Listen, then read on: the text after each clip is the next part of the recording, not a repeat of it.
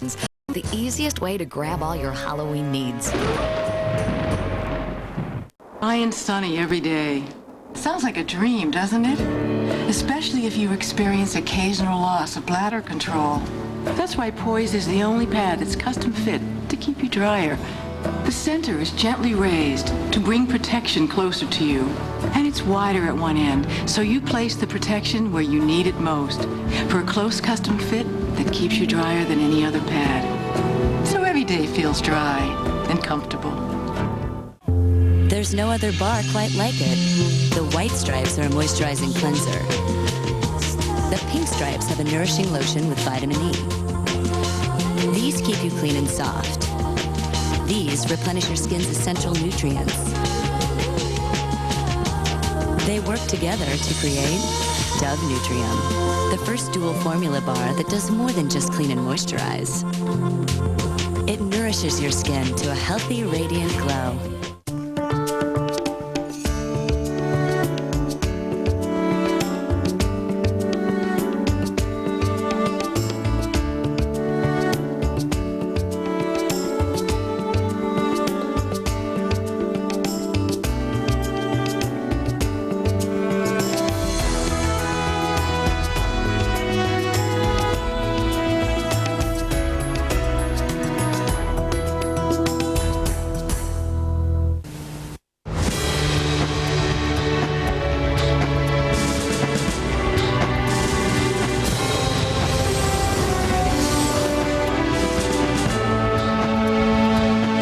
Past 3 o'clock in the east, now noon in the west, and just about 11:30 p.m. in Afghanistan. I'm Shepard Smith in New York. This is Fox News Channel's continuing coverage of the war on terror, and I messed up. I said just a minute ago that a New York Post employee has been hospitalized. It said post office employee, Shepard, not post employee. I'm very sorry for that. No collateral damage here, however, and that one employee from the post office has been hospitalized. At the same time, the top doctor in Washington confirms 2 postal workers did die from inhaled anthrax. Confirmed now. Dr. Ivan Walk says that employees at all 36 district post office branches are getting antibiotics. 2 other D.C. postal workers with inhaled anthrax are being treated in hospitals. The postal worker at the Trenton, New Jersey Regional Post Office could be the latest person infected with inhaled anthrax. That's the facility that handled anthrax-tainted letters. The worker is a woman being treated with antibiotics in a hospital. And in Afghanistan, U.S. warplanes are attacking Taliban and al-Qaeda targets near Kabul and Kandahar. One target was a Taliban oil storage facility. And the Pentagon confirmed that United States planes inadvertently hit an open field close to an Afghan home for the elderly, and that 2 bombs accidentally hit a residential area northwest of Kabul. The Pentagon says it regrets any civilian casualties and stresses that all intended targets are military ones. Now let's get things started with Team Fox coverage. Our correspondents standing by around the world as they do each day at this hour. Catherine Herridge is in Washington. Todd Connor with the latest in New Jersey. Excuse me. Steve Harrigan's on the front lines once again. Our man Steve, the war correspondent. We'll get to him in a minute. And Greg Palcott's in neighboring Pakistan. Let's begin this hour with Homeland Security correspondent Catherine Herridge with us in Washington. Hey, Catherine.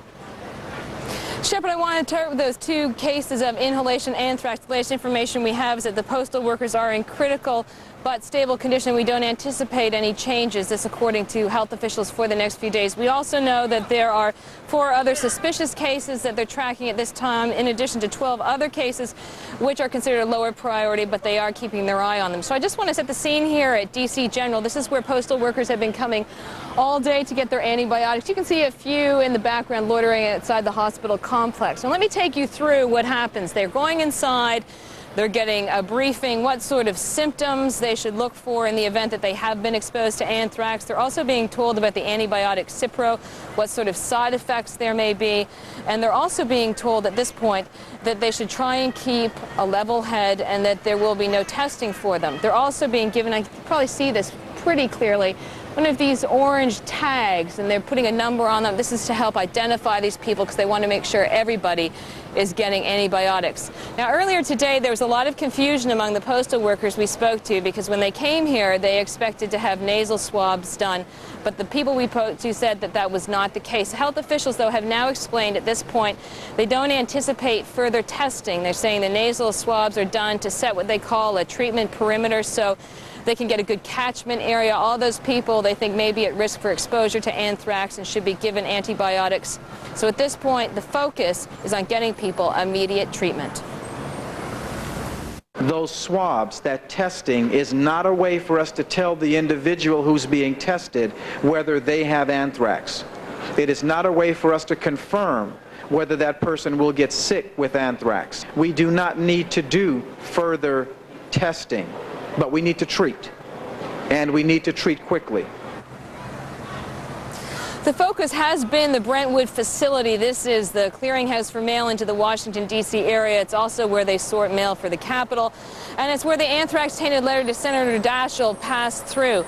Now, at this point, we understand that 3,400 postal workers have been given treatment with antibiotics. Of that, 2,000 from the Brentwood facility, and they've been given a 60-day supply.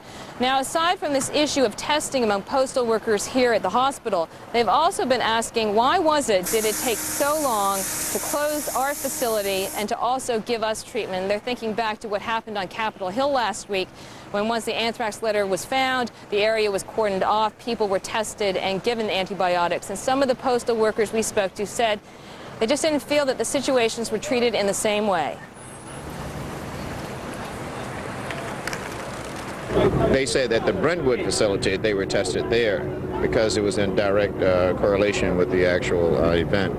But in terms of the other facilities, they felt that it was a precautionary measure. I think they receive more priority, of course, because you're dealing with those that are making laws, those, the higher class, how it goes. So we should have been done the same way.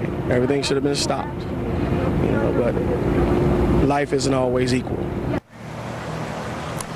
We expect the Washington, D.C. Mayor Anthony Williams here in a couple of hours' time. It's not clear what kind of reception he's going to get from the postal workers because folks who've been inside have told us that just those briefings on what sort of symptoms they should be looking for have been getting pretty hot and heavy. Now, just to give a little balance to some of their complaints, what we've heard in the last 24 hours from health officials is that this is a constantly evolving situation. The information they have now is much different than the information they had a week ago. For example, the letter that was opened in Senator Daschle's office, they could expect that people would have exposure to the anthrax. No one ever imagined that, let's say, the letter was the source of contamination for these postal workers, that if it was opened, unopened and it was sealed, that this could be a source for their exposure to anthrax. And finally, people are trying to take more proactive steps for the health workers and the postal workers. What we were told is that postal officials and federal health experts will be meeting later today to consider ways to protect this workforce, including precautions like wearing gloves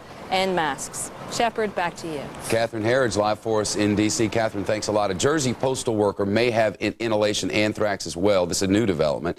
Todd Connor live in Fox Central with the latest on that. Todd? That is right, Shep. This newest case of anthrax is the most deadly case, or form of anthrax, I should say, which we now know has already killed 2 in Washington, D.C. and 1 in Florida. This latest victim is a middle-aged woman who worked as a mail sorter at the Hamilton Township Postal Facility where anthrax-tainted letters passed through on their way to Washington, D.C. and New York. Health officials are actually calling this a suspected case because final test results won't be back for at least a couple of days. But what they do know for sure is the hundreds of other employees who work at the Hamilton Township facility need to take precautions. Last Friday, the Department of Health and Senior Services recommended that all postal workers in the Hamilton Township facility and in the West Trenton facility see their physicians and begin a 7-day course of antibiotics as a precaution while the criminal and health investigation of potential exposure and disease continued. Today, I'm modifying that recommendation, consistent with the recommendations that the Center for Disease Control announced last night for treatment at the Brentwood facility in D.C., to now be a 10-day treatment of preventive prescription of ciprofloxacin. Bottom line is they seem a little bit more concerned today after this latest case. Now, if confirmed, she would make the 4th postal employee in the Trenton, New Jersey area to come down with anthrax, but the first with the inhalation form. Now, New Jersey health officials are hoping to have final test results later today on how widespread the anthrax contamination is at the Hamilton Township facility, which, by the way, is the only post office in the area that has tested positive. And just one final point, the woman in this latest suspected case is on medication and is in serious but stable condition. Shep? Todd Connor live for us in our New York newsroom. Todd, thanks a lot. All right, let's get over to Afghanistan now. Steve Harrigan's in the bunker over there where he always is. Last night we were going to go to Steve during the Fox report, but the managers made him go to bed because there was so much fire they wanted him out of the way. How'd that all work out, Steve? Shepard, it worked out okay. It was a scary night for us both, but we got through it okay. We decided to relocate about a mile back today, so we're in better shape. You can probably hear that roar above me. As we speak right now, U.S. warplanes are pounding targets in and around Kabul. We just saw 2 strikes. It looked like lightning coming up here in the pitch black. We heard that roar almost steadily now for the past 9 hours. This has been the busiest day so far that we've seen as far as those U.S. raids go. It seems like 2 F-18s at a time circling overhead and then pounding those positions in and around Kabul. It started this afternoon. We saw planes hitting Taliban frontline targets once again.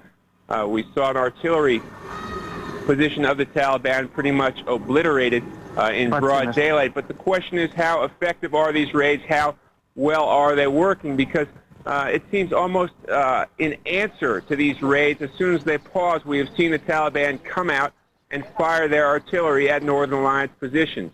Shepard, back to you. Gotten an idea from the Northern Alliance troops, and do they even know how much softening up is being done by these attacks?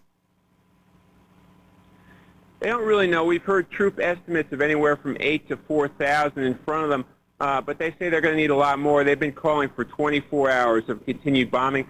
And also, it's a question what the Northern Alliance really wants. Is Kabul their main goal? It seems from talking to Northern Alliance fighters, their goal is to take that northern city of Mazar-e-Sharif, and that would open up their own supply line. So that's their first goal. They say that comes first.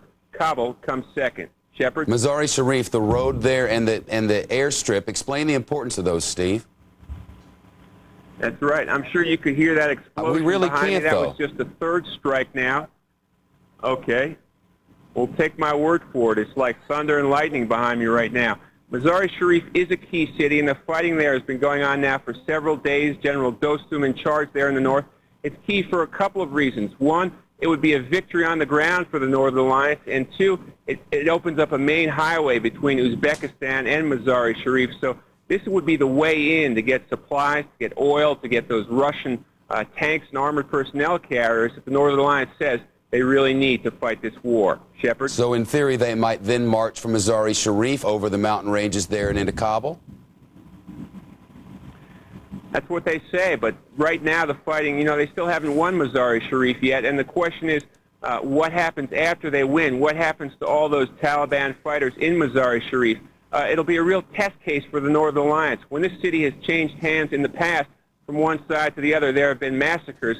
That's what people are concerned about when the Northern Alliance does take control of Mazar-e-Sharif. It's kind of a test case to see how they will do if they win there, what they may do if they get into Kabul. Shepard? We've only heard a very little bit about that, Steve, and I'm glad you brought it up. These fears that the Northern Alliance might literally go into these cities and murder everybody. Well, it's not just the Northern Alliance. It's the Taliban as well. And for some ordinary Afghans, there's not a whole lot of difference between one side and the other. Grudges here are paid back in blood. And Mazar-e-Sharif is a test case. When it's changed hands in 1997 and 98, there have been just massacres on both sides. And that's really what the world is concerned about when you see a change of power and a possible power vacuum in Kabul. What's going to happen? That's why many people want the UN there. They want a broad-based coalition there. They don't want just one group marching in to the Afghan capital. They're afraid of what they've seen in the past happening again. Shepard. All right, Steve Harrigan, up near the front lines for us in Afghanistan. Steve, thanks very much. Steve will be with us tonight on the Fox Report, 7 Eastern, 4 Pacific, for a wrap-up of by what will then be the night's activities. It sounds like it's pretty strong even now, so or I at least, will look forward to that. The Pentagon admitting some bombs did miss their targets in Afghanistan, one landing in a civilian neighborhood. Fox's Greg Palkot live in Islamabad in Pakistan there with a story. Greg? Ready for this demonstration, even though Shepard will shift the action first to the southern part of Afghanistan as those U.S.-led strikes against positions inside the country continue. More and more, the Taliban military in the sights. Today, around Kandahar, in the other regions there in southern Afghanistan, an oil depot and a fuel convoy were hit by U.S.-led strikes. The U.S. trying to cut the supply lines of the Taliban, trying to pin them down as they continue their action against the Taliban in the northern part of the country. This as we get more reports in about other U.S. action. As we just heard from the Pentagon, one bomb inadvertently landing near a senior citizen's residence in the western Afghan city of Herat. Earlier here in Islamabad, we heard from the UN. The UN said that their sources said that was a military hospital in a military compound in Herat. They didn't have any word on casualties. The Pentagon updating that story. Another very, very interesting report from the Pentagon. It's saying that 2 U.S. helicopters received fire, incoming fire, here in Pakistan.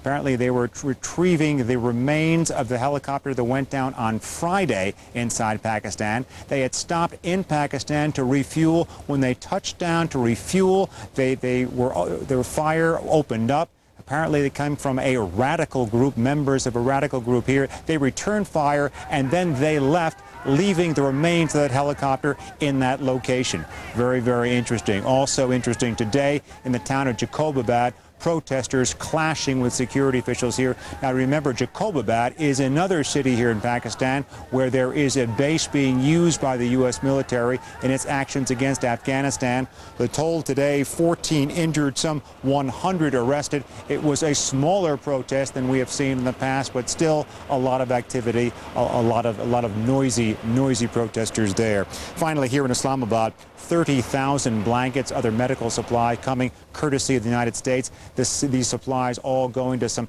10,000 refugees along the border between Afghanistan and Pakistan. That humanitarian crisis continues to build. Today, Pakistan saying that it had reached an arrangement with the Taliban to set up camps inside Afghanistan for the displaced people. In fact, they started to act on that pledge. They started to move some of the Afghan refugees inside Pakistan back into Afghanistan. UN agencies have also been trying to move other supply and other equipment to camps on both sides of the border. That's the latest from here in Islamabad. Shepard, back to you. Greg Palkot, thank you very much. Let's go to Sean Hannity now at WABC Radio in New York City. Hey, Sheppo, hey, you like my new, let me show you my new jacket, Shep. Is that FDNY? NYPD. Detective. Nice. Isn't that cool? Did you see those Yanks last night? Hey, they're doing awesome. They're doing awesome. Man. And I'm going to let me tell you what a team they are. So good for this I don't city. want to get the rest of the country mad, but I'm a Yankee fan. Well, you know what? They were talking last night. You know, it's hard right now. I mean, people, I'm sure you love to hate the Yankees if you're outside of New York, but right now, you know, a friend of mine, New York doesn't need the Yankees. A friend of mine is a radio talk show host out in Seattle on KVI. His name is Kirby Wilbur. And biggest Mariners fan out there, and he said, you know something, Sean, I did not want to lose this series, or it was the day before. And he goes, but New York needs this, so I'm glad New York's winning. That was just shows the decency of people and the support that they have for the city of New York in light of what happened on September the 11th. What are your callers saying about the war that's come since? Well, Shep, could this war be going any better? I don't know. I don't know much about it. Well, really. We do know a lot about it. I can't know much about it. I understand that we can't do it. Sure you can. I'm not complaining. Don't send emails. I'm not complaining. Understand this. But I don't know much. I just know what they tell me. I'll tell you what you do know. Within 3 days, the United States had control of the airspace over Afghanistan. We know that. Yep, absolutely. We know that we basically had the ability to bomb every strategic target out there, every military installation that they had, every airport that they had, and we've paved the way for the Northern Alliance to now move into Kabul, which we think can be happening momentarily. Yeah. I mean, it has been an unbelievably well-planned, well-executed military maneuver maneuver, the likes of which we've never seen before. No surprise. Now, in light of history, though, Shep, this is what makes it interesting. Remember the difficulties of the former Soviet Union trying to go in there and fight a traditional ground war. Yeah, you remember who was fighting along with the Mujahideen? We gave him a little help there. Well, and certainly the Stinger missiles played an integral part of that. One of the things that's been so brilliant about our strategy is we did not get into that type of ground war. We're playing a much smarter game, and it's clearly working, and the Taliban will be toppled. Now, the more difficult part, there are two reports that Osama bin Laden, that we've confined him to a 10-mile square foot area. Wouldn't that be nice? Well, but the difficulty is he's within the cavernous, these caves that are built inside the mountains that they control. It's going to be very difficult to find him. Eventually, we're going to get him. No doubt about it. Going to have to. Eventually, the president says we will smoke him out. We got a bomb during Ramadan. Don Rumsfeld is right. I don't even know why it's a controversy. Well, they would bomb Sean, on Christmas. Throughout history, Muslims have been fighting during holy times. I mean, let's face it. Yeah, well, and that's why we can't look. Every day that goes by that we don't finish the job is a day that they get closer to getting nuclear weapons, and if that's the issue, then there is no choice, and that is the case. Got to go. Sheppo, you like my jacket? Check it out, man. I love your jacket, man. Go NYPD. They're great guys. They're brave men and women. Yes, they are. Do you know it's been 1,000 hours now since the World Trade Centers were toppled? There's still people down there buried in what is smoking rubble 1,000 hours later.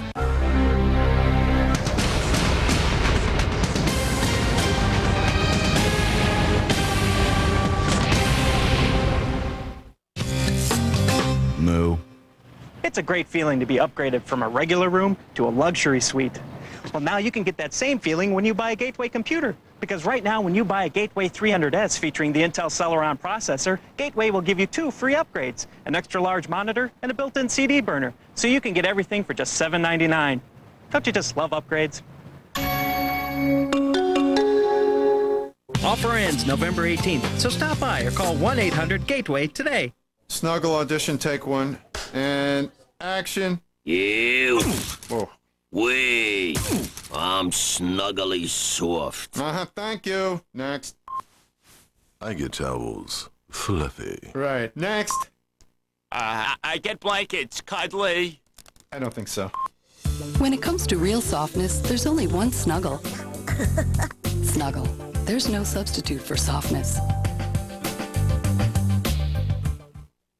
Can you see a difference? Even people who seem alike can have different nutritional needs. That's why there are 5 different kinds of Ensure to help meet those individual needs. Ensure, high calcium for bone health. Ensure, high protein for muscle. Ensure Plus, for energy. All complete balanced nutrition when you can't eat nutritious foods like these. Give your body the Ensure that's best for you. Drink to your health. Next February, we've got the home snow.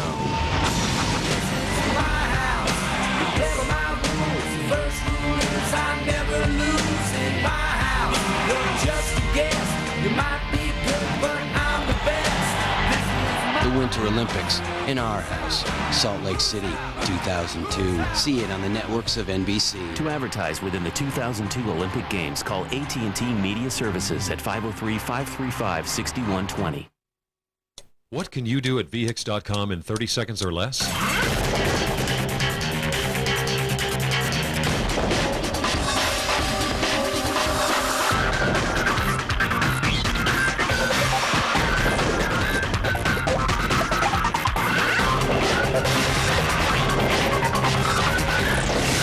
And you didn't even break a sweat. VHIX.com, roadmap to the automotive world.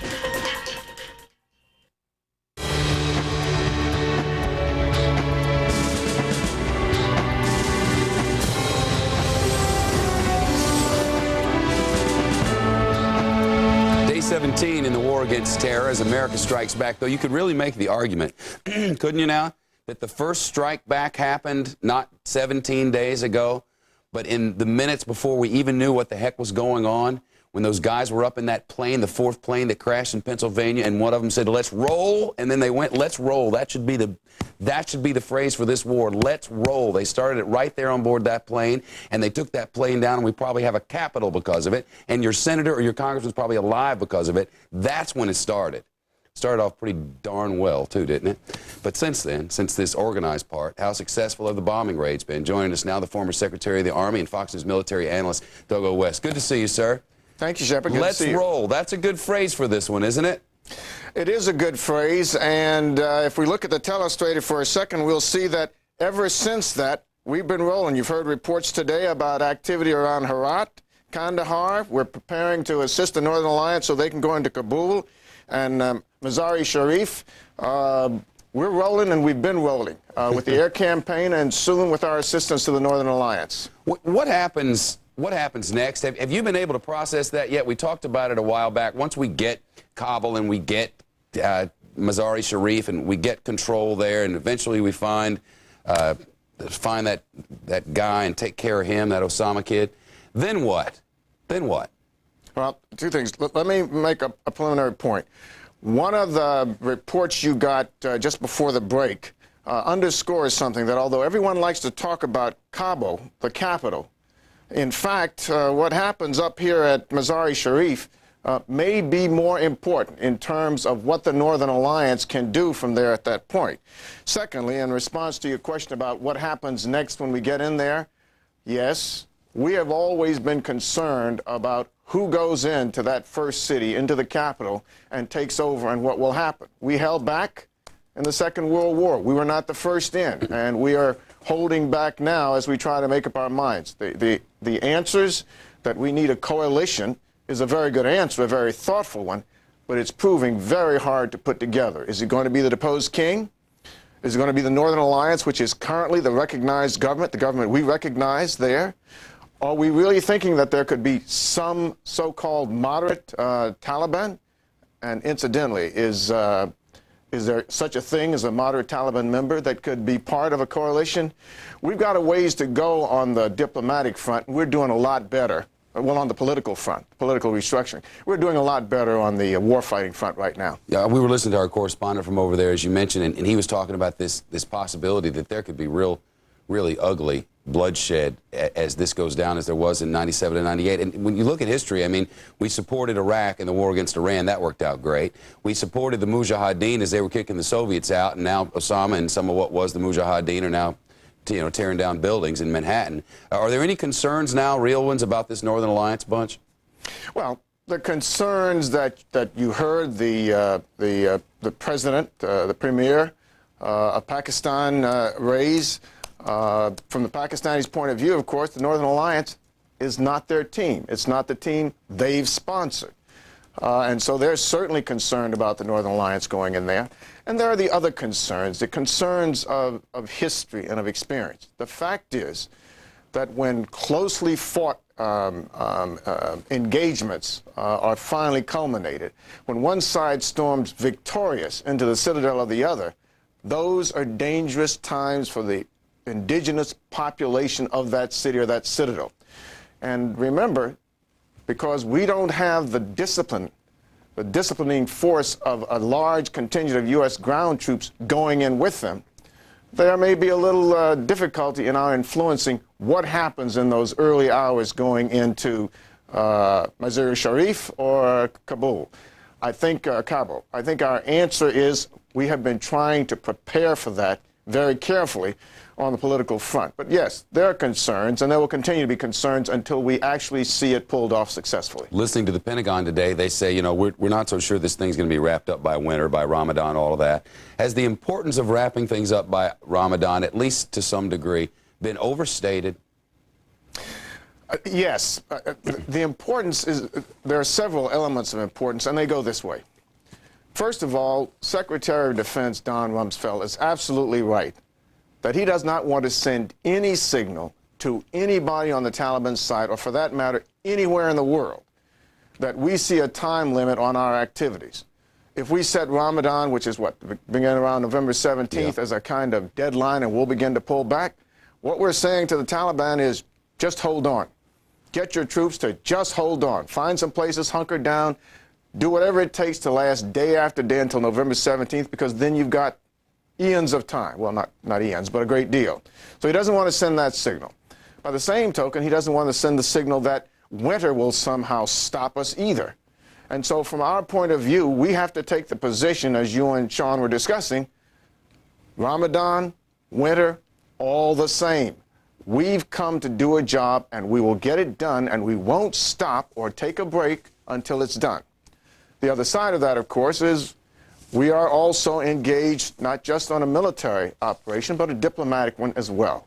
And the concerns of our Arab coalition, those who are supporting us about Ramadan, we may take into account. But if we do, we won't even come close to that decision until we're right there at November 17th. My bet, we'll never acknowledge holding back when November 17th comes, but we'll see. No way, as 41 might say, wouldn't be prudent, not at that juncture. Thank you, Mr. Secretary. Appreciate it. Quite welcome. All right, straight ahead, the Pentagon admitting some bombs did miss their targets in Afghanistan. The latest in live report coming up. Then we'll take you on board the USS Roosevelt. David Lee Miller's been on this thing for a few days now. It's one of the warships actually taking part in Operation Enduring Freedom. And though we'll let you see what's happening on board and talk to some of the folks there, some of the pictures off this thing are really incredible. We'll show them to you in just a minute. When you strike one American, you strike us all.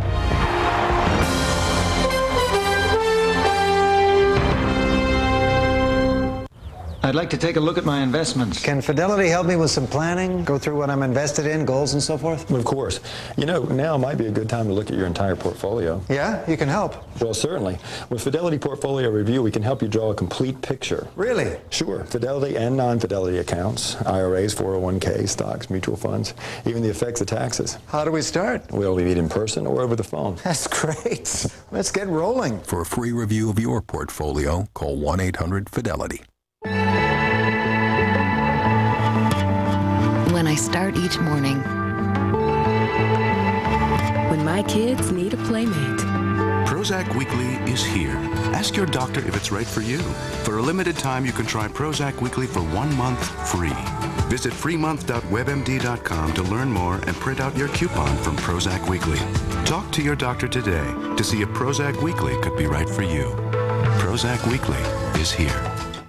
If you've ever wanted to do something bold about breast cancer, this is your chance. The Avon Breast Cancer 3-Day. A spectacular 3-day walk, a journey of kindness, with thousands of people who have never done anything like this in their lives. Everything's provided. Hot meals, sleeping tents, and training to get in shape. The Avon Breast Cancer 3-Day. It's time to do something bold about breast cancer. 800-825-1000 or bethepeople.com. 800-825-1000. Mom, how many Tums did you take right in front of the wedding planner? You snuck one too. It was a Pepcid Complete. It works fast like Tums, but it lasts for hours like Pepcid AC. Chewable? Calcium? I gotta try this. Decisions? Pepcid Complete. Just one and heartburn's done. These babies are not models. They were conceived using the ClearPlan Easy Fertility Monitor. It unmistakably tells you more fertile days each cycle than any leading method, so you have the best chance to get pregnant. ClearPlan, clear results. I'd heard stories, but I had to see it with my own eyes. I can't send it to you till I get to the hotel tonight. Can't get information to your coworkers, so you're to blame. Yeah, how did you know? May I? You need the Sprint PCS Clear Wireless Workplace. Most advanced wireless package customized for your company. On the only all-digital, all-PCS nationwide network built from the ground up. It'll clear up that forehead thing. Thanks. Excuse me, ma'am. Duty calls.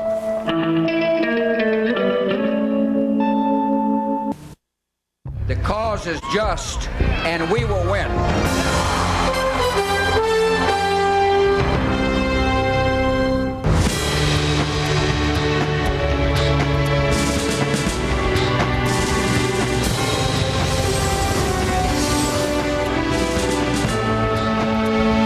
Past 3 in the east, noon in the west, and midnight in Afghanistan. Here are the developments at the bottom of the hour in the United States. Washington, D.C.'s health director confirms 2 postal workers have died of inhalation anthrax. 2 other postal workers being treated in hospitals for inhalation anthrax. Thousands of other postal workers now being given antibiotics just in case.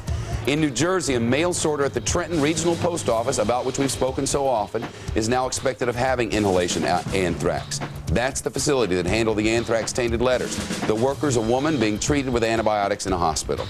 Meantime, the Postal Service sending out millions of postcards. It's part of an effort to heighten public awareness and ease fears about tainted mail. The postcard explains what to look for and what to do with a suspicious letter. And the Pentagon confirms that United States planes did inadvertently hit an open field close to an Afghan home for the elderly, and that 2 bombs accidentally hit a residential area northwest of Kabul. Pentagon says it does regret any civilian casualties and stresses that all intended targets are military ones. The Pentagon releasing new video showing Taliban command posts hit by U.S. airstrikes. Fox News correspondent David Schuster's live at the Pentagon with the very latest on the military efforts. Hello, David. Officials pointed out that we are now into the 3rd week of the bombing campaign, and in the latest wave of attacks, officials say that 60 carrier-based fighter bombers and 10 heavier land-based bombers were involved in striking targets across Afghanistan. Now, for the first time, we've started seeing some gun camera films of attacks near Mazar-e-Sharif, where the Northern Alliance has been battling Taliban troops for control of that city. The first video you are going to see shows a Taliban command post being hit with a laser-guided bomb in Mazar-e-Sharif. The second clip shows a tank being hit in a canyon near Mazar-e-Sharif. This is one of the places where tanks sometimes go, is sort of in these canyons or wadis, as they are described at the Pentagon. And the third clip shows 2 bombs, one skipping past an armored vehicle in Kandahar, and the second scoring a direct hit. The Pentagon releases these films to show the accuracy of the airstrikes, but as the bombardment continues near cities like Kabul, the Pentagon is facing more criticism about those bombs that go astray. The Pentagon acknowledged today that 2 500-pound bombs slammed into a village near Kabul, possibly killing civilians. A spokesman also acknowledged that a 1,000-pound bomb missed its target near Herat in western Afghanistan, destroying part of a senior citizens building. Complicating the mission for the Pentagon reports that Taliban troops are now deliberately taking positions inside residential areas. Here's part of what the Pentagon spokesman had to say. We are not going into the cities to attack the cities. What hits that may have occurred in residential areas are rare mistakes, or rare errors is probably more appropriate. When we do go into Kabul, as we have done, we're going after a very specific military target, Taliban target, and we're using very precise ways to get at it. So the only way that we would not be hitting that target is through some sort of a system error or a weapon error, or maybe even an atmospheric. Atmospherics refers to laser-guided bombs that could be hampered by clouds. Now, on another matter, the admiral said that this landing gear that the Taliban claimed was from a U.S. helicopter did indeed come from a special operations transport involved in Friday night's raid. By all accounts, it does appear that U.S. forces narrowly missed a catastrophe. The helicopter was on its way out, loaded with up to 30 soldiers, when the pilot apparently hit a barrier or barricade, clipping off part of the underside of the helicopter, essentially the landing gear. And on another matter, Shepard, there have been a number of reports suggesting that Pakistani citizens may be somewhat sympathetic to the Taliban, and that came out again at today's Pentagon briefing when they talked about a helicopter in Pakistan that received small arms fire. You recall that one of the helicopters, one of the Blackhawks that was on standby to be part of the special operations raid, crashed, killing 2 soldiers. There was a Hilo, a larger helicopter, that went in to take that helicopter to a Pakistani air base, and in the process of doing that, when it was taking, essentially airlifting the helicopter to that Pakistani airfield, in the middle of that, the U.S. soldiers received some small arms fire and returned small arms fire. Just another indication. One of the reasons why there isn't a very visible presence in Pakistan, in part because officials do not believe that there would be security, and also they are concerned about some of those forces in Pakistan that would be sympathetic to the Taliban and interested in engaging in the U.S. troops. Shep? All right, David Schuster, live for us at the Pentagon. David, thanks a lot. And coming up, a new kind of soldier fighting the war on terror. We'll have an inside look at the elite outfit and how they train for the war against terror. The inside look into a special new series of Fox, Training for Terror.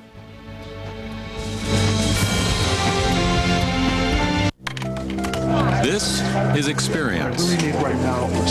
This is discipline. This is how investors make it through volatile markets. At Merrill Lynch, we guide our clients through market uncertainty by reassessing their risk, their asset allocation, and their financial goals.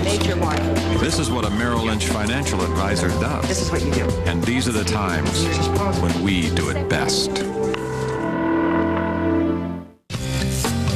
Moo. It's a great feeling to be upgraded from a regular room to a luxury suite.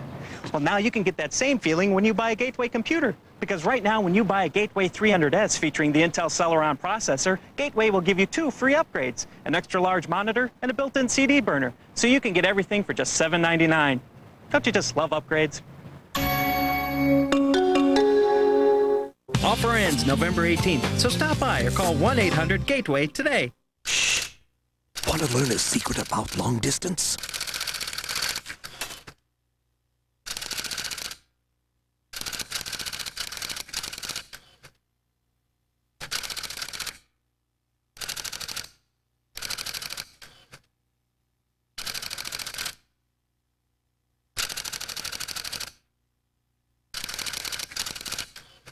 Let's compare those prices again.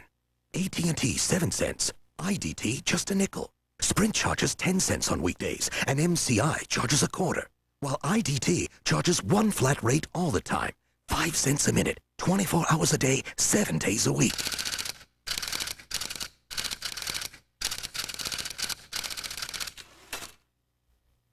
Switch today and save a few, switch today and save a few bucks.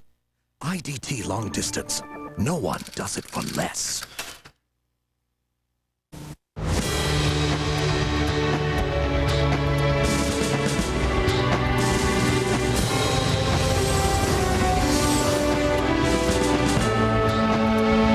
Minutes before the hour now, and as we've been reporting all day, the anthrax scare was hitting D.C. in a big way. 2 postal workers have died of inhalation anthrax, 2 others being treated for inhalation anthrax, and thousands of other D.C. postal workers are going to hospital and getting antibiotics. One of those is a woman named Flo, who would rather we not use her last name, so we're not going to. She's a D.C. postal worker and joins us live from out front of D.C. General. Cipro in hand, right?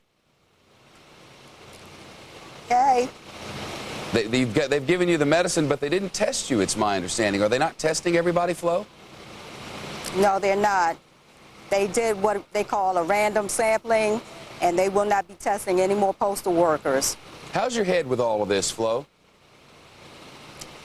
Well, it's a rough ordeal, and I'm pretty anxious about the whole ordeal. It's not a good thing. It's very bad that it has come down to some fatalities, and a lot of the postal workers now are very anxious about this whole situation. Yeah, we've spent so much time trying to keep all of it into context and keep the general public from freaking out. But I got to tell you, if a couple people in my office or in the office of my colleagues next door had died of this, I'd probably be a little nervous myself. Is that pretty much how everyone is? Nervous, afraid, or is it not so serious?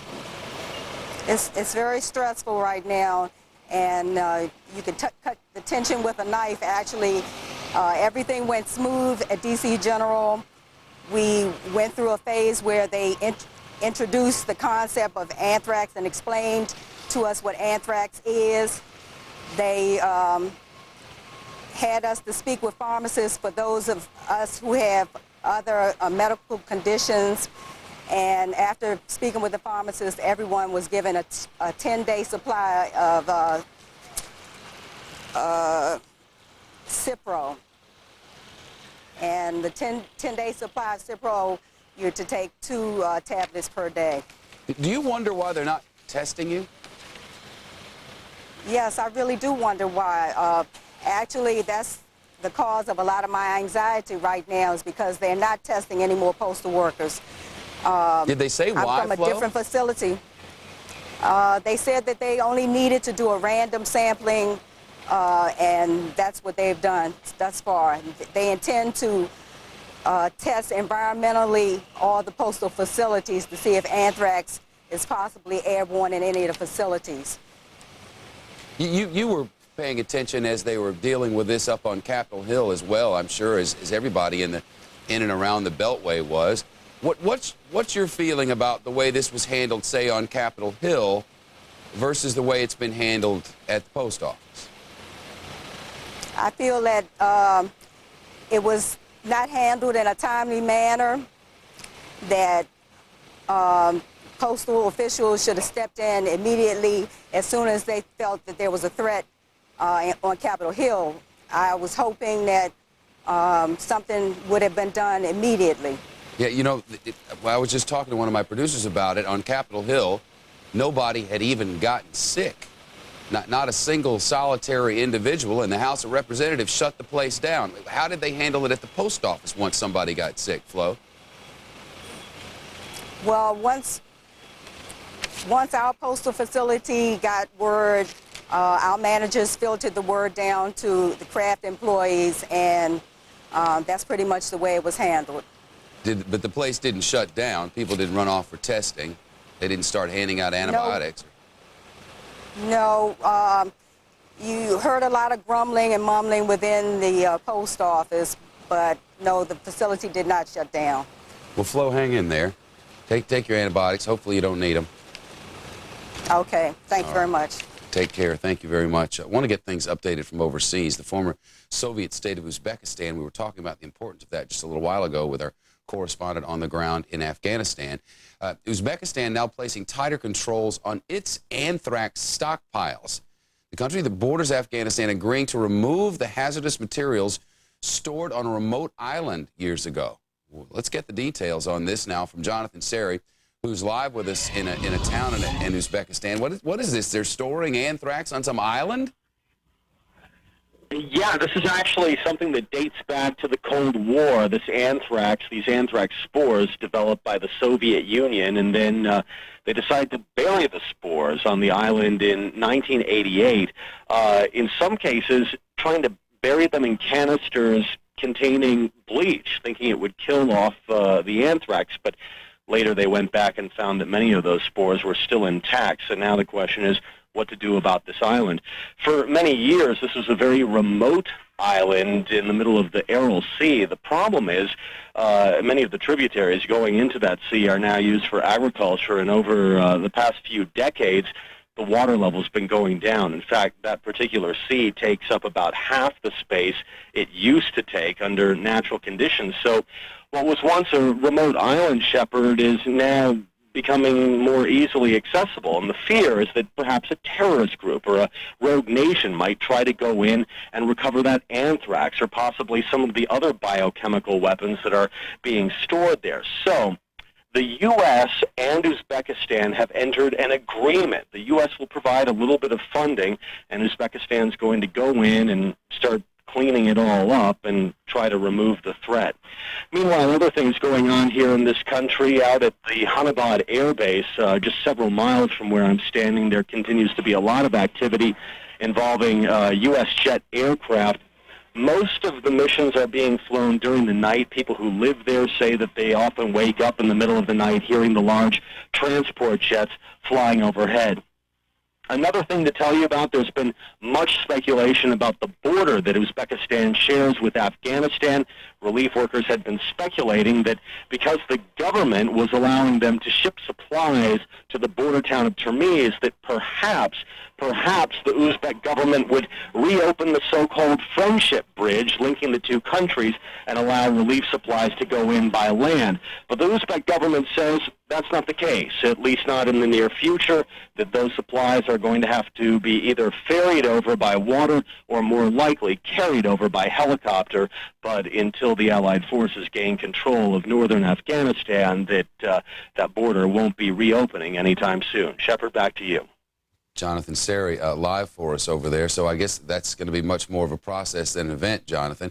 We've also been talking about the importance of Mazar-e Sharif and also the airstrip there and the road that they have out of there. Are the folks on the other side of the border in touch with all that? Shepard, as far as what's going on the other side of the border, there really isn't a lot of communications going on. We were down at the border in Termiz just a few days ago. We saw troops on this side, Uzbek troops, beefing up a fence that they actually have constructed on the border. In addition to that fence, they also have a natural barrier, the Amudarya River, which separates the two nations. But they've basically been isolated from each other. They closed that border when the last Soviet troops came out of Afghanistan more than a decade ago. So there really is very little communication going on between the two countries. In fact, as far as media are concerned, journalists going into Afghanistan no one's going in through Uzbekistan. You actually have to go to the neighboring country of Tajikistan and go in through there. But so not a lot of information going back and forth between Afghanistan and Uzbekistan. All right. Jonathan Seri live for us there. Jonathan, thank you for dealing with that one. We have a briefing coming up now from the White House. This is not one we expected. In fact, let's look down at it. It's the White House briefing room. I can see it in here. I'd like for you to be able to see it. There it is. Ari Fleischer's coming in there in just a second. We don't really know what this one is all about. This is not the regular daily scheduled briefing, but I can tell you that there's a lot going on today. And I'm not even talking about the fact that O.J. was on the stand and said, though his son said he thought that his dad put his hands around the person who claims he battered him. O.J. says he didn't remember doing that exactly. O.J. hasn't called today, or I'd update you on that. But there's also the vastly more important move that has happened with the IRA today. It would appear the IRA is literally disarming. Disarming the IRA is not just talking about it, but actually doing it. And we've been getting all kinds of news alerts on this today. Obviously, with the war going on, it has not been front and center today, but certainly a very welcome development. And who knows, maybe Ari Fleischer will talk about that. Good afternoon.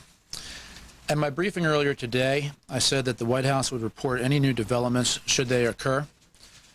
Early this afternoon, a positive anthrax culture was found at the remote mail site that serves the White House. This is a delivery site that is located some miles away from the White House that handles all White House mail.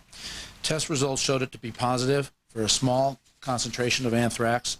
The facility has been closed for further testing and decontamination. Tests will be performed on all mail received at this site to determine its source. All employees at this site are being swabbed and tested. Mailroom employees at the White House will also be swabbed and tested, and environmental sampling throughout the White House has all shown negative. Be happy to answer any questions. I'm sorry, Mark. Letter or package that has tested? It's too soon to say. They are going to be going through that mail to determine what the source may be. It was found, yeah, let me fill you in. It was found on what's called a slitter, which is a mechanical device that opens the mail. It was not found on any mail itself. Determination of investigation will now begin to go through the mail to determine what the source may be, but it was a small concentration that was found on the slitter. So you're saying that environmental testing has been done within the White House?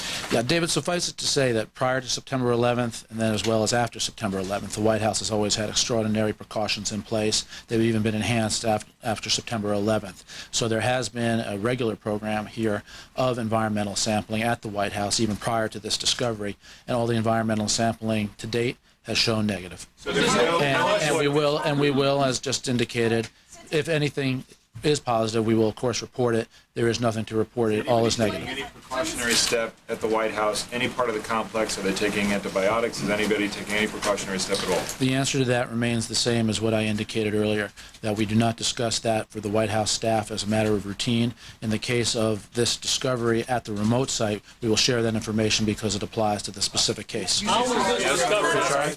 David? Antibiotics at the remote site? I indicated, yes, testing and swabbing has occurred, and antibiotics will be available to anybody there. Was this discovery? You said something about mailroom employees here at the White House? That's correct. Are they being swabbed and given antibiotics? They'll be swabbed and tested, and on the antibiotics, that'll be a determination that's made based on what the results are. I think I have to check with the medical staff to see if antibiotics will be provided earlier than that. In the mailroom in the West Wing or in the building across the street, OEOP? It's the mailroom handlers, mailroom employees, and they are located, I do not believe they are in the West Wing itself. Ron? How far away is the off-site facility, and how can you be sure that... The off-site facility is at a military facility located miles away from the White House itself. And how can you be sure that no one else in the White House has come in contact with this letter and has been exposed to anthrax besides the mailroom employees?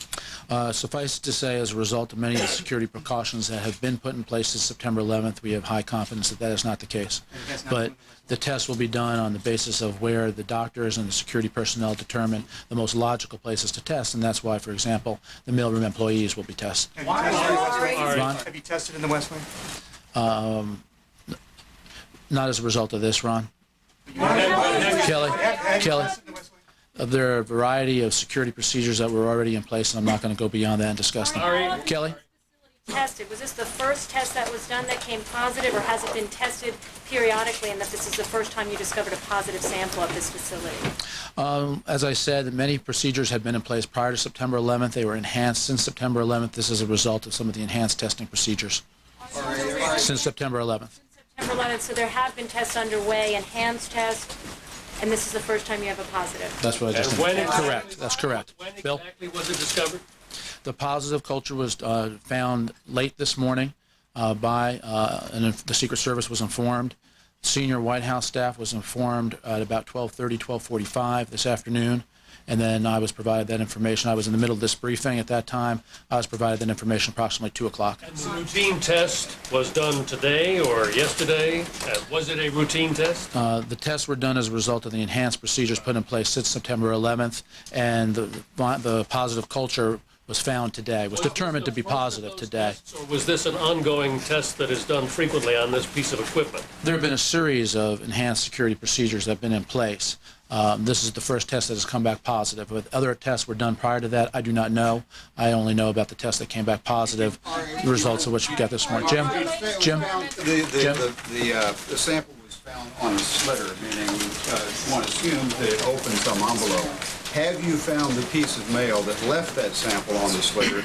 Have you been able to determine if anyone... No, as I indicated, the investigation is beginning, and they're going to try to find the source of it. But obviously your fear is that an envelope was opened mechanically and then passed on to someone here in the White House.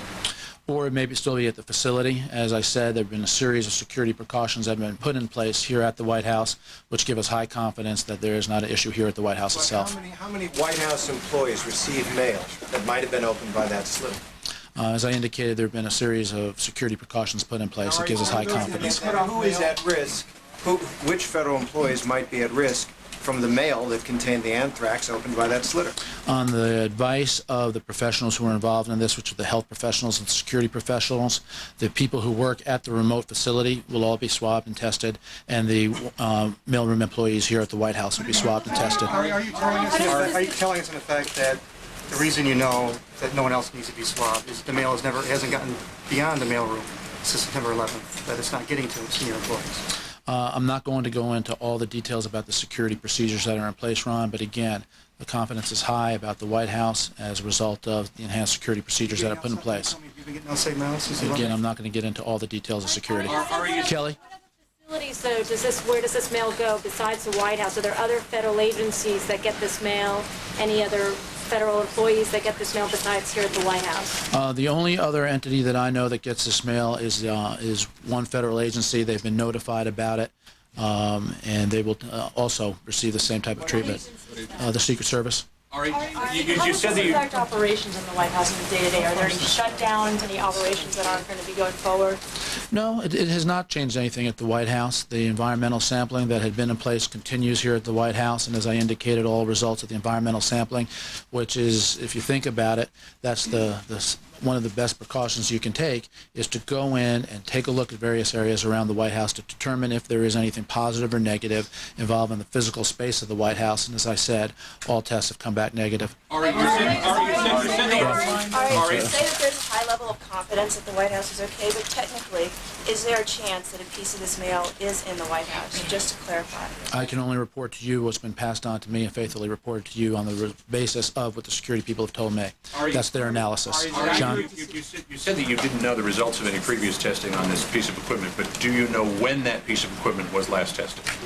Well, I know that the test result was determined. It was determined late this morning and shared with the White House at that time. Do you know when that piece of equipment showed its last negative test? I mean, is it done on an hourly basis? No, I said I was only informed about the positive test. I do not know about all the tests that came back negative in each instance. So you do not know when that piece of equipment. You don't know when that piece of equipment was last tested. That's correct. That's what I said. That's correct. Okay, great. When was the president informed? Who told him, and what was his reaction? The president was informed some time ago, some hours ago. I talked to him about it probably about 45 minutes ago. He had already been informed. And the president also has confidence in the security procedures that are in place at the White House.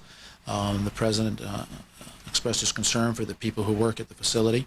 But the president also said that this is another example of how this is a two-front war, that there are people who would seek to do evil to this country, that there are people who mean us harm. And they have mailed letters, obviously, to high-impact places, the news media, to Majority Leader Daschle, perhaps in this case to the White House.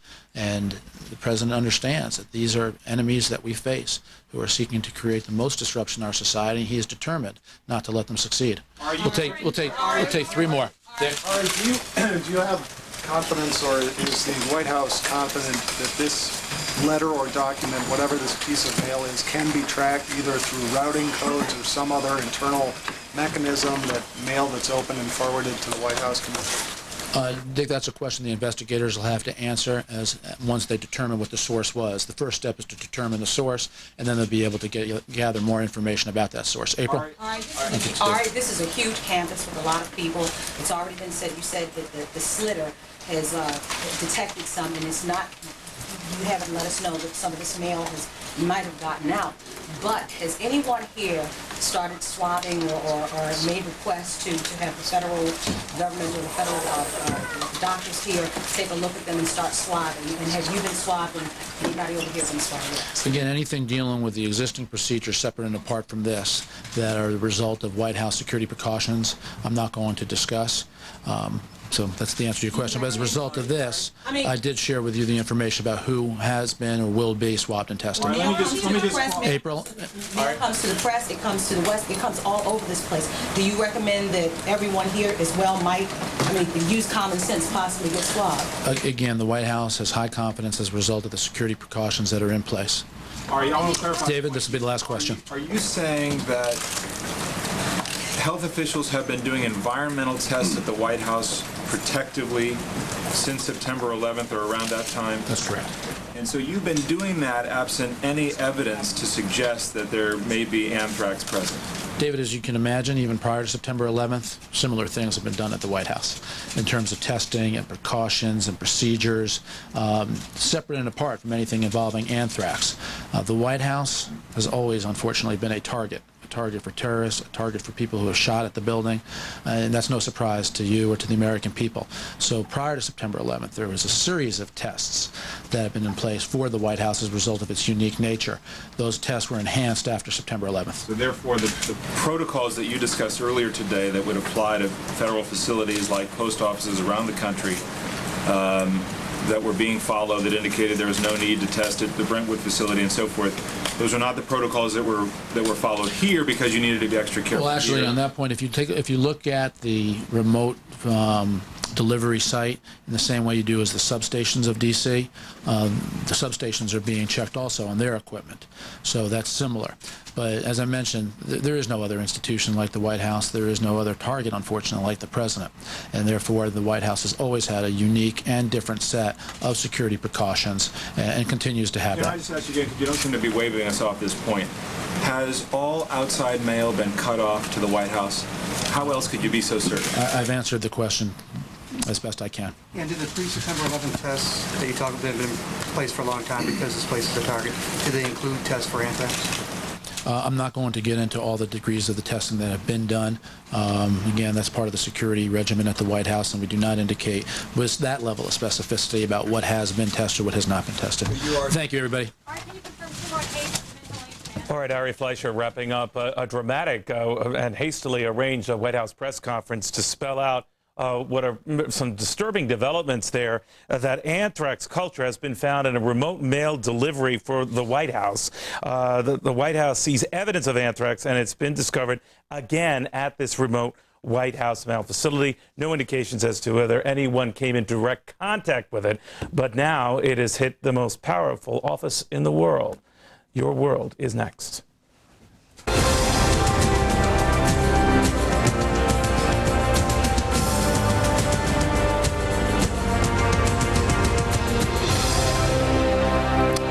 right, well, you've heard the White House news. It has happened again. Anthrax is spreading, and it's the tougher kind, the inhaled kind. Welcome, everybody. I'm Neil Cavuto. Besides what's going on Pennsylvania Avenue, another mail handler from New Jersey is believed to have the inhaled form of anthrax. The deaths of 2 Washington, D.C. postal workers are now confirmed anthrax cases. U.S. and British airstrikes destroy 9 al-Qaeda training camps. And a lot going on, and this time stocks do feel the pinch. For more on these latest anthrax developments, and they've been fast and furious, let's go to Catherine Herridge in Washington. Catherine. I want to start with the latest developments. Those 2 D.C. workers with inhalation anthrax, we're told, are listed in critical but stable condition. We've had 2 deaths confirmed as a result of anthrax. Also, we're told there are 4 suspicious cases that they're monitoring closely, and another 12 which they're not as concerned about, but they're keeping track of. Now, I'd just like to set the scene here at D.C. General. We've had postal workers coming through here all day long, and this is what happens. They go into a large room. They're briefed on what sort of symptoms they should look for if in the event they've been exposed to anthrax. They're also told what side effects there may be for the antibiotic Cipro that they're being given. They're being given a 10-day supply. Now, a lot of these postal workers were very concerned that they were not tested, but Washington, D.C. health officials say their priority right now is not testing. Their priority is making sure that workers get treatment immediately. Those swabs, that testing, is not a way for us to tell the individual who's being tested whether they have anthrax.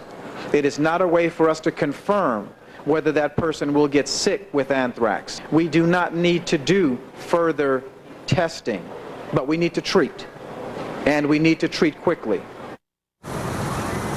All 4 of those D.C. postal employees, the 2 have inhalation anthrax, and also the 2 who have died, worked at the Brentwood facility. This has been the focus of the investigation. It's the central clearinghouse for mail into the Washington, D.C. area. It's also the postal facility that handled the anthrax-tainted letter sent to Senator Daschle. We learned today that they did testing at the facility. 29 swabs were done. 14 came back positive.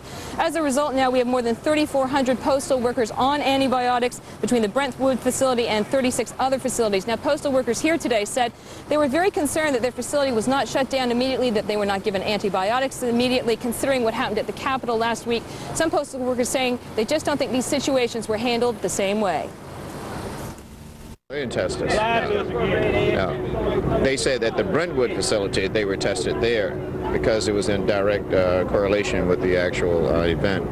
But in terms of the other facilities, they felt that it was a precautionary measure. I think they receive more priority, of course, because you're dealing with those that are making laws, those, the higher class, how it goes. So we should have been done the same way. Everything should have been stopped, but life isn't always equal. Washington Mayor Anthony Williams is expected here in about an hour's time. He says he's going to line up and get his Cipro like other people who have been here throughout the day. Now, he's getting Cipro because he was actually at a press conference at the Brentwood facility last week. And finally, people must understand that it's not clear where the exposure was, whether it was this letter that was sent to Senator Daschle or if there had been another source. And also, the information people are dealing with this week is much different than what they had last week. This, as we're told by health officials, is an evolving process. No one ever imagined that a letter that had not been opened traveling through the mail system could expose so many people. Neil? All right, Catherine Herridge in Washington, thank you. Just to clarify again on this White House development here, that this anthrax culture has been found at a remote military facility that handles mail for the White House and where it's screened. The White House was not detailing, nor was Ari Fleischer, exactly what facility this was, but not directly at the White House itself, so I regret misspeaking there. Well, if you thought anthrax wasn't scary enough, smallpox and what to do if that nightmare strikes is now gaining a great deal of attention. The U.S. is now looking for 250 million doses of smallpox within the next 12 months and rapidly screening for companies to deliver them. Molly Falconer now has the entire story. Molly. Thanks, Neil. A handful of drug companies have until tomorrow to tell Health and Human Services Secretary Tommy Thompson how they're going to manufacture enough smallpox vaccines for every man, woman, and child in the United States. Analysts are questioning if they can keep their promises, given the number of terrorist nations who are suspected to have the deadly virus, and if they can do it in time, within about a year is what the government's self-imposed deadline is. Thompson says we have enough for any contingency, but we have 15.4 million dosages in the stockpiles in the U.S., and that's not enough to go around. Smallpox kills 1/3 of all people infected. There is no pill or treatment, and it's extremely contagious. Because of fears of continued biological attacks, Health and Human Services Secretary Tommy Thompson testified Tuesday he's asking for hundreds of millions of new doses of smallpox inoculation. We have some holes, some weaknesses. Our local and state public health system has been stressed, and it's been stretched. The virus that was supposedly eradicated almost a quarter century ago is officially held by the U.S. and the Russians. But rogue nations have suspected stockpiles in the volatile Middle East, Syria, Libya, and Iraq. American intelligence also suspects North Korea. There are few treaties in place to curb what's out there with the former Soviet republics surrounding Afghanistan. But some say that's too little, too late. These terrorists are very highly educated, they have a lot of resources, and so I'm afraid that they have the ability to get the smallpox. Secretary Thompson says we will have enough vaccines. It just may take a year to get them all made.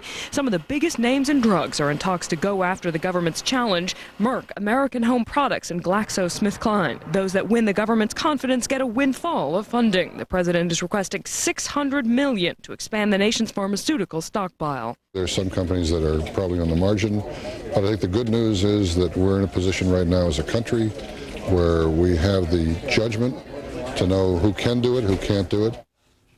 In the meantime, the contingency plan is to dilute existing vaccines. Testing a ratio of 1 to 100 didn't work. Now health officials are trying 1 to 10 to stretch the existing stockpiles. Part of the reason we're in this position is few of the pharmaceutical companies have been interested in making the vaccines for the government because they haven't been as profitable as prescription drugs. Neil. So let me be blunt. If there was a smallpox scare tomorrow in Manhattan, could they cover it? Well, they've got 15 million dosages, and they'd have to get them all here in time. And fast. That's right. All right, thank you. Molly Falconer. All right, how did all of this weigh out on Wall Street today? Interesting developments here. This time Wall Street did feel a little bit of the pinch. Brenda Butner, what do you have? Hey, Neil, anthrax anxiety hits Wall Street. The Dow breaks a 2-day winning streak. The market's very emotional, very vulnerable to any news about the war today. Let's take a look at the intraday chart of the Dow. We had an early advance, but then around 11:30 Eastern, when anthrax anxiety hit the headlines, the Dow lost half of its gains during the press conference on a postal worker, going from 50 points on the plus side to 25. Then a little afternoon, when the Attorney General spoke to the press with more details, the Dow actually dropped into negative territory.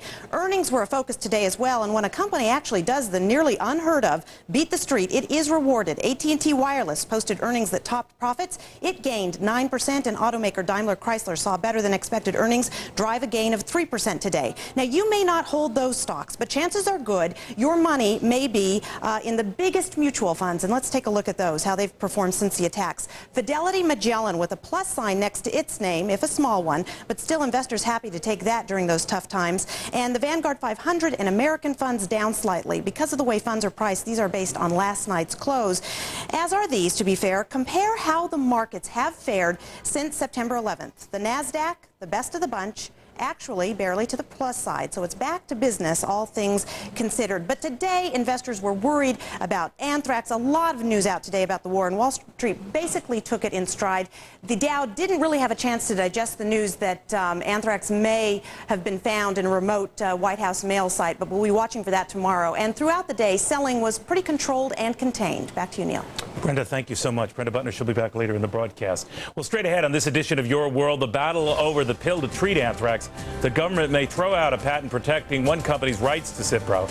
But is that fair? One guy says yes, another who says no way. After this.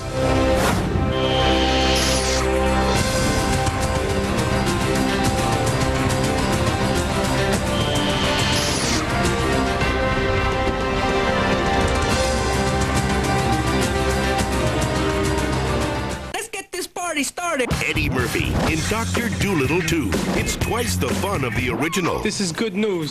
Get more laughs. You sure you just had ice cream? With Dr. Dolittle 2 on video and DVD. Buy it today at a great low price. What a deal. Abner, we're rich. We're rich? It's our new litter. It's got diamonds in it. You are mistaken, my friends. The diamonds are odor-absorbing crystals in new Tidy Cats Crystals Blend. Whatever. New Tidy Cats Crystals Blend.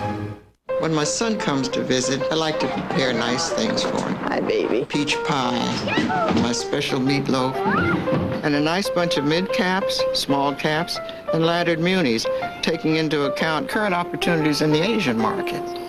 No utilities? Wouldn't it be great if the person you trust most was your broker? The rate of return. At a Schwab Planning Workshop, we give advice that's objective, uncomplicated, and not driven by commission. If you're concerned about estate taxes. To sign up for a workshop, call 1-800-9-SCHWAB. Son, I think it's time we had that little talk. Okay, Dad. Well, I know it's kind of awkward, but you're old enough now, and it's time you learned about supply chain management. See, it's all about businesses sourcing materials and delivering products to market more efficiently. You follow? Okay, so not everyone understands supply chain management, but we do. CNF. We straighten out supply chains for leading companies worldwide. CNF, where supply meets demand. The new collection is a triumph, just dripping with vibrant flair. And I love the reinterpretation of the front and back color covers from sassy to sublime. Custom ringtones strike a retro chord. Right now, Cingular is giving you twice as much. Buy this hip new Nokia and get another one free. Plus, ask about our unlimited nights and weekend plans. Cingular Wireless, what do you have to say? I made that crystal clear to Bayer that we will not accept the price that they offered, and we will be negotiating this afternoon.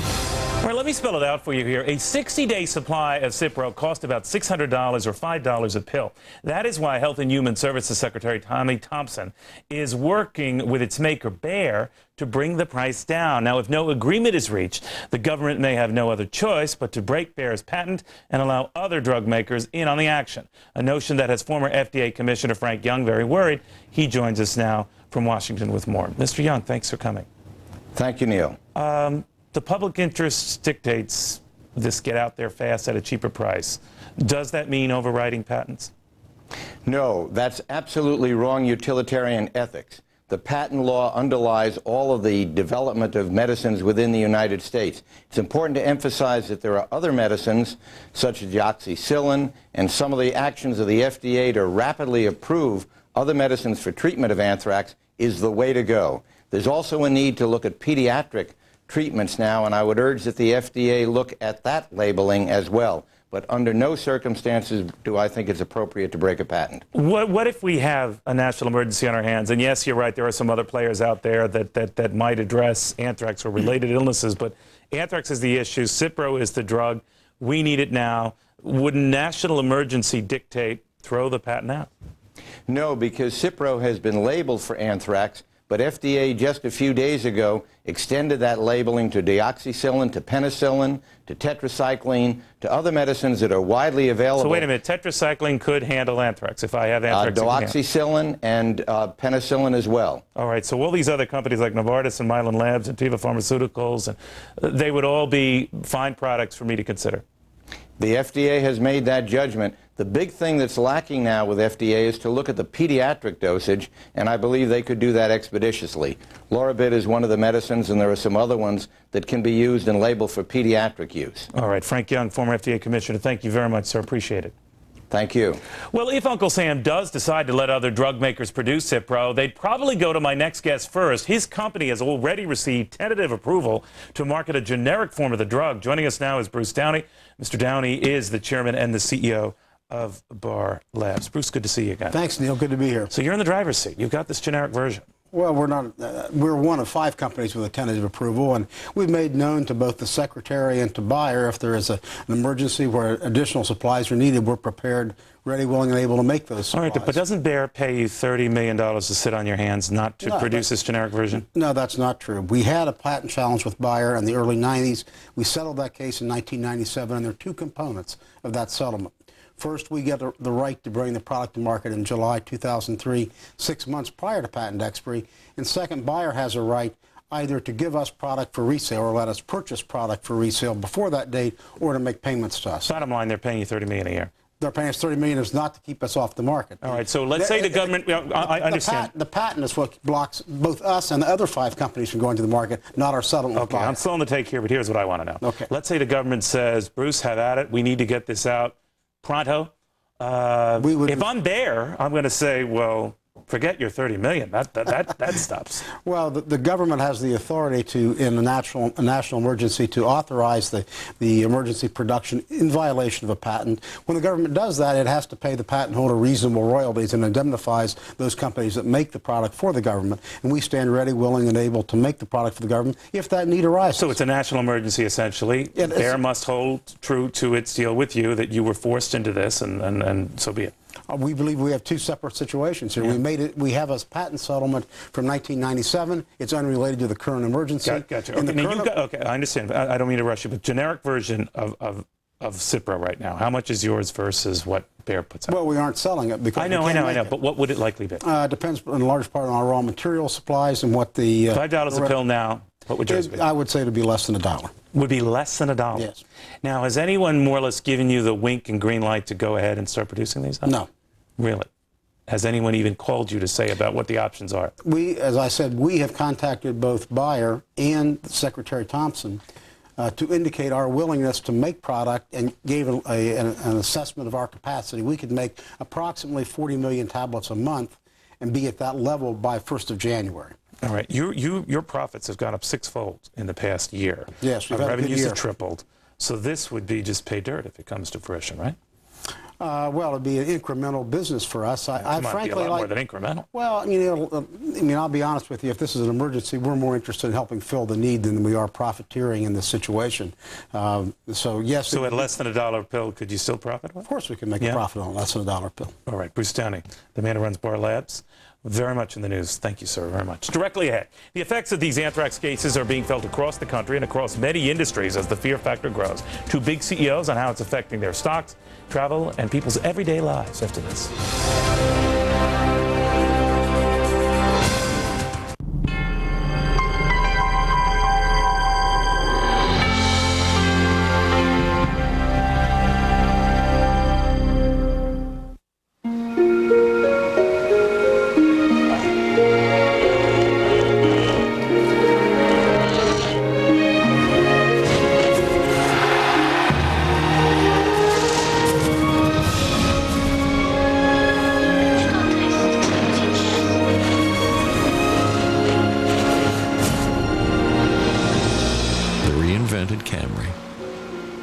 Trust us, you're going to want one.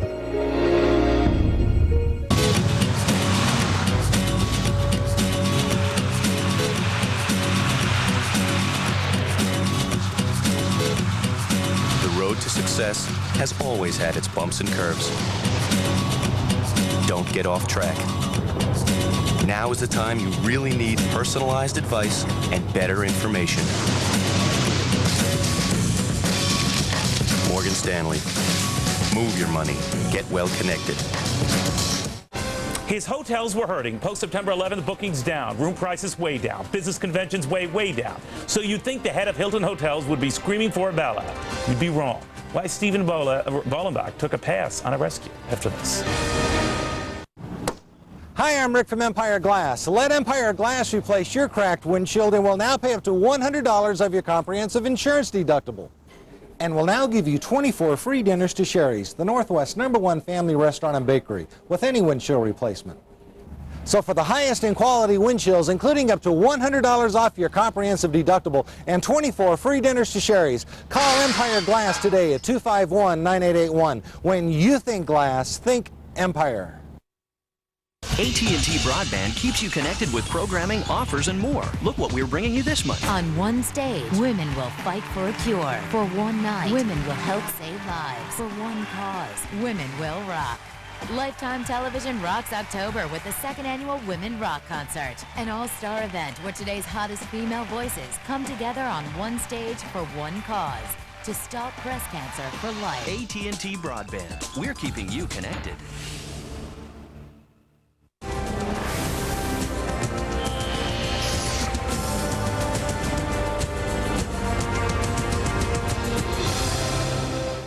All right, welcome back, everybody. Hilton Hotels reporting a 66% drop in its third quarter profits today, but said that it expects steady improvement next year. The terrorist attacks adding to some already troubling times for the hotel giant. Earlier, I spoke with Hilton Hotels chief Stephen Bollenbach, and I asked him if this is as bad as it gets. I think so. I mean, we've seen pretty good recoveries since the attack on America, and I think we're on our way back. All right, so your occupancy rate, how's it doing since? We announced today that we're running currently at about 66% and at an average rate of over $150, and those are pretty respectable numbers. So it's still down from what it was a year ago. The rate is down a little from what it was a year ago, but it doesn't appear to be full throttle bad. No, we are definitely coming back, and of course, I don't think anybody expects to get back to 2000 right away, because that was the best year in the history of the hotel business. Yeah. Let me ask you a little bit. You got some headlines by standing apart from some of your colleagues in the hospitality industry, not wanting to even pursue a bailout or a rescue package or anything like that. Why? Well, I think that it hurts the message. I think that we get a lot of help from the federal government, from the state and local governments in terms of promoting tourism and the economy in general. And I think when we ask for direct handouts, it just simply pollutes our message and makes us not credible. Still, people like Barry Sternlicht were open to it. Why not you? I mean, just for the sake of unity. Well, for that reason, I just think that we've got a better message. We've got a good message. It's one that that's correct, and I think we hurt our message when we ask for money. Do you think the airlines hurt their message when they asked for money? No, I think the airlines was a totally different case. The airlines were going to go broke. You have to remember, in the hotel business, we're not going broke. We're just not making as much money as we used to make. But we make money. And, you know, the reality is we don't need a federal handout. And if you ask for it, you pollute the message that you should be on, which is promote the economy, promote tourism, as the way the government has always done. You're a pretty gutsy guy. What was the reaction you got from some of your shareholders when you said, nope, not me, no tin cup here? No, you know, the reaction universally was that's the right attitude. And that was from our shareholders, from our guests, from our employees, and for a lot of from the owners of the hotels that we manage. You know, we manage a lot of hotels. So I think most people, when they're thoughtful about it, realize that the hotel business just doesn't need the money. For the crucial holiday season coming up, we already know businesses are cutting back on a lot of discretionary travel. This is where the consumer, just the average Joe and Joanne, comes to play a major role for your industry. What do you think it looks like for the holidays? Well, I think what we've seen currently is a real good indication that the holidays are going to be good. They're not going to be 2000, but they'll probably be as good as 1999, and that was a very good year for the hotel business. Not its best year, but a good year. Meanwhile, you know, restructuring has been a common corporate theme these days as company leaders try to regroup from the impact of September 11th. But our next guest had restructuring in mind long before September 11th. Joining us now from Omaha is Joe Muglia. Joe is the Chief Executive at Ameritrade. Joe, good to have you back. Hi, Neil. Good to be here. You were into this sort of retooling long before September 11th. Post-September 11th, any dramatic changes? There really haven't been, Neil. In fact, we've seen a pickup in both our activity rates and our account openings since September 11th. Now, the week when the market reopened, September 17th to 21st, was a hellish week. We hit lows of 82.35 on the Dow that Friday. Yet you have since been climbing back. What do you think's going on here? Well, I think, Neil, it's important to be able to manage your business through good times and bad times. We've talked about this in the past, where prospectively, we've already made a lot of good decisions that are having a positive impact on our bottom line. Our reorganization makes us more productive. We delevered our balance sheet, so our debt-to-equity ratio has gone from 104% to 19%. We have cut costs across the board. And as you know, we bought NDB, and we were able to close that in 37 days, and it became immediately accretive.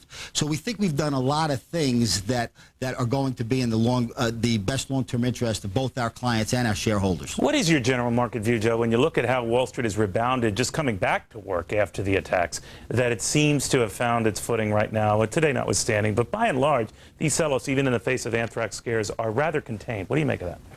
I think you're making a great point along that line. If you take a look at what the Fed has done, the Fed has eased now, 10 times or so in a row. There's an anticipation that will continue. But above and beyond that, the Fed is coordinating its efforts with central banks around the entire globe.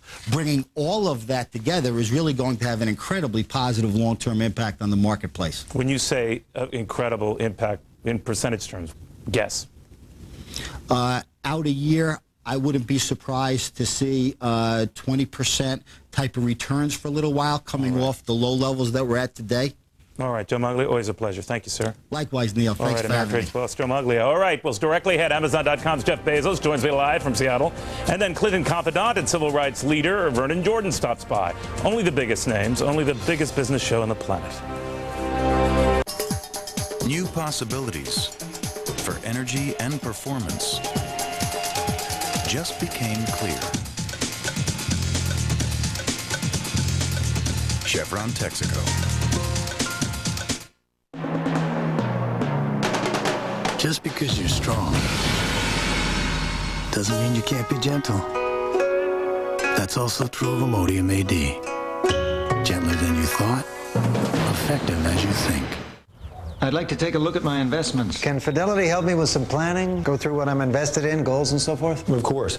You know, now might be a good time to look at your entire portfolio. Yeah? You can help? Well, certainly.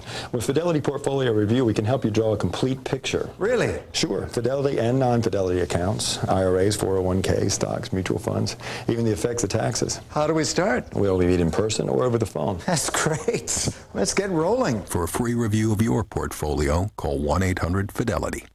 I'd heard stories, but I had to see it with my own eyes. I can't send it to you till I get to the hotel tonight. Can't get information to your coworkers, so you're to blame. Yeah, how did you know? May I? You need the Sprint PCS Clear Wireless Workplace. The most advanced wireless package customized for your company. On the only all-digital, all-PCS nationwide network built from the ground up. It'll clear up that forehead thing. Thanks. Excuse me, ma'am. Duty calls.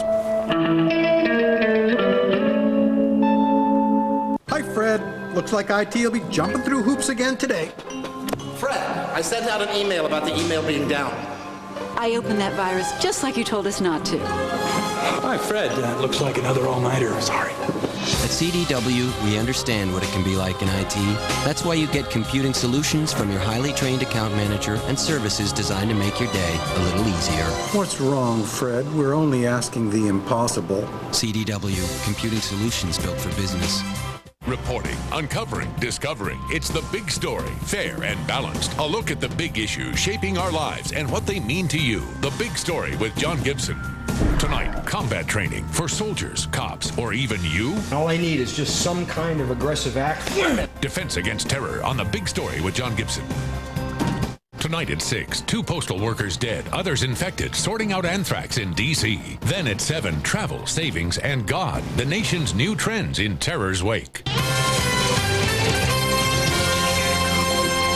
Good afternoon, everybody. I'm Jane Skinner. Just a short time ago, the White House said anthrax has been detected at a remote mail site that serves the executive mansion. Employees at that facility and in the White House mailroom are being tested. Spokesman Ari Fleischer says so far all environmental tests at the White House itself have come back negative. Now, this remote facility, which is at a military base, has been closed. In the meantime, some Washington postal workers are getting antibiotics as a precaution. It was confirmed earlier today that 2 postal workers died of inhalation anthrax. They worked at the district's main processing center. 2 other workers are being treated for that inhalation form of anthrax.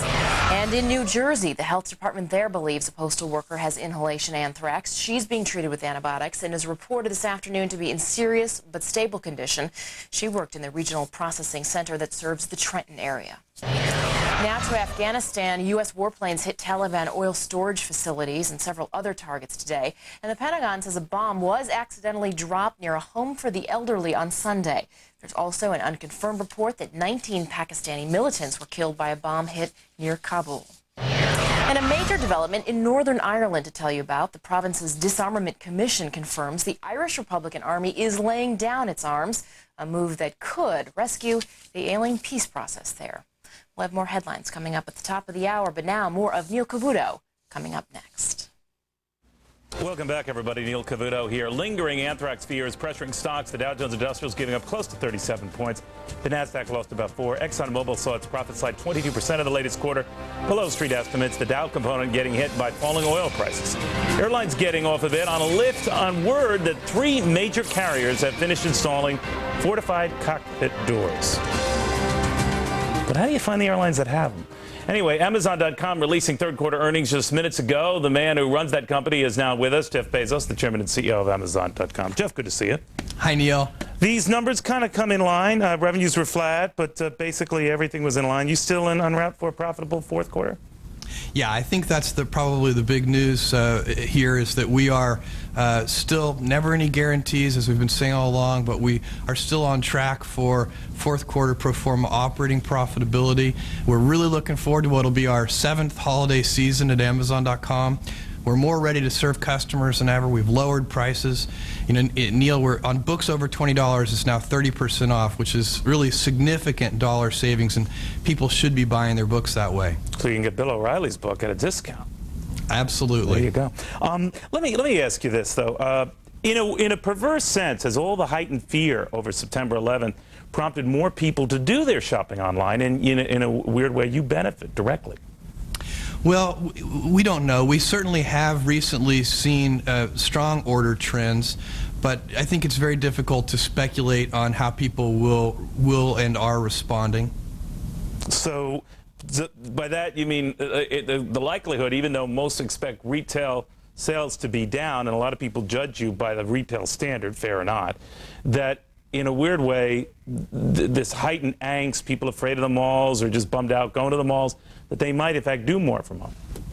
Well, I think it's a possibility. I think it's very hard to know. Certainly, you know, this time of year, historically, we have seen a trend for the last 6 years that people more and more do that, not because they're worried about any kind of safety issue, but more because they just don't want the hassle of the parking and the crowds and so on and so on, that we're all very familiar with inside retail stores, you know, come the holidays. When you look now at this fourth quarter, now you say profitability, a lot of purists on Wall Street say it's nowhere near profitability. Pro forma, you might be a good way to look at it as a catch-all, but in reality, even then you won't be making money. What do you say to them?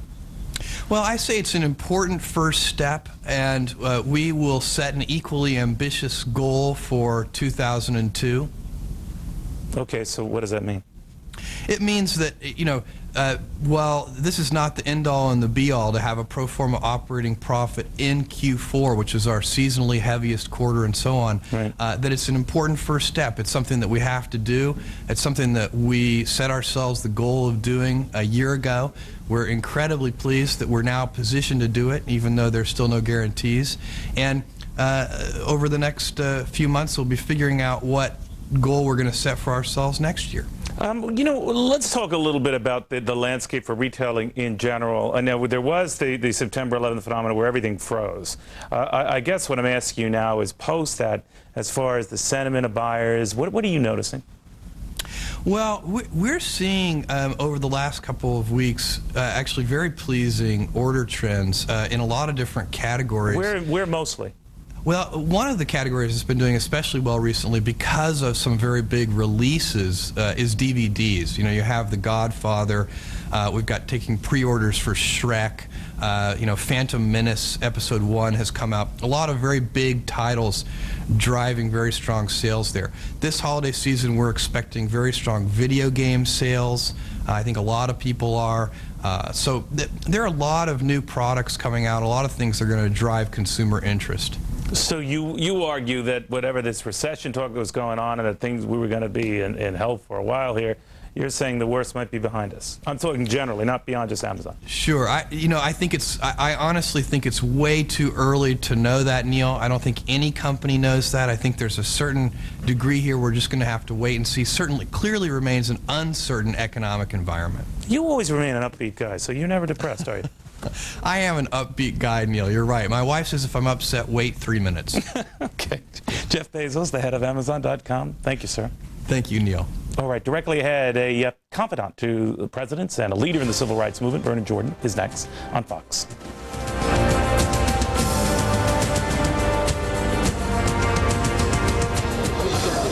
Market data provided by Bridge Information System.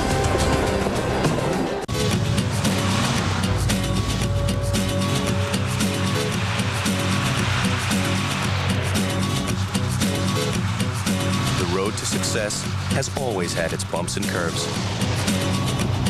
Don't get off track. now is the time you really need personalized advice and better information. Morgan Stanley. Move your money. Get well connected.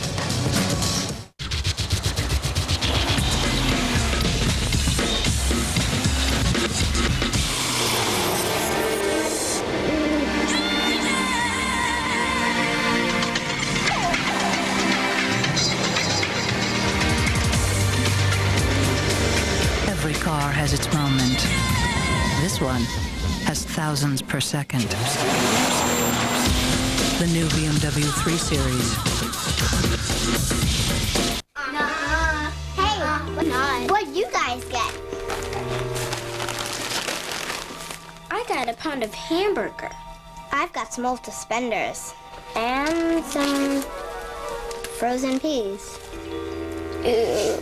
It's just not Halloween without the right stuff. At Walgreens, we have yummy candy, fun costumes, and all kinds of spooky decorations. So come into Walgreens, the easiest way to grab all your Halloween needs. Mom, how many Tums did you take right in front of the wedding planner? You snuck one too. It was a Pepcid Complete. Is that the same as Pepcid AC? No, there's nothing else like Pepcid Complete. It works fast like Tums, but it lasts for hours like Pepcid AC. So your heartburn goes away and then stays away. Chewable? Calcium? I gotta try this. Decisions? Tony, fabulous. Pepcid Complete. Just one and heartburn's done. Have you tried the anchovy cookies? Oh, yeah. And the jalapeno dip?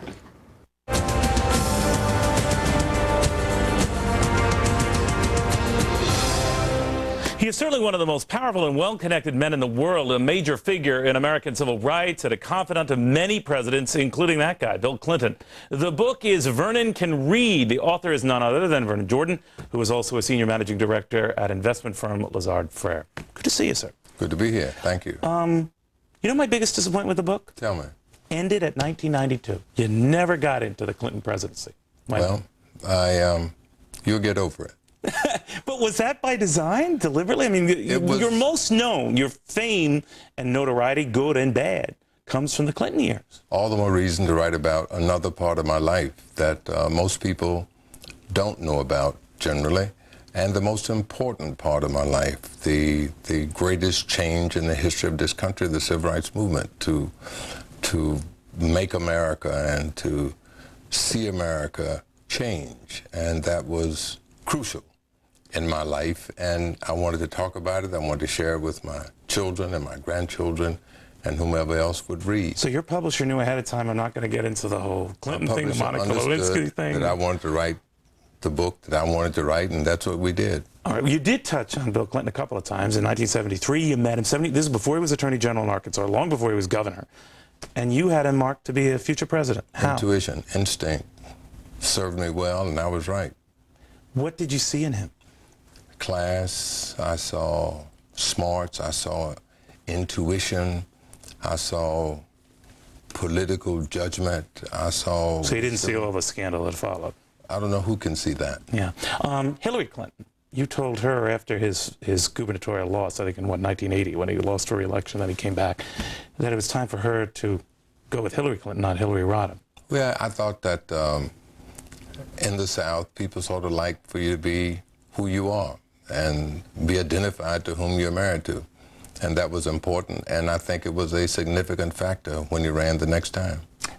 You've had interesting relationships with a number of the U.S. presidents, but the Jimmy Carter one is always very fascinating. I only say that because I was a fellow in the Carter administration. One thing I do remember about that is that you were always giving him some agita. I mean, you know, if he wasn't, this is during your National Urban League days, that it wasn't quite enough, or that he would feel like he would bend over to accommodate you, but it never seemed to be enough. Yeah. Was it that bad? Keep in mind, I was an advocate. I was a leader of the National Urban League, and I had to represent the constituency of the Urban League, and in so doing that, advocacy was a very important thing.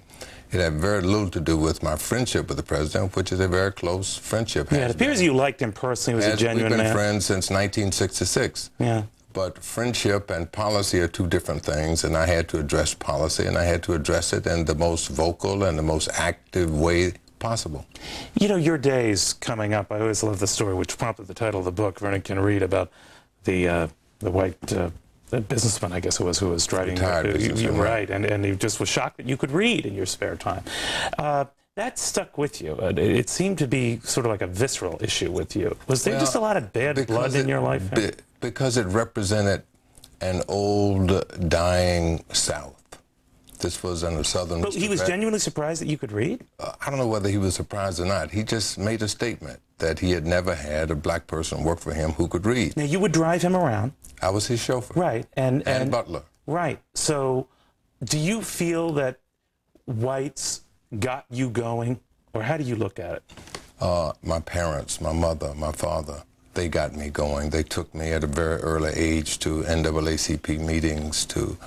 My mother was the president of the PTA wherever I went to school, and so I was grounded in civics. I grounded in the notion that you had to participate, that you had to give back. My mother convinced me, based on her leadership of every PTA where I was in school, she was the president, that leadership was important. And in that sense, she was a great role model. Now, you end your book talking about how she reacted to you turning down a possible cabinet position. I never made a major change in my career without consultation with my mother. She was almost comatose at the time, but we communicated with hands, and she would listen. And when I told her that I had told the president-elect that I was not going into the administration, the way she shook my hand was a clear signal that she was pleased and thought that I had made the right decision. It was an affirmation. I don't want to be cynical here, but you're a very successful businessman, well-connected. Would it be that you were afraid at the time of all the scrutiny that comes with potential cabinet? I've never been afraid of scrutiny. I just made a judgment about my life, that I had spent the early part of my life as a civil rights leader and a but you know how much it would have meant to people, I mean, to black Americans.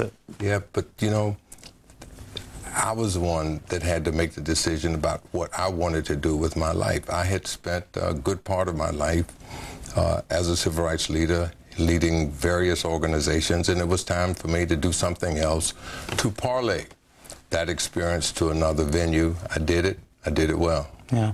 What do you think the job George Bush is doing? I'm proud of the leadership that the president has given this country and the world. How do you think Al Gore would do in comparison? I think that's not a relevant question. Well, all your friends in the Democratic Party are happy to offer their thoughts. I don't care to offer mine. Yeah. This incident, I've covered a couple of speeches you've made since the September 11th attacks, and you were quick to point out that this is a rallying cry, but that black Americans in particular can be vocal in that regard. What did you mean by that? Well, terrorism is not new to us. The lynchings that were so pervasive in the South, the bombing of the 4 little girls in a Birmingham church, Medgar, Martin, Malcolm. So terrorism in this land by Americans against black Americans is nothing new. So we bring something to the party. And despite it all, we believed and we valued this country, and it has begun to live out the meaning of Martin's dream. You know, we've come a long way from the Martin dream, though. I mean, a lot of the people look at the leaders of today, the Al Sharptons and Jesse Jacksons, and wonder, gee, we can do better. What do you say? I don't know who you're talking about saying that we can do better. Well, let's say go back to your days when you were running the Urban League, that there's more controversy associated with these leaders today than there were back in your time. Well, there was always controversy. There's always been controversy associated. What do you think of Jesse Jackson? He's my friend. What do you think of Al Sharpton? He's a friend of mine. Do you think Al Sharpton has a viable political future? He even talks about running for president. I don't know the answer to that. Let me just get a sense from you. You've seen the political landscape. You've befriended many a U.S. president. The final read on Bill Clinton, what will it be? Great president. Really? You don't think there will always be the asterisk impeached Monica Lewinsky? Serve the country well. Do you think he looks at this crisis now as one that he could have served, could have done it, could have been there, then it's aching him that he's not the president at this time? I suspect that aching feeling is in George Bush Sr., is in Jimmy Carter, is in Gerald Ford. My judgment is that if you've been president and you see the country in crisis, that at some point you probably think that you could be helpful. Vernon Jordan, thank you very much. Appreciate it. Vernon Jordan, the book is Vernon Can Read. You going to go post-1992 in the next book? We'll see. All right. Directly ahead, from earnings to anthrax, the winners and losers when we return. Stick around. The Foxhole Stars are next.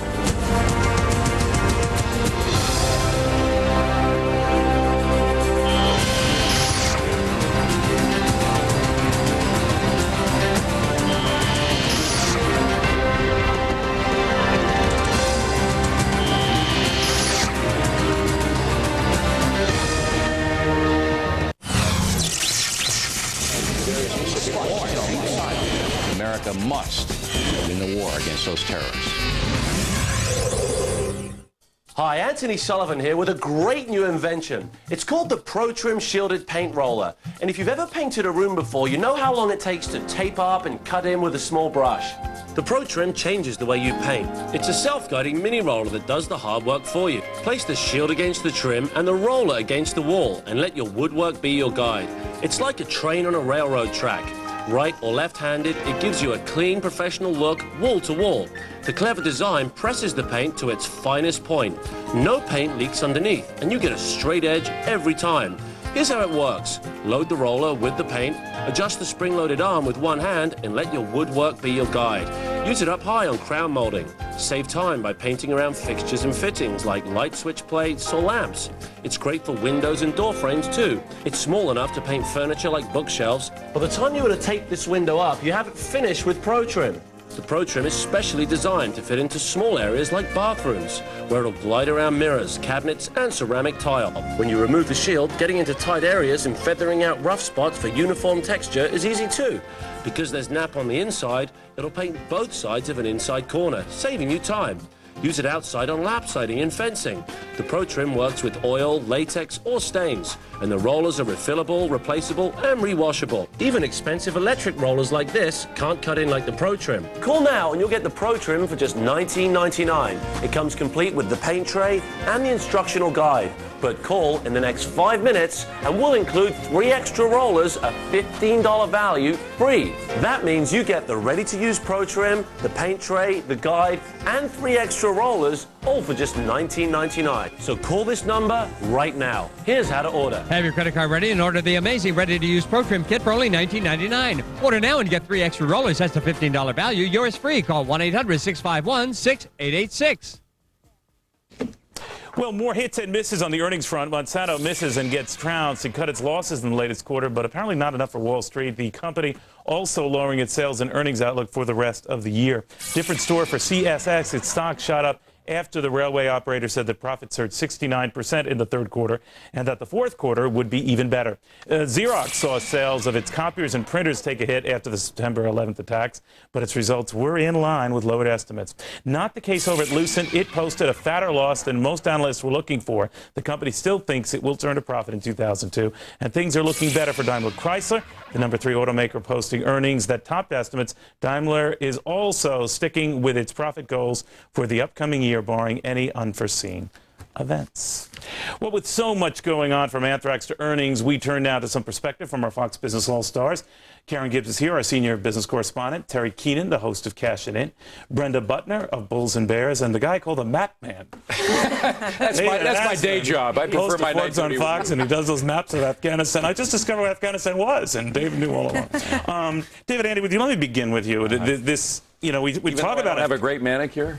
We talk about Afghanistan and all this other stuff, but yet Wall Street is relatively calm through all this. Wall Street has been doing extremely well. Brenda's talked about this before. It has skittishness. It is nervous when these little things happen, but it ends over time. It has a great capacity to digest the bad news very quickly nowadays and put it in perspective. Do you guys agree? Absolutely. I think the volatility hasn't really even been there. We've been in a pretty tight trading range. We get news like we did today about anthrax, and yes, it sells off on that, but still very resilient. The fact that we're even in business right now, that we're talking about earnings, that we're talking about those things that we did pre-September 11th says something about this market. But, the market did the same thing back in April during first quarter earnings season. We had an incredible run up. The NASDAQ up 40% from its lows. We're now up, I think, 20% from our lows. People seem to embrace these earnings no matter how bad they are. Lucent lost $8 billion. But the market seems What's to $8 shrug billion among friends? Right. shrug it off, and then sold off again starting in May. And the question will be whether we see another sell-off come November. October's been a great month. We were also worried about it. We're up 1,100 points, Terry. I know. I don't think we're trading on earnings news either. And right. That. We're still looking at what's going forward. We pushed the recovery now to the second half of 2002. If we start seeing that being pushed back further and further, I think the stock market will stumble again. We're up against resistance technically and psychologically because we just can't get through this anthrax anxiety. So, in other words, the companies that are now warning about fourth quarter as well, this is just par for the course. We're going to hear a lot of it. And we priced it in, I think. We priced it in also. You mentioned this earlier today, that when you come through with good earnings reports, you are rewarded. The rewards are great. The market is... Or less than awful reports. Yeah, that's right. That's right. So it doesn't take much to really push a stock forward. Yeah, that was a good point. Mention that again. Daimler Chrysler did very well. I mean, by anybody's standards, that was a good earnings report, and it was rewarded. Yeah, I always wonder, the ones who are doing well, and we just raised this with Jeff Bezos, I mean, you can obviously unload goods and cars, and I don't know the particulars of Daimler's sales, but you do so at a price, right? I mean, if you're selling $100 over cost on a car, yeah, I mean, but you're unloading. Jeff Bezos had a big smile on his face, as he always does, but he still lost 4 cents on every dollars worth of books he sold, and his sales were down. He's selling Bill O'Reilly's book at a discount. What does that tell you? So, Bill, don't be boasting so fast. But in other words, there's eventually a reaper to pay. He says fourth quarter productivity. Do you guys agree? I mean, I guess pro forma, it's kind of in the numbers, but... It hinges on what's going to happen for the holiday sales. The consumer's mood is still quite reluctant to spend, and I think the proof is going to be in the pudding. One good sign, I've been talking to some people in Silicon Valley. They say a lot of things are pointing to a recovery. I know that it's a minority view. A lot of analysts say stay away from tech, but you got Windows XP coming out. You got a lot of people putting off purchases of computers for a long time. They may get that into that for the holiday season. That might be a slight bump. It might be. But I tell you, even for a nerd like me, Windows XP is a non-event this week. I'm sorry. Holiday season 2002. Yeah, well, maybe. But that's when you get bullish. And you're saying you're going to have a party for Windows XP. You're not coming Everybody's for the XP invited. party? We're just renting a big old bus and going to CompUSA? You name it. Twinkies? Yeah, yodels. It's yodels. Girls in the vernacular here, Matt Man. I'm sorry. All right, Matt Man. I'll bring my own. Subject. All right, I get to work with Dave in the morning and doing those maps, and it is a thing of beauty. Oh, thank you. Thank you. Thank everybody. Straight ahead, the September 11th relief money. My question to those sitting in a room somewhere deciding who's going to get what. Who are you to decide? After this.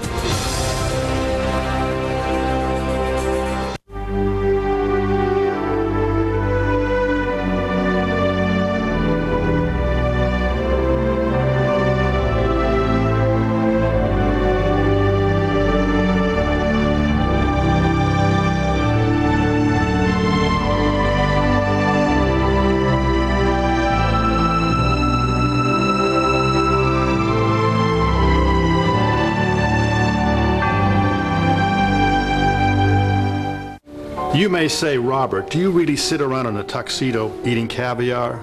Of course not. I also sit around in a tuxedo playing computer games in my Hewlett-Packard computer from CompUSA. Whoa! Yes, whoa! Sorry, lost my head. CompUSA, where America buys technology. Immerse yourself in realistic 3D worlds with the HP Pavilion 7965 PC, powered by the Intel Pentium 4 processor.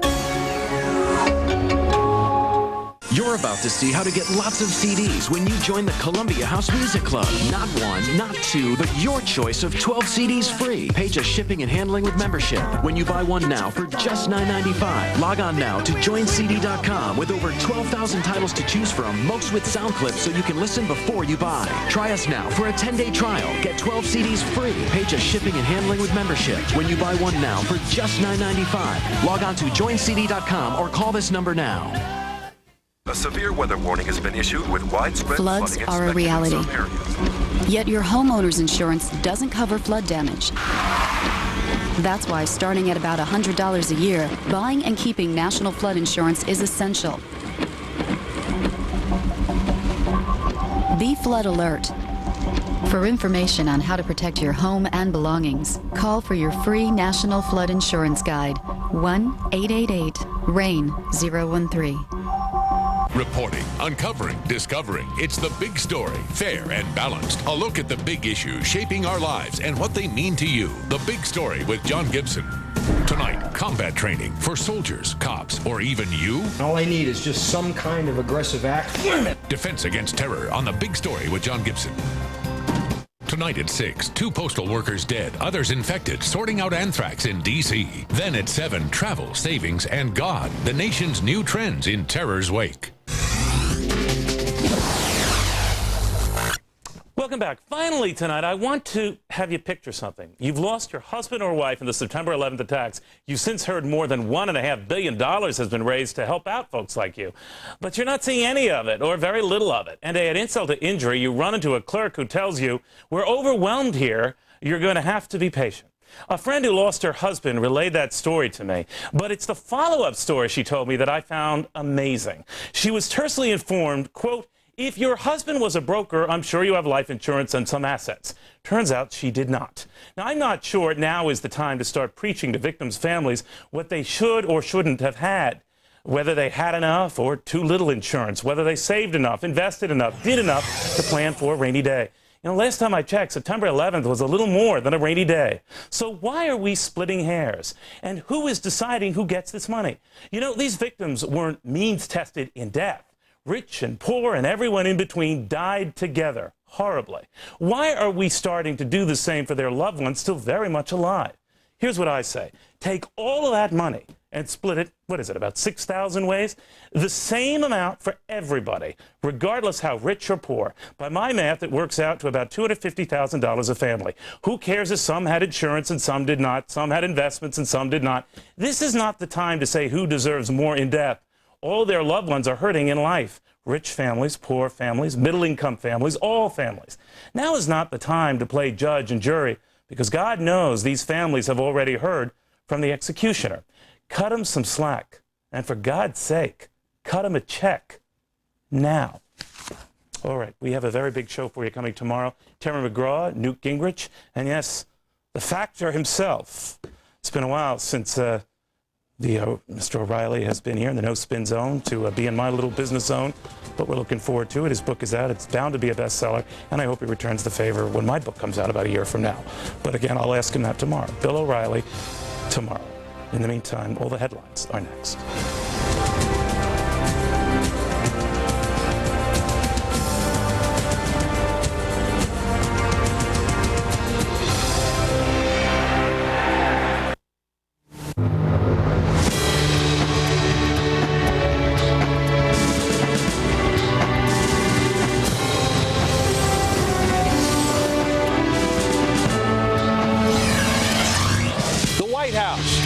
Of the anthrax bacteria, spores are found at the remote site that handles White House mail.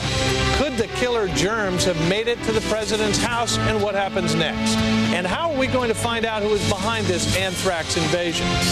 We're going to take a hard look at the Osama-Saddam connection. Lots of people don't think bin Laden and his band of thugs could have wreaked all this havoc all on their own. So what are we going to do about it? U.S. forces continue to pound away at the Taliban. We'll have the latest from the war zone.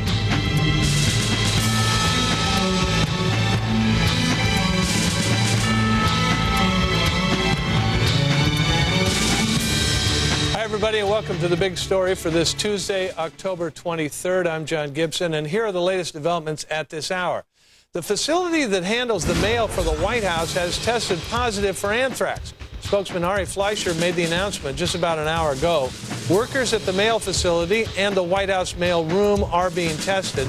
There are no signs that anthrax made it into the White House. The top doctor in Washington confirms 2 postal workers died from anthrax inhalation yesterday.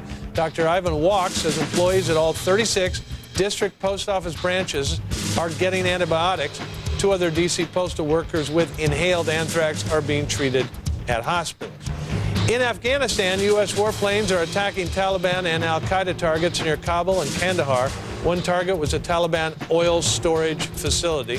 But the Pentagon confirmed that U.S. planes inadvertently hit an open field close to an Afghan home for the elderly. And 2 bombs accidentally hit a residential area northwest of Kabul. The Pentagon says it regrets any civilian casualties and stresses that all intended targets are military ones. Let's listen to President Bush right now. Trip to the Far East. it was a very successful trip in that we were able to have an honest dialogue about the need to fight terror. And the 20 other nations represented there agree with our country, and they appreciate our determination to fight and win the war against terror. They understand that an attack on America could have been an attack on them, and the cooperation was very strong and very evident, and I am most grateful, and I'm most grateful for the opportunity to share with the members of the House and the Senate. This is essential, and I want to first thank Chairman Biden and Chairman Hyde and the other members here for standing solidly with the administration to formulate and conduct a foreign policy that's in the best interest of our country. It's oftentimes said that when it comes to foreign policy, partisanship stops, and that's exactly what's happened here at this table. I've had a lot of discussions with both chairmen up to now, and I will continue having discussions with the leaders of the House and the Senate because whether you're Republican or Democrat, we all want to win this war. I'll be glad to answer a couple of questions. Sir, is the White House under attack now? Latest anthrax case? Well, there's no question that evildoers are continuing to try to harm America and Americans. Today at a remote facility we detected some anthrax. And just like at the Congress, our government is responding very quickly. We're working hard to find out who's doing this and bring them to justice. We're also working to develop measures necessary to protect American citizens and postal workers. All of us around this table grieve when we hear the fact that a citizen has lost a life. Two postal workers passed away, and our hearts are with their families. Our prayers are with their loved ones. And but the evil ones continue. When you said that before, whatever contaminated that machine, whether it be a letter or a package got into the West Wing, or is all mail been cut off? Ron, we're making sure that the West Wing, the White House, is safe. And let me put it this way: I'm confident when I come to work tomorrow that I'll be safe. Mr. President, have you or the Vice President been tested for anthrax? And what is your sense of this latest development? So for the most part, these attacks have been aimed at prominent people in prominent places. Is it your sense that the real purpose here is to sow fear and confusion in the American public? First of all, I don't have anthrax. And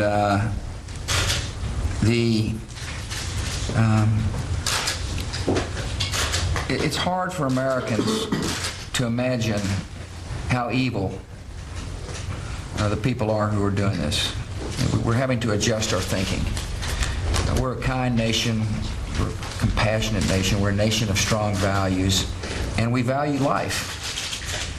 And we're learning people in this world, want to terrorize our country by trying to take life. They won't succeed. This country is too strong to allow terrorists to affect the lives of our citizens. I understand people are concerned, and they should be, but they need to know our government is doing everything we possibly can to protect the lives of our citizens. Everything. We're waging an aggressive campaign overseas to bring Al-Qaeda to justice. Today, I've, in working with the Postmaster General, have got our OMB to allocate $175 million for immediate relief, immediate safety at the post offices around the country. This is what he requested. He thinks this is what's necessary to assure the post office employees that they will be as safe as possible, and we're going to spend that money.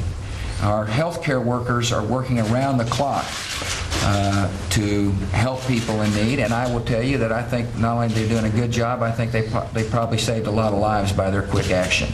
And I'm proud of how quickly and how hard they're working.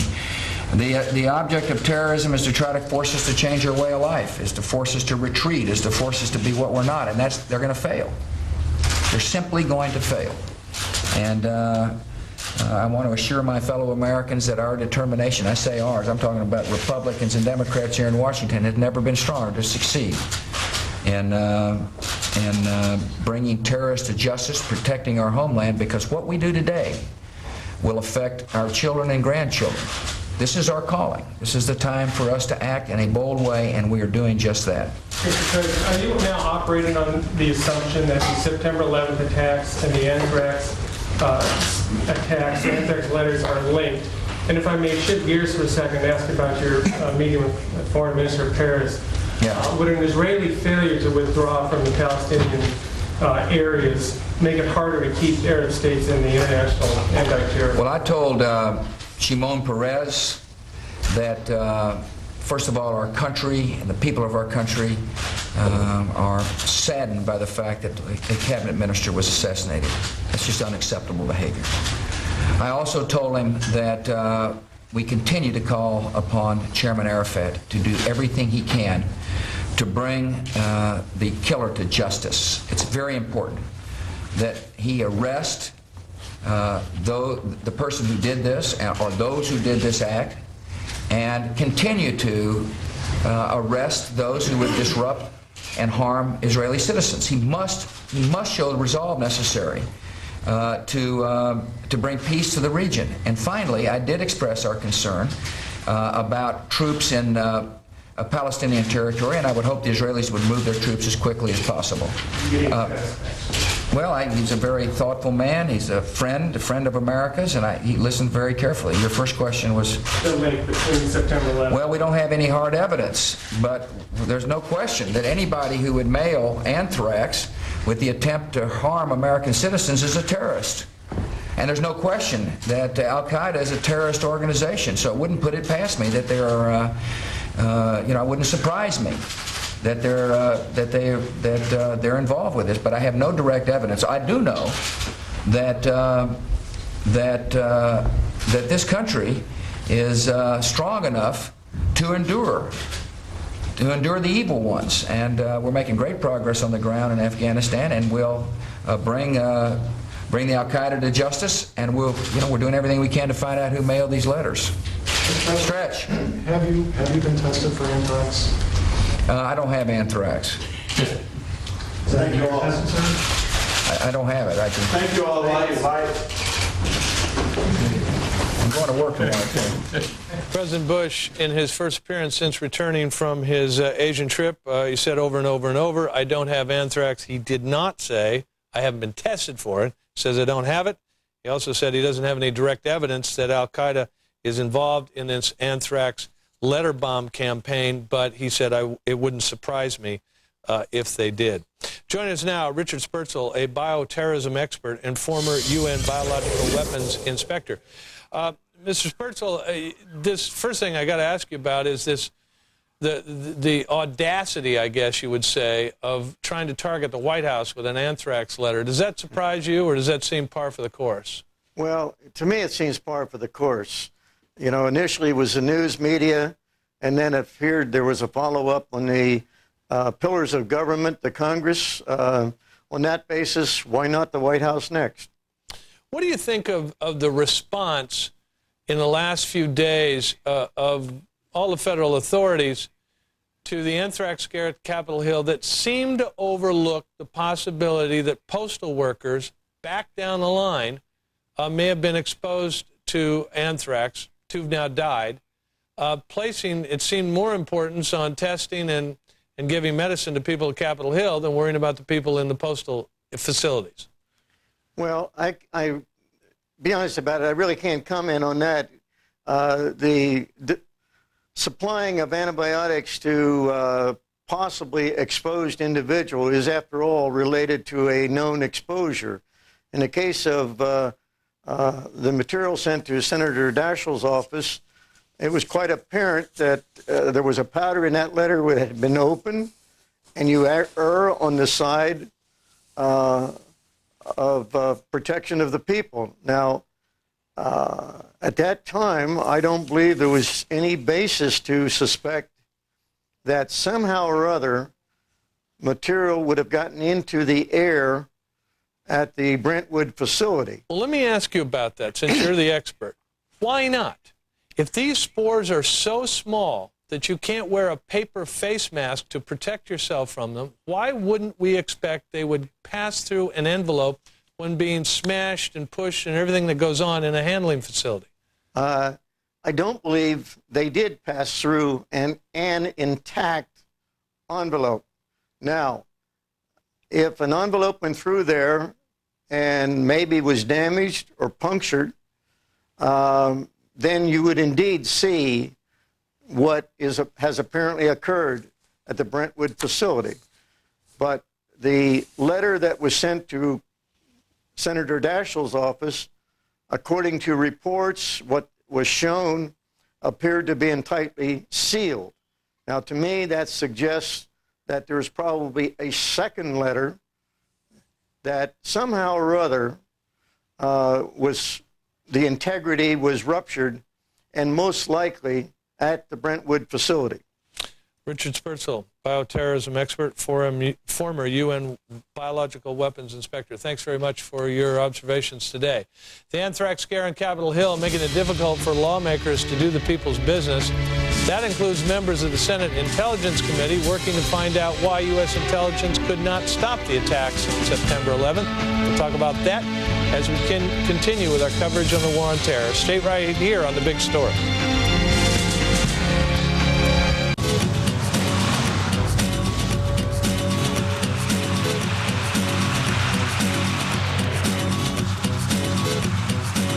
To success has always had its bumps and curves. Don't get off track. Now is the time you really need personalized advice and better information. Morgan Stanley. Move your money. Get well connected. You're about to see how to get lots of CDs when you join the Columbia House Music Club. Not one, not two, but your choice of 12 CDs free. Pay just shipping and handling with membership. When you buy one now for just $9.95. Log on now to joincd.com with over 12,000 titles to choose from, most with sound clips so you can listen before you buy. Try us now for a 10-day trial. Get 12 CDs free. Pay just shipping and handling with membership. When you buy one now for just $9.95. Log on to joincd.com or call this number now. Today at IBM.com, we're talking about the NetVista A21. It's a fully loaded, expandable, genuine IBM business computer. Leon, what is with the outfit? You want to see something really cool? Watch these phones. Folks, call the number on your screen now and the A21 can be yours for not $12.99, not $9.99, but for the everyone has to be sold low price of just $6.99. Watch this phone. This bad daddy comes with an Intel Celeron processor, 1 gigahertz, 128 megs of RAM, 20 gig hard drive, and preloaded top business software, all for just $6.99. 3, 2, 1, bingo. And if you call now, you'll not only get the A21 with the Intel Celeron processor, but you can get a 15-inch color monitor free. You might want to pick that up. IBM.com. All right, now we are smoking. Call now. Operators are standing by, and these things are going fast. You might want to go to the website. Can I make the numbers flash on screen now? No.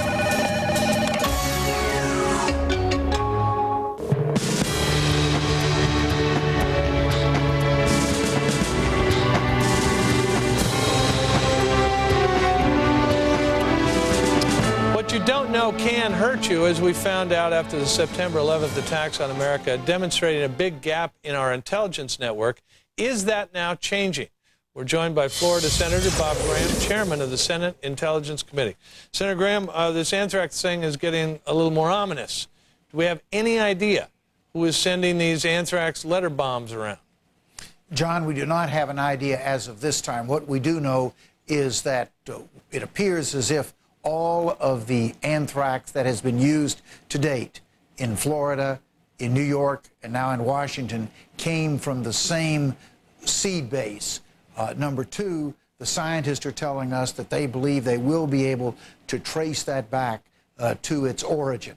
It won't be easy to do, and it won't happen quickly. So we may have to be patient for a few days, maybe even a few weeks, but there is an expectation that we will eventually know where this came from. Senator Graham, nobody wants to jump to conclusions, but we all know that Iraq had a major anthrax manufacturing program, got a famous scientist there working on this problem and have had for years. And there are 4 elements that were cited in William Safire's column in the New York Times yesterday for us to suspect Iraq. Number one is hijacking training camp in Iraq near Baghdad. Number two, meetings between Iraqi high-level people and al-Qaeda. Number three, a joint force of Iraqi and Afghan Arab, in other words, al-Qaeda fighters. And four, a meeting between Mohammed Atta and an Iraqi intelligence agent. Why shouldn't we see Saddam Hussein behind this anthrax campaign? Well, there are also 30 or 40 places within the United States that could have produced this anthrax, and there are more than that around the world. We have the scientific capability to put the fingerprint and identify where this anthrax origin was. I don't think we need to speculate. There clearly is a great deal of concern about whether Iraq is involved in the events of September the 11th beyond the issue of their involvement in anthrax. And I'm confident that our law enforcement and intelligence agencies are going to be tracking his potential involvement in this assault against America. Well, let me ask you, where else? Who else? I mean, I know the Soviets made anthrax, the United States made anthrax, various veterinary labs keep anthrax for research purposes, but who else realistically could have produced these kinds of spores?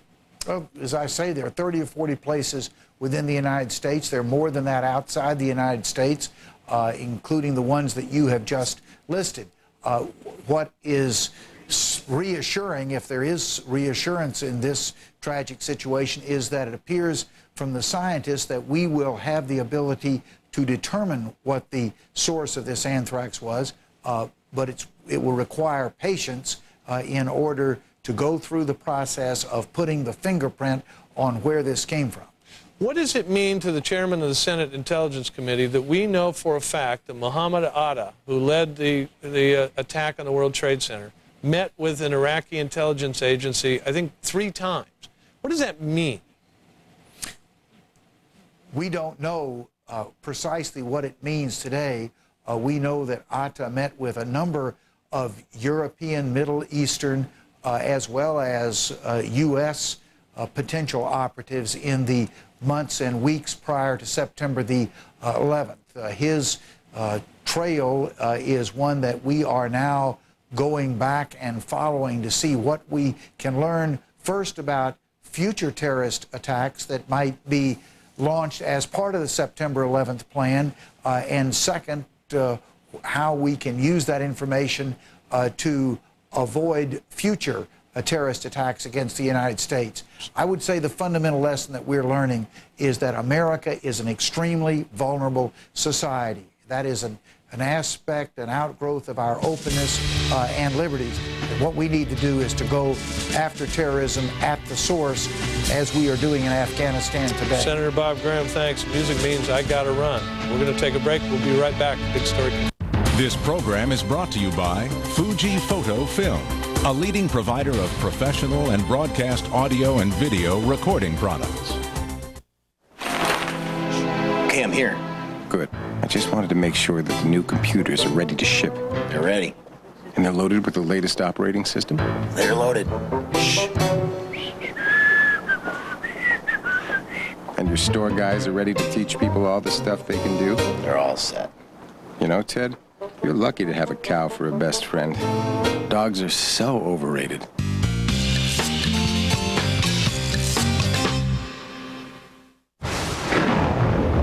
You'd like to believe that floods happen to other people, not you.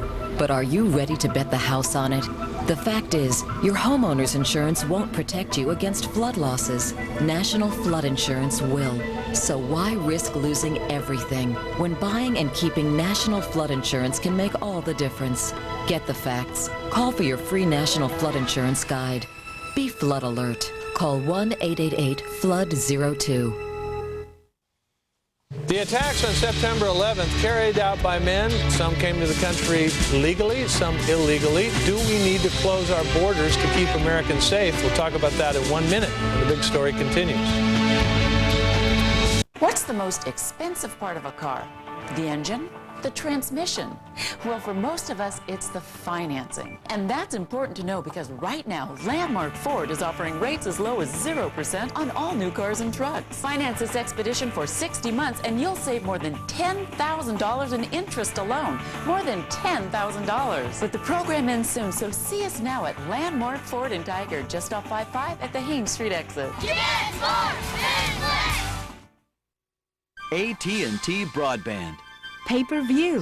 Somewhere out there, your team is taking the ice. And you can be there, coast to coast. Now Sports in Demand brings your team home. With NHL Center Ice on digital cable, you can choose from up to 35 out-of-market games a week. Call now to lock in a special low price and get NHL Center Ice. Call AT&T Broadband right now and order all the NHL action you can handle.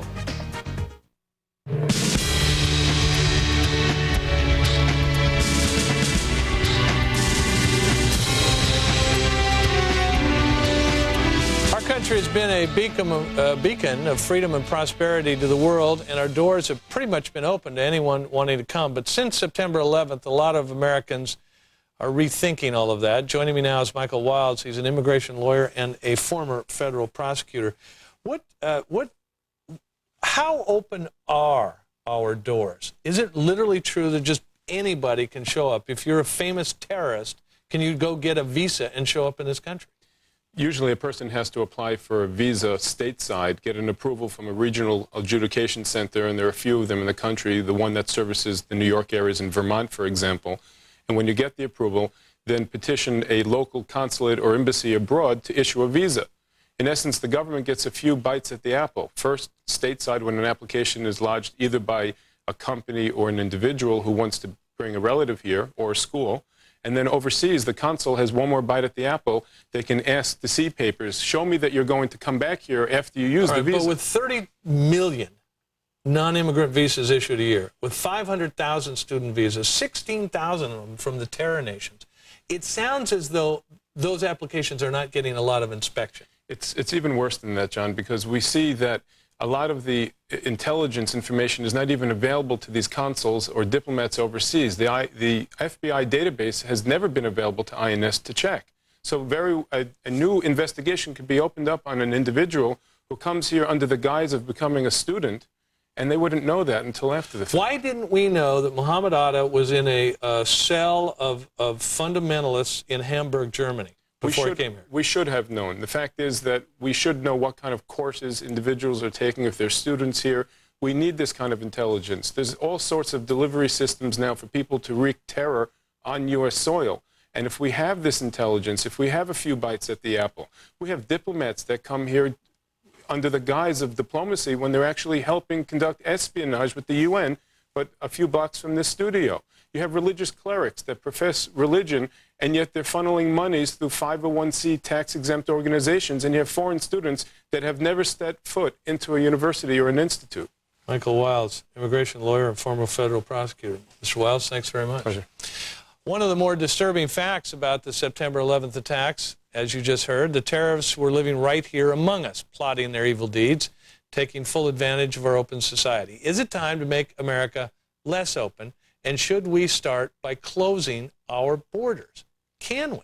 Fox News senior judicial analyst Judge Andrew Napolitano joins us to talk about that. Let's just say we wanted to slam the door. Right. Today. Can we do it? Yes, we can slam the door today. The Congress can determine how many people it wants to allow in from a given country, and the Congress can determine the circumstances under which they come in. John, there is no fundamental constitutional right for people outside the United States to come here. Now, the other side of that is education, tourism, travel, vested interests that want to draw people in from other countries, but the Congress can regulate that. Okay, but let's just say I can't get a visa to this country. Right. I am Mr. Terrorist in wherever, Syria or whatever, and I want to come to this country. I can't get a visa. I can go to Canada and walk across. Absolutely. I can go to Mexico and walk across. Can we shut our borders? Yes. Now, we have a historic relationship with Canada, which allows people to walk across. This goes back for many, many years. We can stop doing that by a decision of the president. We can enforce more aggressively the border between Mexico and the United States by the decision of the president. We can tighten up those borders in terms of the number of people we even allow in lawfully by a decision of the Congress. All of those things can and should be done and certainly looked at and considered. Is there anything unconstitutional about targeting a certain group for restrictions? In other words, all the Brits you want, all the Mexicans you want, but if you're from Saudi Arabia, Yemen, Iran, Iraq, any of those places, we are going to restrict you severely. There is nothing unconstitutional about that. There may be political ramifications. The Congress and the President can take the heat. There may be no political ramifications because of the environment we find ourselves in. But there's no constitutional right for a person or a group of people from a given country, whether it's Great Britain or the Sudan, to come over here. Why is it that people who are here feel that there is a right? I mean, I get emails all the time from Arab and Muslim Americans saying, what you are proposing is unconstitutional, it's racist, it's wrong. Why do they think everyone has a right to come? I think because so many of us are the offspring or the second or third generation offspring of people who did come, and they believe, well, my grandparents came, my great-grandparents came, all they did was get on a boat and come over here, so my cousins can do that now. That's not the case anymore. Judge Andrew Napolitano, thanks very much. Anytime, John. U.S. forces raining down revenge on Taliban targets as the war on terror continues. We'll bring you the view from Afghanistan.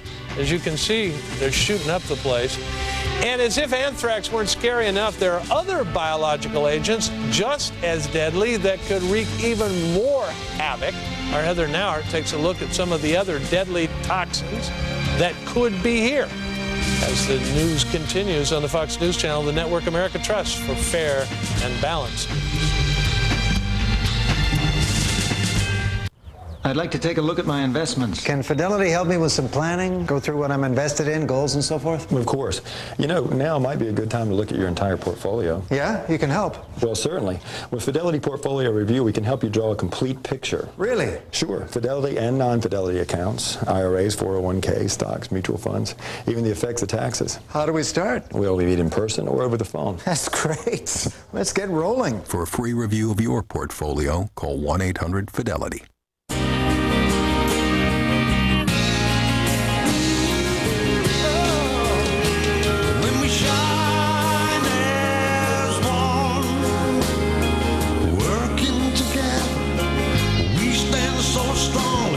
We shine as one. Our power forever will be together as one. What am I to your small business? I'm Intel Pentium 4 processor technology for just $6.99. I'm a serious upgrade in power without the annoying upgrade in price. But that's just for starters.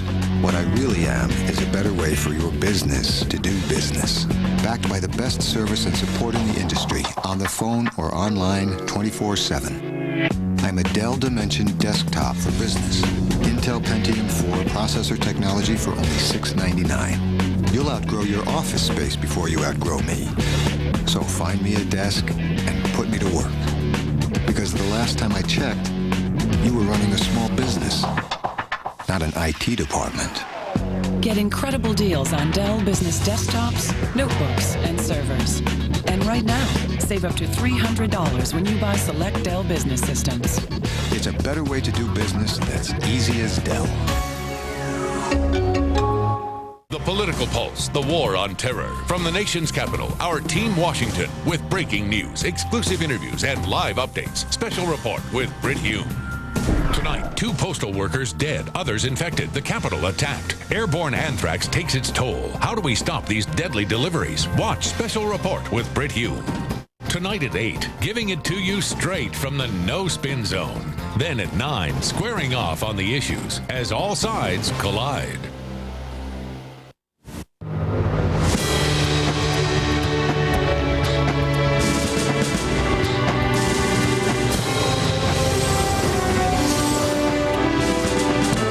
The hour now, here are the latest developments. No anthrax at the White House, but it has shown up at the off-site facility that handles the White House mail. Workers at the remote facility, which is at a military installation, and the White House mailroom now being tested.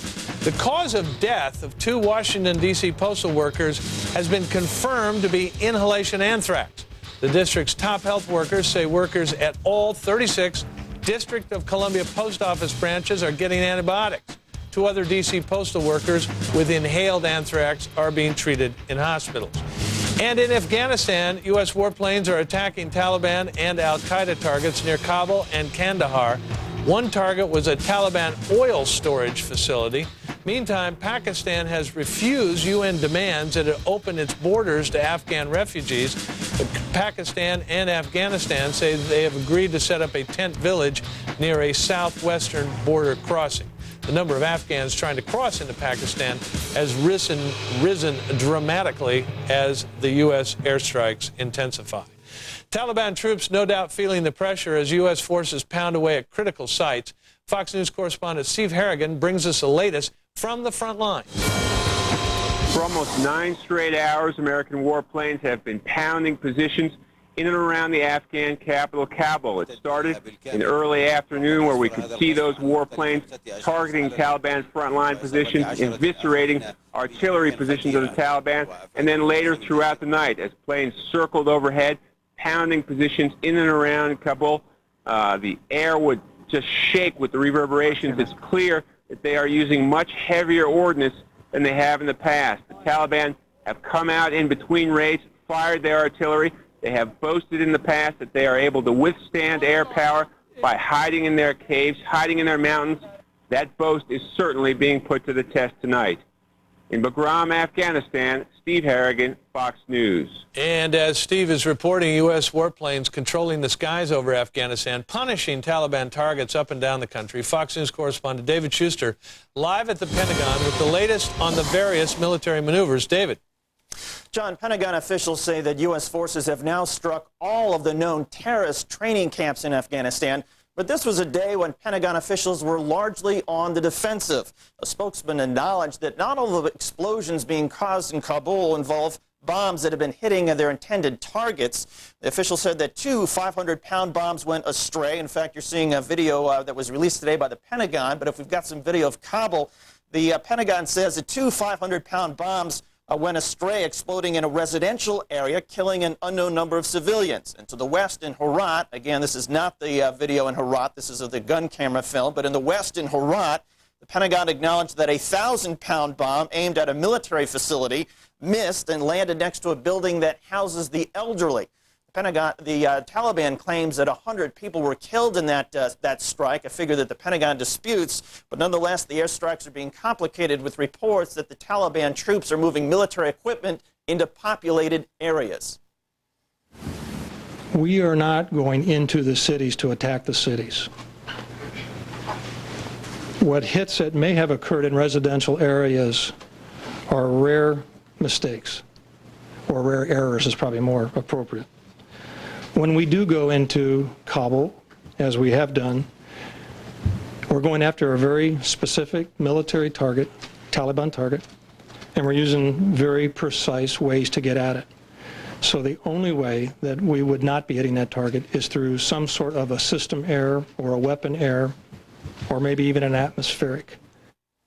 On that special operations raid over the weekend in Afghanistan, the Pentagon provided information today suggesting that a transport helicopter fully loaded with up to 30 U.S. Army Rangers narrowly avoided what might have been a catastrophe. After earlier denials, officials here at the Pentagon confirmed that this landing gear that has been on Middle Eastern television did come from one of the transport helicopters involved. The spokesman said the pilot of the MH-47 lifted off quickly at the end of the raid and flew past a barrier shearing off the helicopter's front wheels. The pilot was using night vision goggles, which may have hampered his depth perception. One official said off camera today that the pilot was very lucky the collision only involved the helicopter's undercarriage. Meanwhile, officials say that another helicopter involved in lifting a Black Hawk helicopter that had crashed over the weekend received some small arms fire. Here's what they said at the Pentagon briefing about that issue. This was a larger helicopter sling loading a smaller disabled helicopter within a country that is supporting the United States. There was some confusion, apparently a lot of confusion on the ground. We don't know where the firing or I should say, we don't know who was firing on our forces. We returned fire to stop it. The mission commander called an abort to the mission, which was to refuel, and just collected everybody out and left. Now, just to clarify, that all happened in Pakistan. The site where the Black Hawk helicopter crashed was being airlifted to another airfield where essentially the larger helicopter was being refueled. But officials underscore that this incident in Pakistan underscores why putting troops in that country may be somewhat dangerous, given the large number of people there who are sympathetic to the Taliban and who hate the United States. John? David Schuster at the Pentagon. David, thanks a lot. So, you've heard a lot about it. How is the U.S. war plan doing in making terrorists answer for their attacks on America? Joining us from Washington to discuss the nitty-gritty is retired Army Major General Paul Vallely. General Vallely, we've heard these descriptions of various attacks. Tell us what's important, what we ought to be paying attention to, in which cities and what's going on there. Well, the key thing, John, is that we're pounding all of those Taliban positions between Bagram and Kabul now. If you look at a very detailed map, you'll see that you've got a lot of high terrain with two major roads going from Bagram down to Kabul. So they're pounding the higher terrain features now where we have where the Taliban are located. So those have to be taken out one at a time before they could start the road march to Kabul. Let me ask you about a couple things. Reports are now that the Taliban is hiding in the cities like Kabul, Jalalabad, Mazar-e-Sharif, hiding in there where among the citizenry to try to avoid U.S. attacks because we don't want to attack civilians. Is that an effective technique? Well, for them it's effective, and of course they're cowards, they're murderers, they're terrorists. They'll use any ways and means to accomplish their goals over there, John. So we're going to be careful not to harm civilians as best we can, but this is a war zone now, and there's going to be collateral damage. There's going to be errors, as we've seen. We have to expect that. We just need to minimize them as best we can. The key is we've got to focus on al-Qaeda and the organization and take them out one by one, one group at a time. All right, let me go over something else on this map. Big battle going on in Mazar-e-Sharif. Big battle just outside of Kabul. Right. Occasionally some action around Jalalabad, and of course some in Kandahar. Kandahar right. being the Taliban stronghold. What I don't really understand about Mazar-e-Sharif, it's widely separated from Kabul. You can see all these mountains in here. Yes. Why is it that there is a huge battle at Mazar-e-Sharif and a huge battle, if I can mark it, just about in here? It appears that the Taliban forces are separated by some distance in here that it appears Northern Alliance people are in. Does that mean somehow that the Taliban have been cut off from each other? Well, I think so, and the more we pound at them, the more those units become disorganized. But let's take Mazar-e-Sharif. The main road route coming down from the north, Uzbekistan, is the most direct road from Mazar-e-Sharif to Kabul, so you can draw a line to Kabul there. Now, they're dependent on resupplies of their soldiers and troops up there at Mazar-e-Sharif, and they do that by, of course, truck and vehicle. They don't have the helicopters to do it. So they've got to go from Kabul up to Mazar-e-Sharif, essentially north. Yeah, it's a road that goes directly northwest out of Kabul up to Mazar-e-Sharif. Then there's two roads that come down from Bagram. It's not on the map there. So once we cut those roads off and we take out the positions along there, then basically what we do is disorganize the enemy so that it makes it much more easier then for the Northern Alliance then to march to Kabul, and that's got to be done. Major General Paul Vallely, thanks very much for helping us understand. I hope you didn't mind my scribbling on the map. I tried to illustrate it best I could. John, you're getting pretty good at it. You're going to take my place. All right, Paul Vallely, thanks very much. Biological agents potentially more potent than anthrax. What are they? And should we be concerned? Our Heather Nauert has an in-depth look at some of the other deadly threats. And if a terrorist threat was staring you in the face, would you know what to do? Basic skills you can use to protect yourself coming up in a special report. But the fact is, at some point in your life, you're going to stand up. And you're either going to stand up or you're going to get knocked down.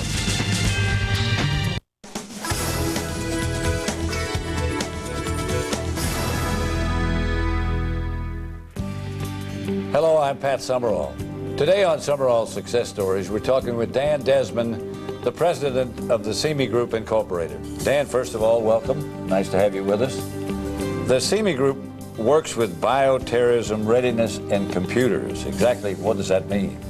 Well, Pat, over the last couple of years, Congress and the President have become increasingly aware of the potential for use of biological agents by terrorists. These would include things like anthrax, smallpox. And what they wanted to do was actually use computers and information technology to help with the education and training of public health professionals, and also with the tracking of outbreaks so that they can address them immediately. How did CME get involved? We got involved with this with the state of California. The director there, Deanna Bonte, and two of our main doctors, Kevin Riley and Peter Abbott, engaged the CME Group to help develop a unified messaging and web-based technology, which means that the doctors and the public health professionals in the field will be able to get online courses, online training, and be able to be alerted via cell phone, pager, over the web, on their home computer system, so that at any time they can immediately be contacted and get back to the system. The system also is being expanded in order to track the outbreak of biological events so that they can see trends and see patterns. Where is CME located exactly? We're located in Sacramento, California. We also have a place down in Scottsdale, Arizona to work with the state of Arizona, and we're slowly expanding throughout the western United States. Well, good luck to you, and thank you for being with us. And thank you for having me here. To find out more about the CME Group Incorporated, please call 916-564-6500 or visit them on the web at cmegroup.com.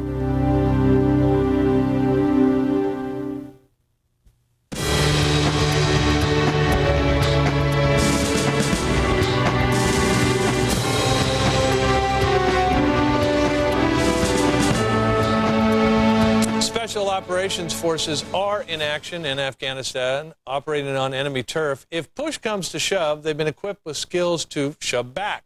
Certain skills any one of us could use to protect ourselves in a life-threatening terrorist situation we might be in. Fox News was granted exclusive access to a private training camp where some special ops teams received training. Our Rick Leventhal got a lesson in the basics.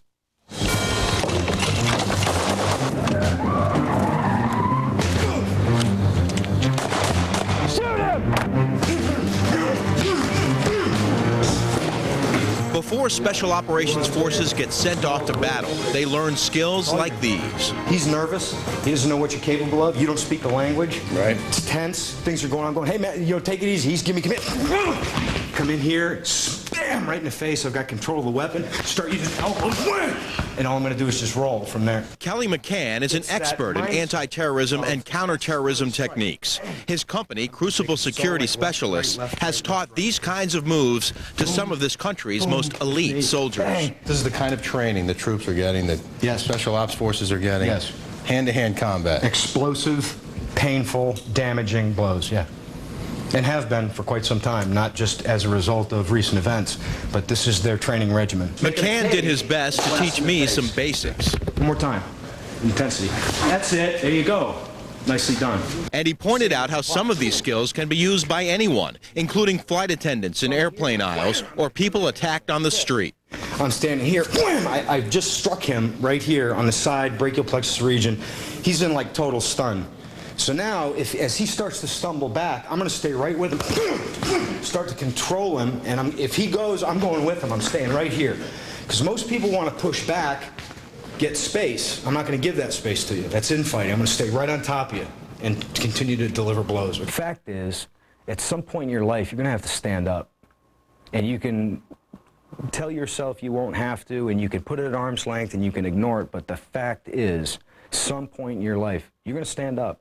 And you're either going to stand up or you're going to get knocked down. So, we make no judgment about people who choose to do one or the other. That's not our place.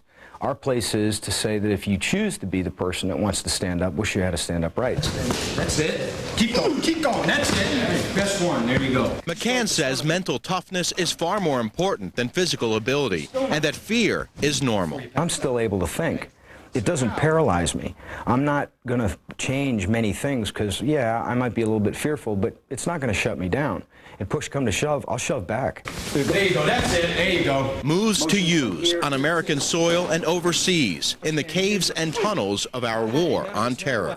In Fredericksburg, Virginia, Rick Leventhal, Fox News. And the final episode of Rick's special series will be tomorrow. Don't forget to be here, and we'll show it to you then. As troops turn up the heat on the Taliban abroad, here at home, the anthrax investigation continues. But there are other biological agents out there that could turn into terrorist weapons. Heather Nauert has been looking into the other deadly threats. Heather. Well, the Centers for Disease Control and Prevention are now alerting health officials to be on the lookout for symptoms of the 7 deadly biological agents. You've heard of anthrax and smallpox, but some lesser-known agents, pneumonic plague, botulism toxin, tularemia, and viral hemorrhagic viruses, worry some experts the most. And if unleashed in a bioterror attack, the results could be deadly. Dr. Charles Simone, author of How to Protect Yourself in a Terrorism Attack. I think we need to be on alert. I'm concerned. I think we need to be on alert, to be looking for things all the time, plague, tularemia, and even smallpox. Botulinum toxin is spread in the air, food, or water. It's not contagious, but within 12 to 72 hours of contact, it can cause double and blurred vision, slurred speech, and muscle weakness. Paralysis can start at your head and spread through the body. It's treated with an antitoxin, which emergency health departments have. Tularemia, or rabbit fever, infects animals like deer, dog ticks, or rabbits. It's spread through the air, water, or food, but it's not contagious. Causing weight loss, fever, chills, fatigue, and chest discomfort. It's also treated with antibiotics. Pneumonic plague, also known as Black Death or pestilence. Throughout history, it's destroyed half the population. It's spread through the air, is highly contagious, causing fever, chills, headache, and a bloody cough. The effect is severe pneumonia, an infection of the blood. It's treated with an antibiotic. If untreated, they can be quite deadly. 60% untreated cases with plague can be fatal. Viral hemorrhagic fevers such as Ebola spread person to person and are contagious. Within 3 to 8 days, causes severe headache, high fever, chills, and severe internal bleeding. There's no proven treatment.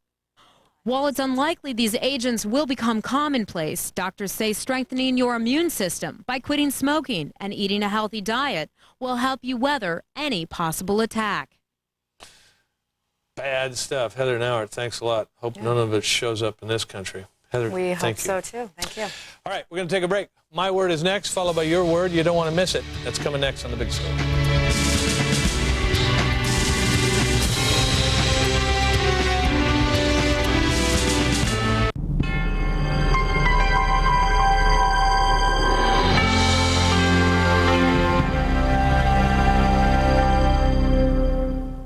February, we've got the home snow.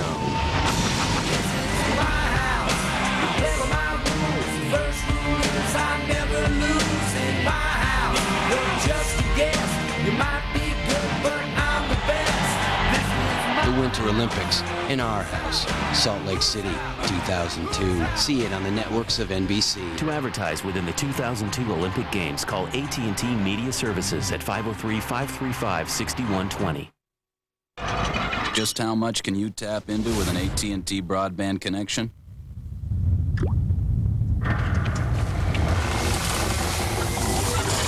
Try over 100 channels of entertainment. All the phone lines a house could want. And oh yeah, internet that flows by the gallon. Hope you're thirsty.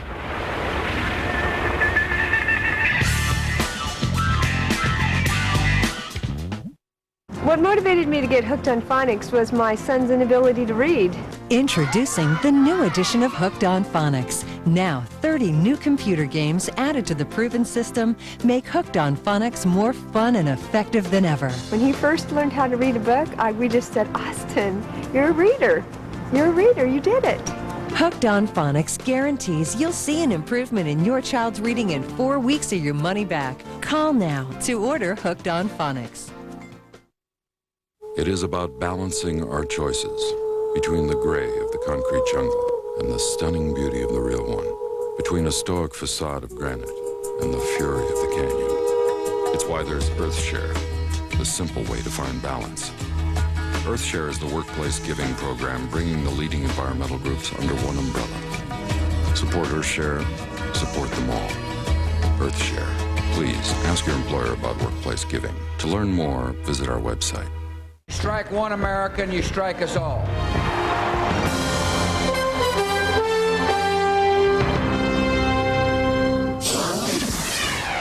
Now it is time for my word. On this day, the day we've learned that anthrax, a anthrax letter bomb was targeted at the White House, I'd like to revisit my opinion from yesterday that we must do something about our procedures for letting visitors into this country, particularly visitors from Middle Eastern countries, for example, Saudi Arabia, which we now learn teaches rabid, frothing at the mouth anti-Westernism. Many people have emailed me, sorry I don't get U.S. postal mail anymore, emailed me that tightening up the custom posts would be a good thing, agreeing with me that maybe we ought to revoke visas for people from certain Middle Eastern countries until we get this terror threat straightened out. Other people, as you will see in a moment on your word, accuse me of being un-American and racist and call me names for even suggesting we ought to sort people out by nationality. This despite the obvious fact that the September 11th killers were all Middle Eastern, were all here on visas, not a citizen among them. Now let me tell you about one of the planners of the terror mission and how he got into this country on a visa and wandered around looking at targets. His name is Dr. Ayman al-Zawahiri. He's a former head of the Egyptian Jihad terror group, the one that killed Anwar Sadat, and he has joined up with Osama bin Laden. Now look at this picture closely. Do you ever notice him in an airport, at a car rental agency, at a mall in Northern California, maybe sizing up the World Trade Center or the Capitol or even the White House? According to both the New Yorker magazine and the New York Times, he traveled in this country in 1995 under the name of Dr. Abdul Muez. At that point, he hadn't hooked up with bin Laden, but he had been kicked out of Egypt for involvement in Sadat's assassination. He'd been active in sponsoring terrorist cells to overthrow the government of Egypt, and he was a first-class festering boil of terror waiting to explode. He got into this country on a fake passport with a fake name, got a visa, traveled the country raising funds, not very well, and picking out targets. Can we assume he looked over the World Trade Center, in fact, all of New York? Probably, and God knows what else. Doesn't this illustrate how much fixing we have to do with our rules on who we admit, even for visits? If somebody wants to bomb New York City, they should have to go onto the internet and look at MapQuest. They shouldn't be able to stroll around Midtown sizing things up firsthand. It's time to revoke the visas. We did it with the Iranian students in 1979, and we should do it again now. That's my word. Now it is time for your word. Who really cares, this writer writes, about the limited threat of anthrax unless it gets into epidemic proportions? Anthrax doesn't rate the coverage you're giving it. How many died as a result of the flu, AIDS, food poisoning, lightning, or other causes? Why don't you report those stats instead? Avisman. Avisman, keep your day job. You have no future in the news. Anthrax and terror are news because they are news. About my call for a revocation of all visas for Middle Eastern visitors. If we continue to allow visas for Middle Eastern visitors, the authorities will never be able to wipe out these terrorist cells that are already here among us. The cells that they do find will continually be replaced by others. That was Janine in Long Island. We must restrict our borders. The protection of our citizens and homeland should come first. Those who may get their feelings hurt under a more restrictive policy can just get over it. Tammy in Birmingham. We've got to get and keep the enemy out of this country until things are under control, even if some people, even a lot of people, are inconvenienced. That's a price that will have to be paid until we are safe in our workplaces and post offices and everywhere else. Julie in Chicago. Then this from abroad. You're damn right. These are desperate times. Nothing to do with racism or political correctness. Everything to do with safety and common sense. Joji in Australia. And she writes, P.S. I'm not even American, but I care. And finally, I got a few of these from people we allowed to become citizens, evidently by mistake. Our country is just as much for the people who want to come here as it is for those who have a long line of heritage here. Anyone who wants freedom and democracy is an American. Not you, you dumbass. Maybe you should have been in the WTC when it went down, you conservative Nazi monkey. He's talking about me. And had Timothy McVeigh not been brought to justice, would you suggest that all white men with military background be picked out of the country and have our borders closed to men of European descent? I doubt it. Sincerely, an immigrant with more patriotism than you. P.S. Go get your own country, Mr. Opinions. I reminded this man in an email back that we killed Tim McVeigh, and we would do it again, even if he was a white guy, native born. And by the way, this came in by air message, and I have his phone number. Anybody who has a suggestion of what I should say back to him when I call him should write to me at myword@foxnews.com. Keep them short, because I'm going to have to plow through them. Then I'll call him and give him what's on your mind. As a reminder to the rest of you, if you want to get your letter on the air, write to me at myword@foxnews.com. The rules are simple. No spam. I don't want to see a million addresses on the thing. I won't even read it. I do read them all. I do answer some, and I put the best on the air. We're going to take a break. Be right back to wrap things up.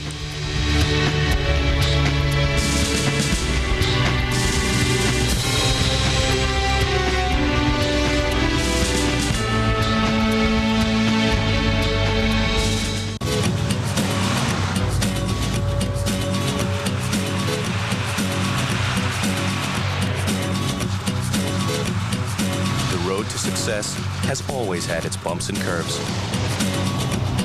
Don't get off track. Now is the time you really need personalized advice and better information. Morgan Stanley. Move your money. Get well connected. Want to get your favorite DVDs online? Movies like Crouching Tiger, Hidden Dragon, Gladiator, Vertical Limit. Go to the Columbia House DVD Club at ColumbiaHouse.com to get your favorite 4 DVDs for just 49 cents each, plus shipping and handling with membership. Traffic, Miss Congeniality, The Patriot. Plus, log on to ColumbiaHouse.com now or call toll-free and have your credit card ready. And in addition to your 4 DVDs for 49 cents each, get a bonus DVD with membership. Why are so many people switching to IDT long distance? 5 cents, actually. Yes, ma'am.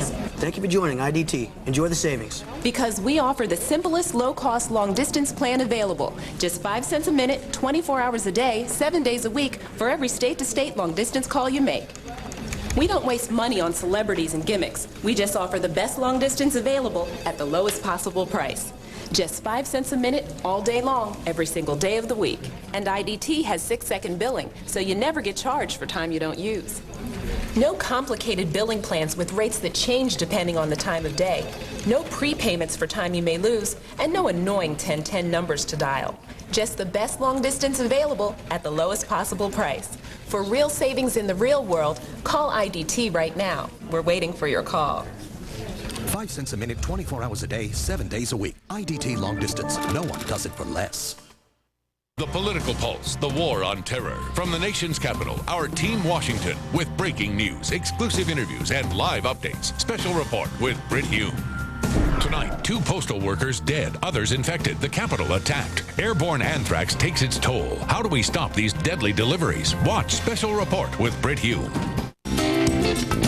Hi, I'm Edie Donahue. Next on Fox and Friends, where did the anthrax come from? Could it have been smuggled from Russia? We'll take an inside look starting at 6 a.m. Eastern. That does it for the big story. Meanwhile, an anthrax letter has been sent to the White House. It didn't quite make it there. All the details. Special report with Brit Hume. Here's Brit.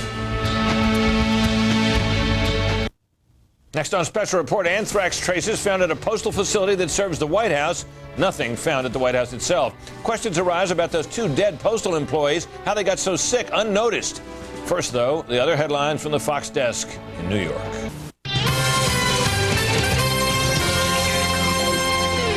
Hello, everybody. I'm Lori Dew. Former Vice President Al Gore gave Democrats a reason to believe he may run in 2004 with a surprise visit to New Hampshire this morning. Gore, who was scheduled to speak at a Democratic fundraiser on Saturday, showed up a few days early. Associates for the former vice president say a decision on running for president in 2004 is, quote, a long way off. The defense has rested in the Miami road rage trial of former football star O.J. Simpson. Simpson took the witness stand and accused the other driver in the case of lying in his testimony. Simpson is charged with auto burglary and battery and faces up to 16 years in prison if convicted. Closing arguments are set for tomorrow morning. A major development in Northern Ireland, the province's Disarmament Commission confirms the Irish Republican Army is laying down its arms. Now, that is a move that could rescue the stalled peace process. And on Wall Street today, anthrax fears pressured stocks, and disappointing profit reports from ExxonMobil and Lucent Technologies also helped send the markets down. The Dow gave up close to 37 points to close at 93.40, and the Nasdaq lost about 4 points to end the day at 1704. We'll have more news for you in about 30 minutes at the bottom of the hour. Stay tuned now for Special Report with Britt Hume.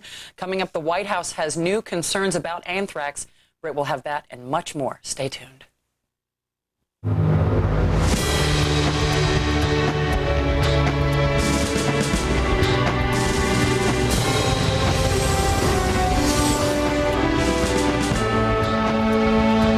Welcome to Washington. I'm Britt Hume. It now appears the White House was targeted by whoever is sending those letters laced with anthrax.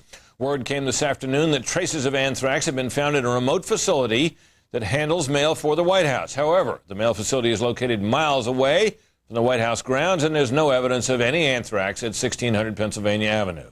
Fox News senior correspondent Rita Cosby has the story. President Bush says despite the discovery of anthrax at an off-site military mail screening facility for the White House, he says he does not feel threatened, nor should others. I'm confident when I come to work tomorrow that I'll be safe. Tests confirmed the presence of anthrax at the Bolling Air Force Base mail facility on a slitting machine that opens the mail. The White House says no anthrax has been found on White House grounds, and steps are being taken to make sure all mail processing employees are safe. Tests will be performed on all mail received at this site to determine its source. All employees at this site are being swabbed and tested. The mail brought to the White House delivery site comes from the main Brentwood mail facility in Washington, D.C., the same site where now 2 more workers are being treated for what's believed to be inhalation anthrax, possibly bringing the total to 4 in the D.C. area for those who have the rare, often deadly form of the disease. Both patients had occupational exposures related to the Brentwood facility. This comes as health officials confirm that 2 other Brentwood postal workers did indeed die from inhalation anthrax.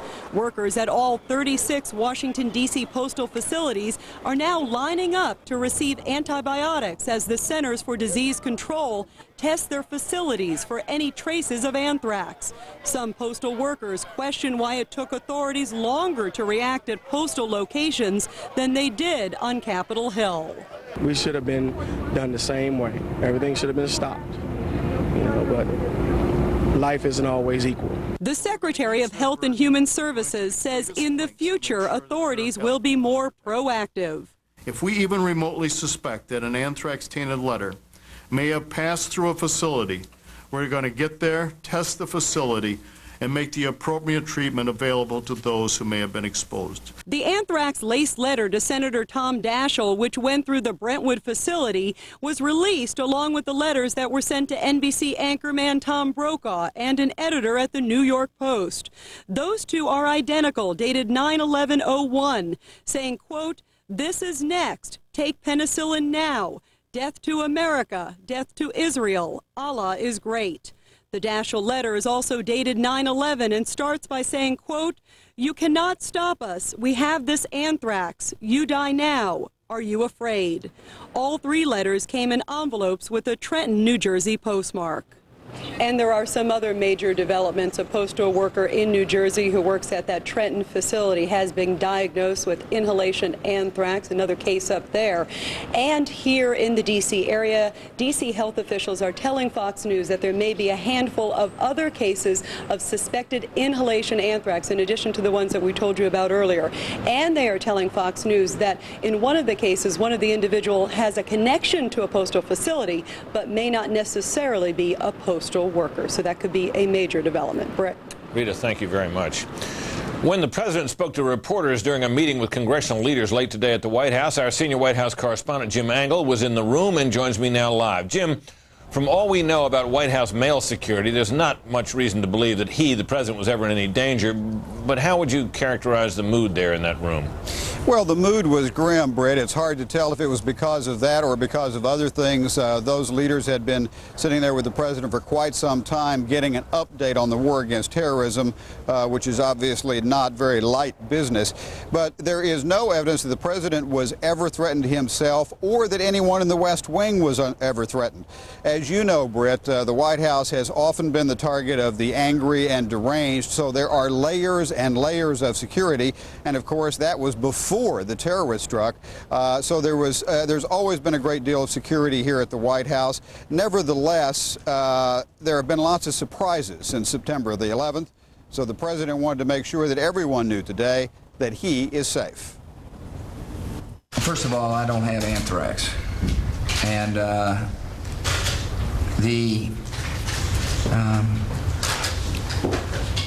it's hard for Americans to imagine how evil the people are who are doing this. For the most part, the anthrax letters have been sent to prominent people and prominent places, the media and congressional leaders, for instance. The president was asked if he believes the real purpose of the letters is to sow fear and confusion among the American people. The object of terrorism is to try to force us to change our way of life, is to force us to retreat, is to force us to be what we're not, and they're going to fail. They're simply going to fail. Officials say the White House itself shows no presence of anthrax, and spokesman Ari Fleischer suggested for good reason. Suffice it to say that prior to September 11th, and then as well as after September 11th, the White House has always had extraordinary precautions in place. They've even been enhanced after September 11th. So there has been a regular program here of environmental sampling at the White House, even prior to this discovery, and all the environmental sampling to date has shown negative. Officials have not found the piece of mail, if indeed there is one, that left the anthrax spores on that piece of machinery that opens mail, Britt.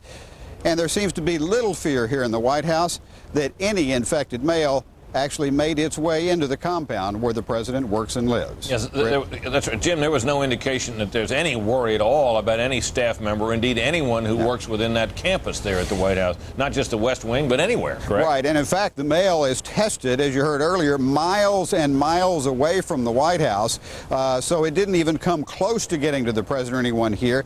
The White House won't talk about the extent to which members of the president's staff are tested and that sort of thing, but there is no evidence at all, Britt, that anyone here had any even close brushes with anything that is suspected of carrying anthrax. There is no evidence, in fact, that any anthrax has gotten anywhere near the White House. Jim, thanks very much. Meanwhile, lawmakers are back at the U.S. Capitol and voting, though their offices and many of their committee rooms remain closed for anthrax testing. And now the speed with which federal and public health officials responded to the anthrax situation on Capitol Hill is being compared, and not favorably, to the way they reacted in dealing with the Postal Service. Fox News correspondent Carl Cameron has that story. In the closed congressional office buildings, the meticulous search for anthrax was increasingly urgent. They're going the actual room to room. And in the open and newly fortified Capitol, lawmakers went back to work, worried, and in some cases angry that with 4 cases of inhalation anthrax in Washington so far, and 2 of them fatal, the Centers for Disease Control is not prepared and has reacted too slowly. Quite frankly, as you can tell from my tone of voice, I'm a little upset about this. The Senate Majority Leader was asked if the CDC made a mistake by initially focusing on Capitol Hill workers and not D.C. postal employees. Let me say that something went wrong, obviously, and it's clear that we have to try to take whatever remedial action to ensure that protections are put in place for everybody. The CDC is under fire for not immediately closing Washington's Brentwood post office when it was discovered that the contaminated letter en route to the Capitol was processed there. One of our questions throughout this has been, how far back up the mail chain do you go? The Secretary of Health and Human Services defended the CDC at a separate hearing, even as he promised to improve and accelerate future responses. And we're going to err on the side of caution in making sure people are protected. House leaders took that as vindication for their decision last week to quickly close their half of the Capitol, a move that they called prudent and critics called wimpy. Congressional leaders visited the president at the White House throughout the day. House Democratic leader Dick Gephardt reissued his warnings and chastised those who've downplayed the danger. Again, this is weapons-grade material. I think we've got to stop parsing words. This is highly sophisticated material. It is small in size and it aerosolizes. Daschle, according to some colleagues, was so alarmed by the threat last week that at the White House meeting then, he agreed to close the Capitol. He calmed down later, though, and kept the Senate open. But now, he says, some Capitol mail may have to be burned, unopened, just to be safe. It is likely that the mail will have to be destroyed. Legislatively, lawmakers are scrambling. The House has now passed a war bonds bill, the first one since the Second World War, and planned on Tuesday night to pass a sweeping anti-terrorism bill. The president would like to have it signed for a big ceremony before the end of the week, and the White House is now pressuring senators to get it passed in the Senate as well. As for the airline security measure, there is a snag. House Republicans are opposing what the president has offered, suggesting that it amounts to an overzealous federalization of private airline security. Brett? So, how well is the atmosphere of bipartisanship surviving, Carl? Well, at the meeting at the White House this morning with legislative leaders, there was a bit of a flare-up as the lawmakers, the president, even George Tenet, the CIA director, were going over the war issues. They did change subjects for a while, and the president is said to have asked Tom Daschle, the Senate Majority Leader, about his judicial nominations. And sources familiar with the conversation say Daschle said he didn't intend to take up any more judicial nominations for the time being. He was going to focus on appropriations because Daschle is described as telling the president Mr. Bush needs the appropriations more now and doesn't have any leverage on the judicial nominations. There was said to be a stunned silence in the room for some time, and then Trent Lott, the Republican from Mississippi, said, "That's the Tom Daschle I remember." Brett? And it wasn't resolved. Unresolved, although Republicans now say they don't expect to see judicial nominations for the president pass anytime soon. All right, Carl, thanks very much. The House of Representatives has approved a measure authorizing the Treasury, as Carl just noted, to sell war bonds for the first time since 1945. The legislation passed on a voice vote today and now heads to the Senate. The bonds raised more than $185 billion for the government during World War II, although some economic advisors are saying that a better program for the economy would be for people to just go out and spend. Up next, the Pentagon admits to some things it had disputed. That story after a break. Preparation, focus, the strength to perform under all conditions. That's how Oppenheimer Quest Balanced Value Fund beat 99% of its competition over the past 5 years. Oppenheimer Funds, the right way to invest. One company provides total document solutions for business. Yes, sir. One company offers digital copiers that scan, print, fax, and finish. Yes, sir. One company makes the most earth-friendly printers and copiers on the planet. Yes, sir. One company has a printer drum that lasts 30 times longer. Yes, sir. One company. Kyocera Mita.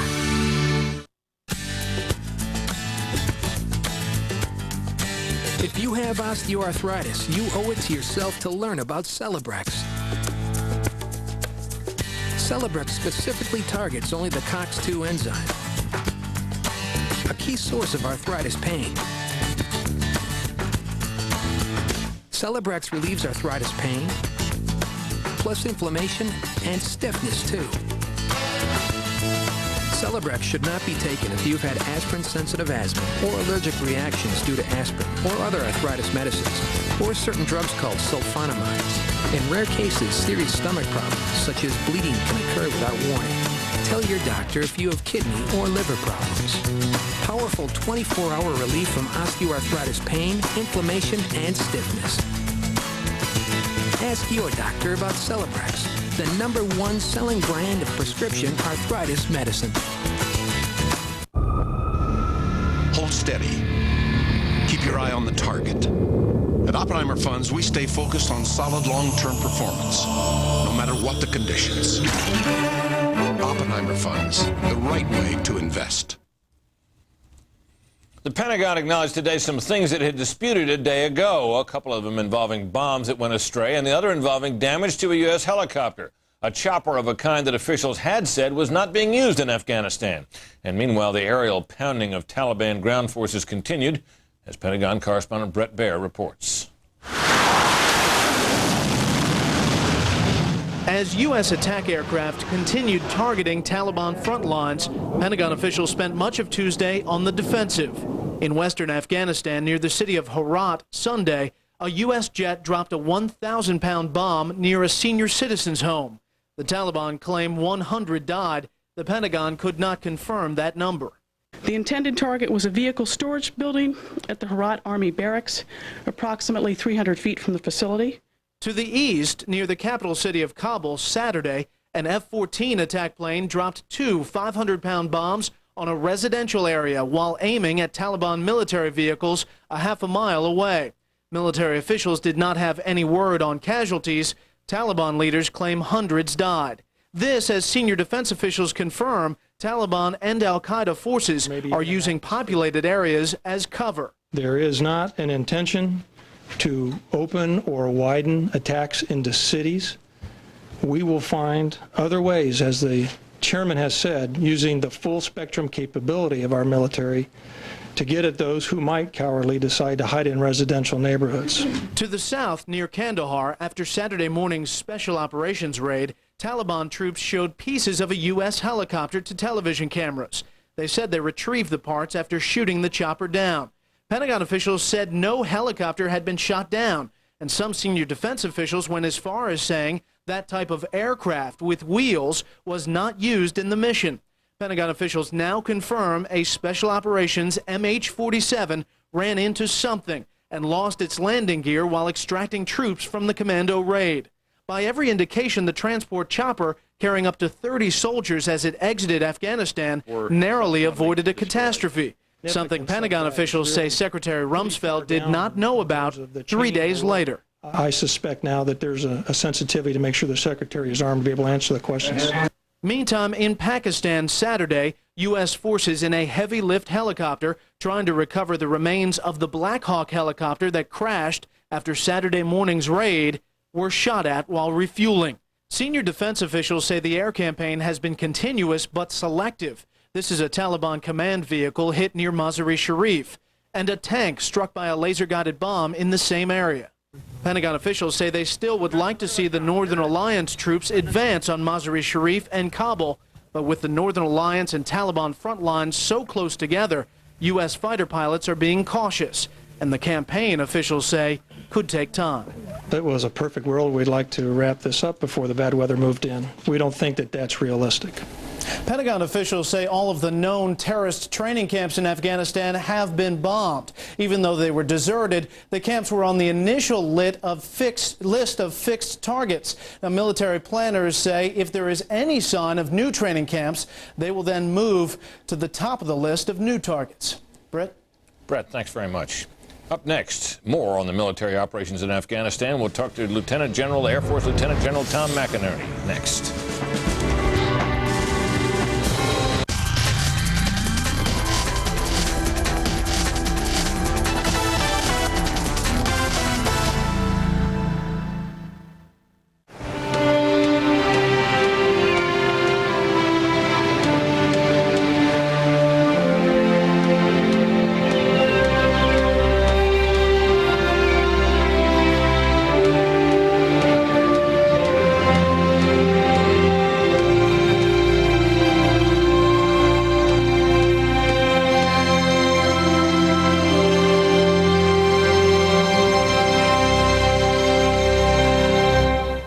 I'm best known as Alice Cooper, shock rocker.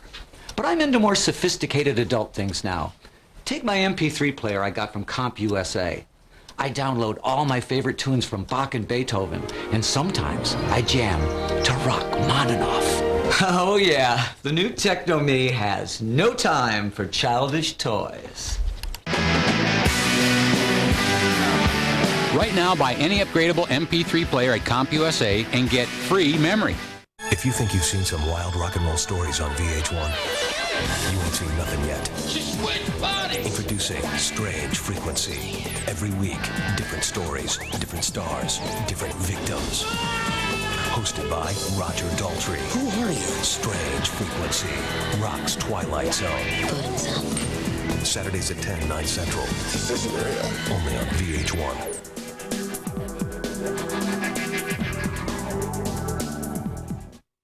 Next February, we've got the home snow.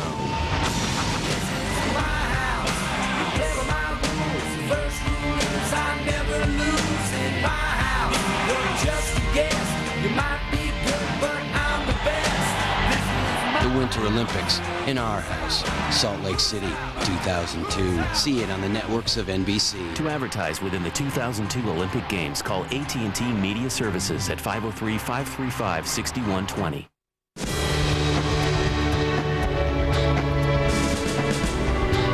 For further analysis of the continuing air campaign over Afghanistan, I'm joined by Fox News military analyst, retired Air Force General Tom McInerney. General, welcome. Right. A big moment in this conflict so far is expected to occur when the Northern Alliance forces break out of positions north of the capital of Kabul and move down and march into the city, or walk in, or however they go. But we've never really looked at the question of what awaits them along the way and what that looks like. So we got up a new map with a little more detail, and I'd like you to tell us what you can about what the whole military situation is there. Well, if you take a look at our map here, you can see this is a military map, an ONC. What's that stand for? And that says Operational Navigational Chart. Gotcha. And this Bagram, you can see the air base right there, and that's the runway aiming that direction. Now, about the length of the runway where the Taliban forces are strung out along here. And so once we break through here, and that's very crucial, because if we use precision bombing, satellite-guided missiles, but from bombers, B-2s or B-1s or B-52s, in very precise but mass, we can force a breakout here and destroy that. Now, they're attacking them today with forces F-14s and F-18s. You see there are three main roads along the highway, along down into Kabul, and this one is a secondary road that they can come down here. These avenues of access into Kabul, and the city of Kabul is around here, they're facing forces along here. Now, I want to show you the terrain here is mountainous. You can see it here, steep mountains here. Up here, there's some mountains pointing down this way, and in a slight little elevation period here that we'll have to be careful of, because this is where their defenses will be once you make the breakout from up here. And start down that road. And start down that road. Right? Now, they're posing about 8,000 troops in front of them directly at Bagram. They're about 4,500. So it's almost 2 to 1 against them. But with the firepower we have, that can make the difference. Then once they break out and they start moving down this access route here, is where we'll need to have special operations, our special operations helping them in various positions along here to counter and also to attack using firepower on these positions. Now, you expect that there will be enemy positions along here that our special operations forces would go in and attack That's correct. That's correct. Right. And they attack it in concert with going in stealthy in a way, and also using firepower, directing firepower on those positions, air power. Now, this is something the enemy may or may not expect, but we're not giving away anything here. We're not giving anything away. I mean, this is fundamentals on the different operations that things could do, that we could do against them. Right. Again, there's a synergy between the air and the land forces, and timing of that is very critical. Now, as we look at the situation up around Bagram, would you expect that our air campaign, when it allows the forces of the Northern Alliance to break out, will have demolished the forces up there, or simply forced them to retreat?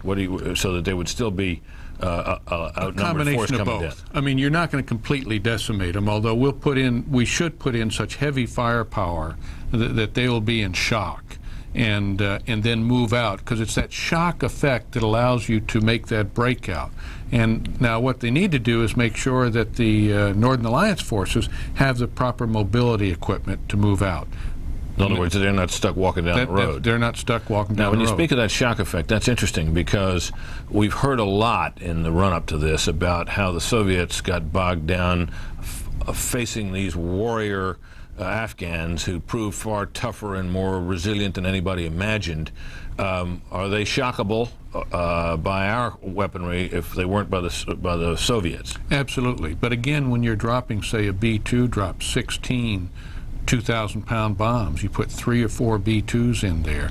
You put B-1s. It can drop 27 satellite-guided bombs. So this has been like nothing they've ever seen.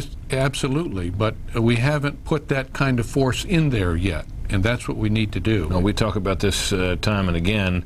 The reason we haven't done that is something other than a military reason, from what you're telling me. That's correct. That's what it appears to be. And we know there's a conference tomorrow, just briefly, in Turkey. How might that advance this goal? Well, the king is meeting in Turkey. Former Istanbul, king. Former exile king. And they're getting the anti-Taliban forces together to talk about the government after. If they can come up with a compromise that meets the U.S. needs, I'm sure then we'll say, all right, we're going to fully support you in the Northern Alliance, and the Northern Alliance is part of that conference, to start taking down these cities. Mazar-e Sharif will probably be the first because it's further extended, and then Kabul. Right. And then they'll work on going south down to Kandahar and Jalalabad. But all of this would be, I guess our political operatives hope, our diplomatic operatives hope, would be with an agreement in place that once this has all been pacified or conquered, so to speak, that it wouldn't just be a Northern Alliance takeover, it would be some sort of interim coalition government. That's correct. Yeah, and that they've all agreed upon. And that has really been the sticking point, and that's why you haven't seen a much more aggressive campaign. General McInerney, nice to have you. Thanks so very much. We got to take a quick break here for other headlines. When we return, find out why Madeleine Albright seems to have changed her tune about the Gulf War. That story after a break.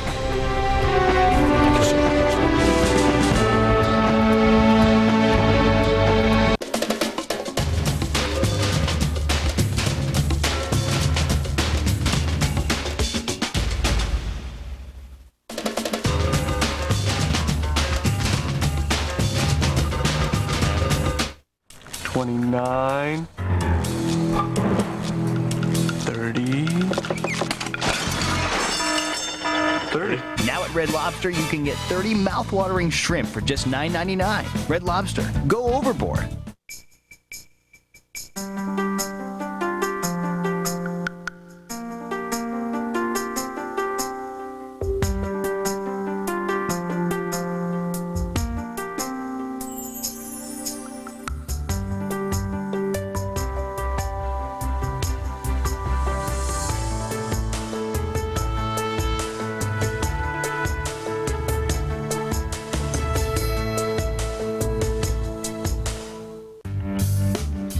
Seat 9A, window. How are you? Morning flight. Full-size car. Hotel? Not this trip. On Travelocity, we'll show you a calendar of choices for the price you want. Because a great fare isn't great if it's not available when you are. Travelocity. Go virtually anywhere.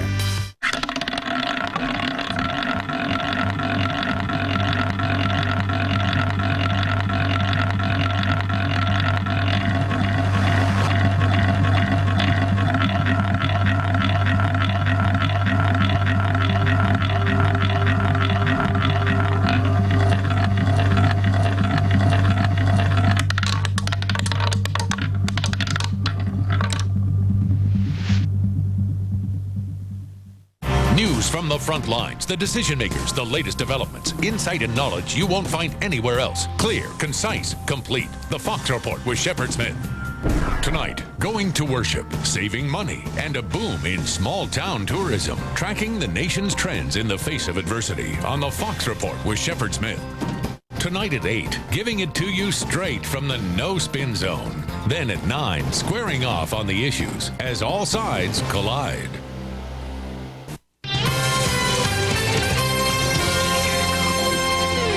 Hello, everybody. I'm Lori Dew. The defense has rested in the Miami road rage trial of former football star O.J. Simpson. Simpson took the witness stand and accused the other driver of lying in his testimony. Simpson is charged with auto burglary and battery and faces up to 16 years in prison if convicted. Closing arguments are set for tomorrow. Two crew members from a mail boat are missing after the boat capsized and sank to the bottom of the Detroit River. The Coast Guard did manage to rescue two others. The boat delivers mail and packages to and from ships. A business marriage of the Pillsbury Doughboy and Betty Crocker is moving ahead. The Federal Trade Commission deadlocked on approving General Mills' $10.5 billion purchase of Pillsbury. The FTC vote was 2-2. Now, mergers typically proceed unless the panel votes to block it.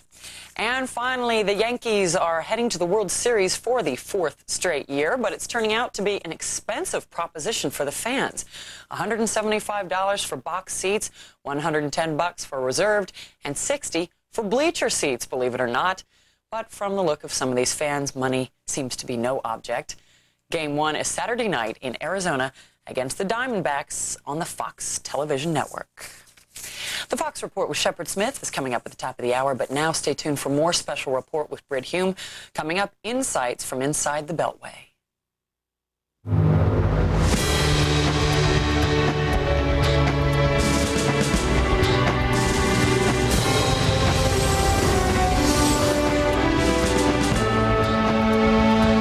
There were these footnotes to the story of America's war on terrorism.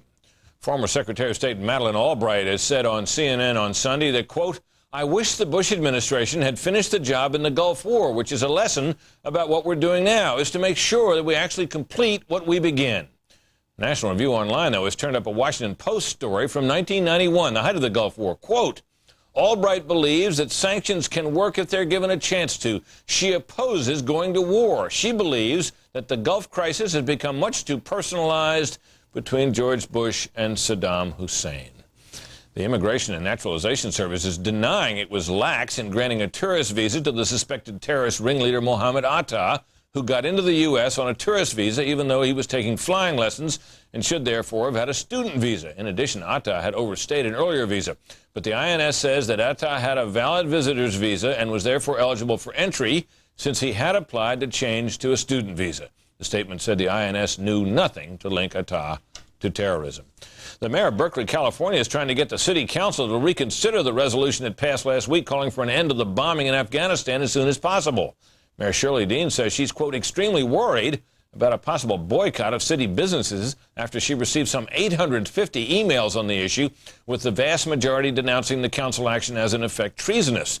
She emailed 3 of the 5 council members who voted for the resolution, hoping to get 2 to switch. So far, no takers. Georgia Democratic Congresswoman Cynthia McKinney is in bad odor with her New York colleagues for her apologetic letter to that Saudi prince in which she took his side in the dispute with New York Mayor Rudy Giuliani. Saudi Prince Alawid, you'll recall, gave New York $10 million, but coupled it with the suggestion U.S. support of Israel was partly responsible for the September 11th atrocities. Giuliani threw the money back in Alawid's face. McKinney's apology ensued, and now fellow Democrat Charlie Rangel called her letter, quote, "very embarrassing." And Democrat Gary Ackerman said she wants, quote, "us to be on the side of Osama bin Laden and Muammar Gaddafi instead of Israel," end quote. The Senate and the House of Representatives, Senate leaders say they expect 2 Senate office buildings to open in the very near future. However, it could be weeks before other buildings, including the one where the anthrax was first found, are open. In the meantime, legislative work on Capitol Hill has slowed dramatically in the wake of the anthrax attacks, with buildings closed. Everything from the status of judicial nominees to work on anti-terrorism legislation has been stalled. Fox News correspondent Brian Wilson has more details on how Congress is coping. Congress back in session, the Capitol building open. The people's business was being conducted on the floor of the House. Senate will come to order. And the Senate. But it wasn't easy. With all the House and Senate office buildings closed. Something that would take 1 minute normally now might take us an hour and a half to find who's got this and where and how do we jury rig. And so Congress struggles to cope. They're meeting in every nook and cranny they can find, trying to deal with complex issues when they only have very limited staff. House staff members were given temporary space over at the General Accounting Office, but sources say the scene there was so chaotic that by noon, some staffers gave up and went home. Senators without much seniority don't have hideaway offices in the Capitol building. They were provided temporary space in a nearby government building that also leases space to a microbrewery. Word started to leak out that some of these House and Senate office buildings might be closed for a while. When Senator Conrad Burns heard that, he went straight to his off-limits office in the Dirksen building, against the advice of health and law enforcement officials. For Burns, it was a choice between facing anthrax or his creditors. And I just told him I had my checkbooks over there and stuff, and I got to pay some bills. Still, there is a genuine willingness to soldier on through the inconvenience of it all. There are young men and women who are putting their lives in harm's way today to deal with these terrorists. We don't have room to complain. We shouldn't take the time to complain. What we should continue to do is do our job. Don't complain, don't whine. No whining in Congress. These are extraordinary times. On Capitol Hill, Brian Wilson, Fox News. By the way, the Russell Senate Office Building, the oldest of the 3 Senate Office buildings, will reopen in the morning, the other 2 to reopen at a later time. The Bush administration has repeatedly called on Israel to withdraw from Palestinian areas, and the president himself passed on that message to Israeli Foreign Minister Shimon Peres today at the White House. But Mr. Bush also told Peres the U.S. is saddened by last week's assassination of an Israeli cabinet minister, and the president called on Palestinian leader Yasser Arafat to try to stop the violence. We continue to call upon Chairman Arafat to do everything he can to bring the killer to justice. It's very important that he arrest the person who did this or those who did this act, and continue to arrest those who would disrupt and harm Israeli citizens. He must show the resolve necessary to bring peace to the region. And finally, I did express our concern about troops in Palestinian territory, and I would hope the Israelis would move their troops as quickly as possible. There seems to have been progress in the war on terrorism today in a theater where the United States has not been active lately. The Irish Republican Army promised to disarm back in May 2000, but only now has the group claimed to have done so. The IRA says the move is aimed at saving the peace process in Northern Ireland. Correspondent Gary Honeyford of our sister network Sky News has the story from Belfast. Late on a landmark day, Ulster Unionist leader David Trimble emerged from Belfast's Armament Nerve Centre to declare himself content with the unprecedented move from the IRA. Crucially, content enough to recommend a return to government with Sinn Féin. I'm going to go to that executive with a recommendation that the party approve our action in reconstituting. Canadian General John de Chastelain, the commissioner who'd witnessed the destruction of arms, ammunition and explosives, had convinced the Unionists that the development was significant. The Prime Minister called it a significant milestone.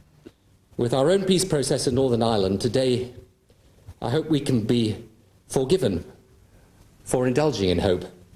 It's in short enough supply in our world not to celebrate it when we have it. It was a development the Irish Taoiseach Bertie Ahern conceded he thought he might never see.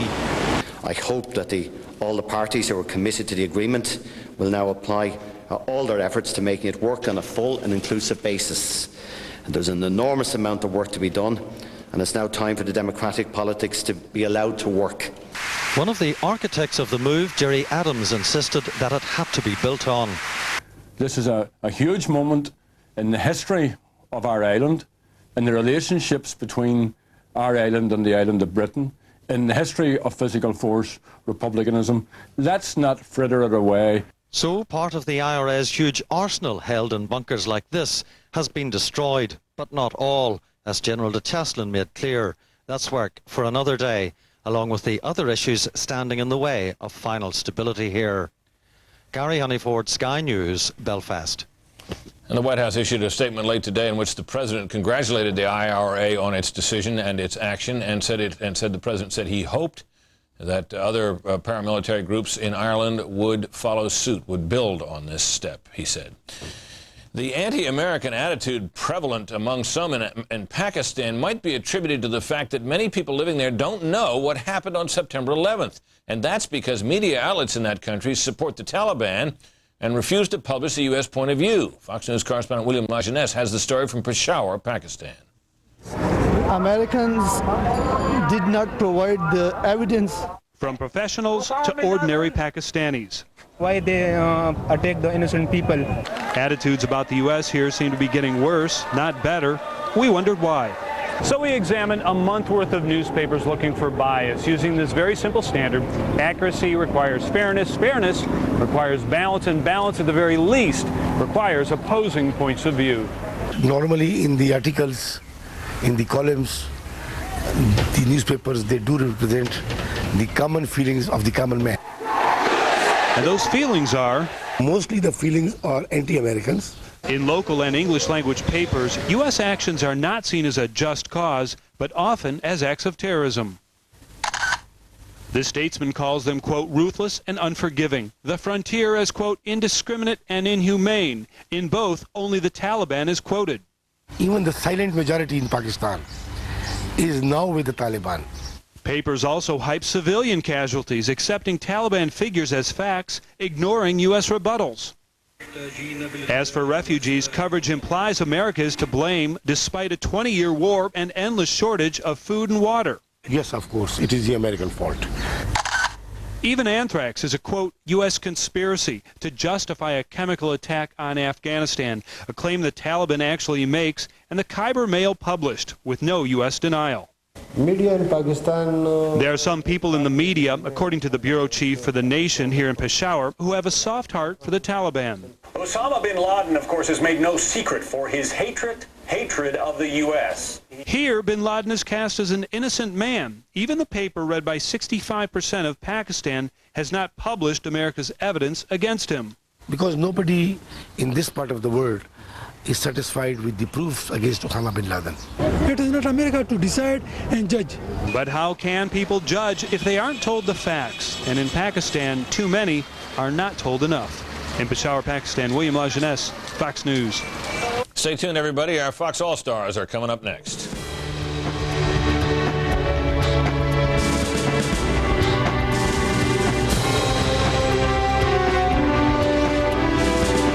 How good is your game plan? No matter what the conditions, Oppenheimer Funds has always believed in sticking to the fundamentals, a strategy that's proven itself time and time again. Oppenheimer Funds, the right way to invest.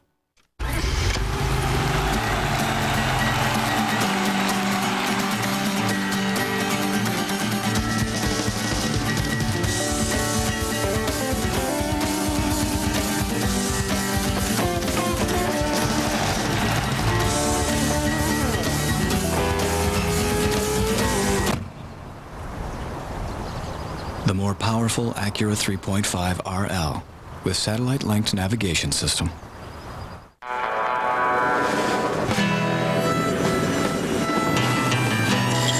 Oh, moly. What's in the truck? It's kind of hard to explain. Open it up. Delphi may be new to some people, but we've been around, developing advanced technologies that use electronics to replace mechanical systems and creating new energy solutions for the vehicles of tomorrow. Delphi Automotive Systems, driving tomorrow's technology.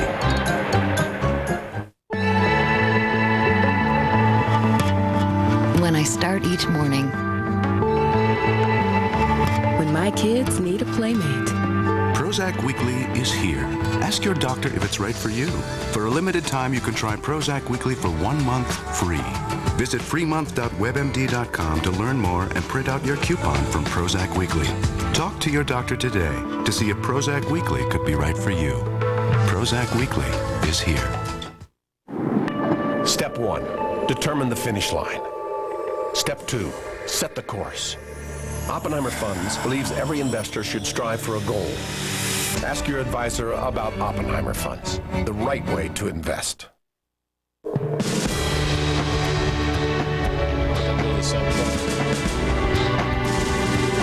Some insights now from Fred Barnes, executive editor of the Weekly Standard, Mort Kondracki, executive editor of Roll Call, and Mara Liasson, national political correspondent of National Public Radio, Fox News contributors all. It became evident today that the postal workers, 2 of whom have now died, 2 others have got inhalation anthrax, were not treated in quite the same way, and perhaps some might say with quite the same urgency as workers and members, in particular, on Capitol Hill with regard to the mail that went through their postal facility on its way to the House of Representatives and to the Senate. So let's listen to what one of those postal workers had to say about that. We should have been done the same way. Everything should have been stopped. But life isn't always equal. What about that? Is this?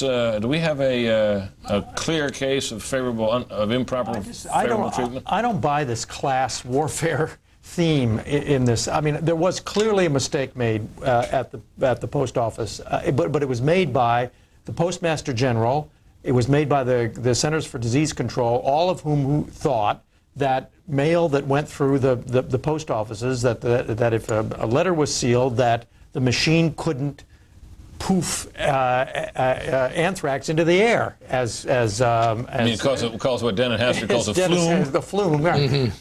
And they were mistaken clearly. But I don't think that this. In other words, your view is it was an honest mistake, not biased toward the big shots. Absolutely. I don't think it was biased to the big shots, but it is disturbing because, first of all, there was a New Jersey postal worker who was ill, so they had that piece of evidence. I think what this shows is that the authorities are too reactive. It's like they said, well, gee, we didn't know it could come out of mail that hadn't been opened. Now we do. Everything is after the fact. In other words, there doesn't seem to be anybody who's thinking ahead and connecting the dots. And if you have anthrax in a letter to the Senate office building, maybe we should figure out who else might have been exposed. Yeah, we should have. I think it was an honest mistake, but the result is, I think you're seeing just the first instances of this great patriotic national unity begin to fray. Oh, I think that's going way too far. No, I don't think it's going. Do you think these postal workers are not going to support the U.S. effort? No, I didn't mean that. But I mean, we've had unity at home. We've had people not complaining.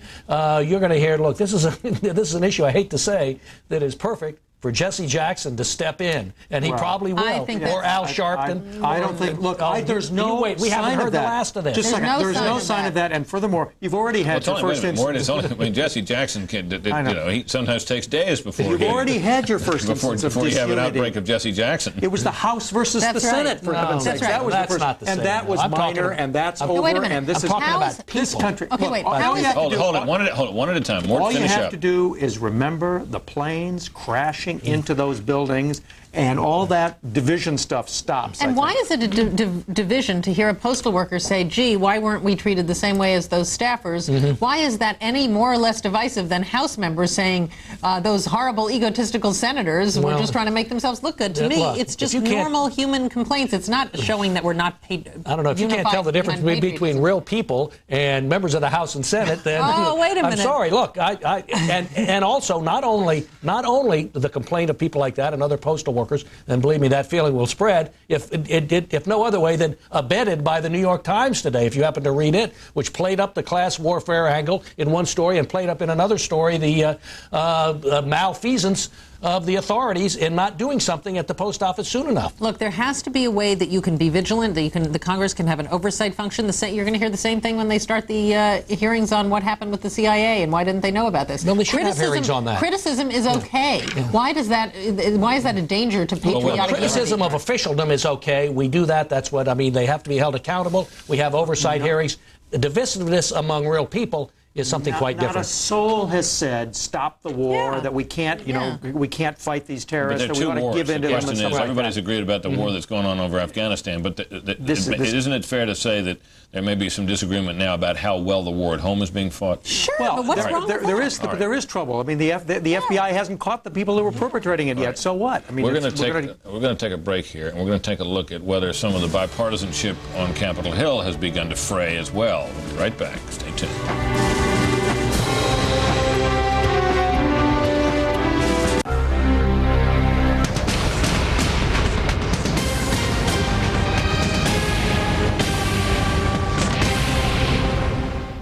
If you think you've seen some wild rock and roll stories on VH1, you ain't seen nothing yet. Introducing Strange Frequency. Every week, different stories, different stars, different victims.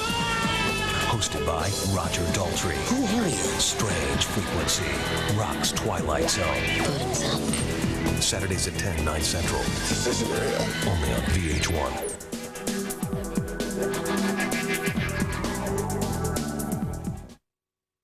Programs funded by the Oregon Lottery reflect the things that are important to Oregonians, from fundamentals in K through 12 to advanced studies and technical training in our colleges. Oregonians know that education is an essential element of a strong economy. have directed lottery dollars to support our schools and create jobs. Lottery dollars go where they're needed when they're needed, helping to keep Oregon feeling like Oregon. Lottery games are based on chance and should be played for entertainment only. I'm not talking to you! Now families can enjoy the ultimate web experience and use the phone line at the same time. Hold on a sec. Don't you get it? I think she's in love. Introducing Quest Connected Home. It's your home phone line with tons of great features, plus unlimited MSN broadband powered by Quest for just $72.90 a month. Now even get free activation, a $99 value. This is staying connected. This is riding the light. Quest.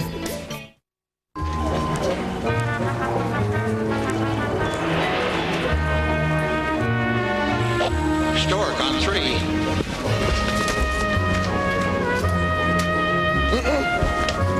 Oh, please come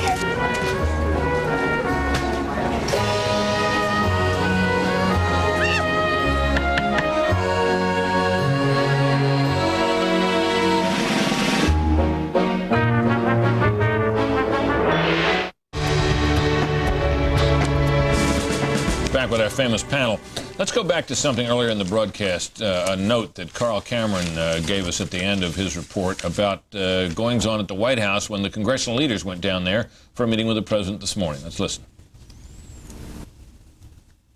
At the meeting at the White House this morning with legislative leaders, there was a bit of a flare-up as the lawmakers, the president, even George Tenet, the CIA director, were going over the war issues. They did change subjects for a while, and the president is said to have asked Tom Daschle, the Senate Majority Leader, about his judicial nominations.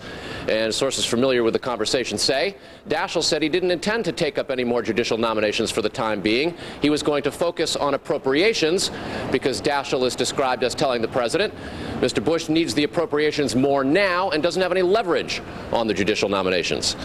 There was said to be a stunned silence in the room for some time, and then Trent Lott, the Republican from Mississippi, said, "That's the Tom Daschle I remember." Brett? And it wasn't resolved. Unresolved, although Republicans now say they don't expect to see judicial nominations for the president pass anytime soon. Well, there you have it. What about it? Mort? I think it's outrageous on the part of the Democrats to be holding up. They complained loudly.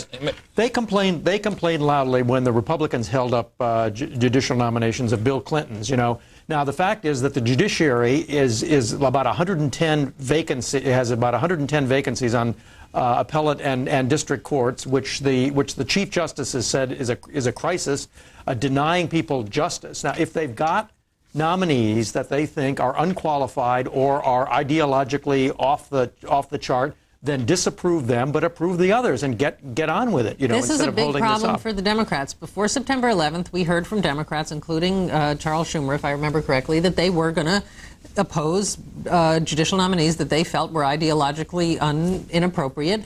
They should do that. They should put their money where their mouth is. Now, it sounds like it's pretty dangerous and risky for them to oppose the president, and they've decided they don't want to do it in the light of day. So they don't want to do anything. Block. Right. Well, blocking them is, and I think that's a problem. I think that what we were talking about before, division is okay, criticism is okay, and you can differ without being unpatriotic. And if they want to oppose these judges, they should oppose them.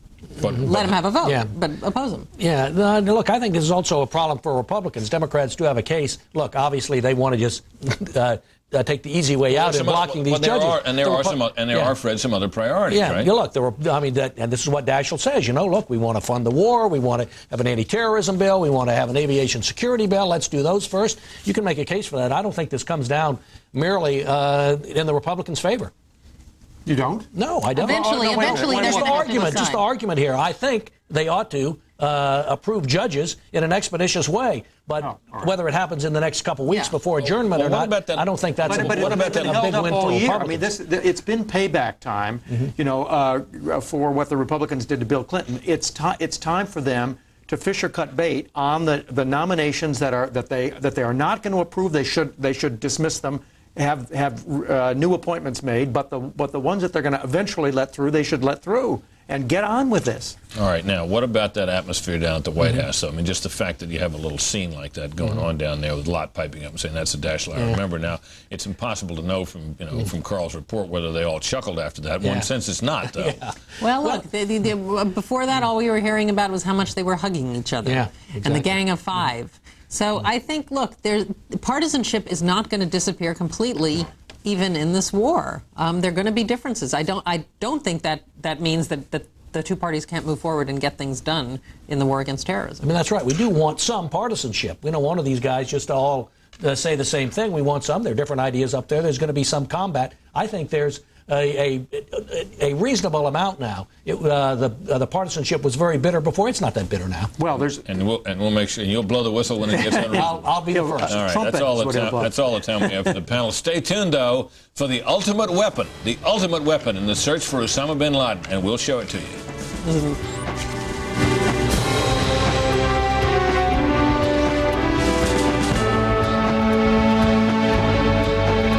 Snuggle audition, take one. You. Wait. I'm snuggly soft. Thank you. Next. When it comes to real softness, there's only one Snuggle. Snuggle. There's no substitute for softness.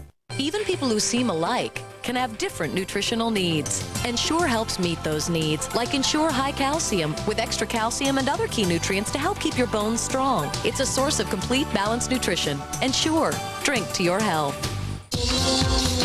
The new collection is a triumph, just dripping with vibrant flair. And I love the reinterpretation of the front and back color covers from sassy to sublime. Custom ringtones strike a retro chord. Right now, Cingular is giving you twice as much. Buy this hip new Nokia and get another one free. Plus, ask about our unlimited nights and weekend plans. Cingular Wireless, what do you have to say?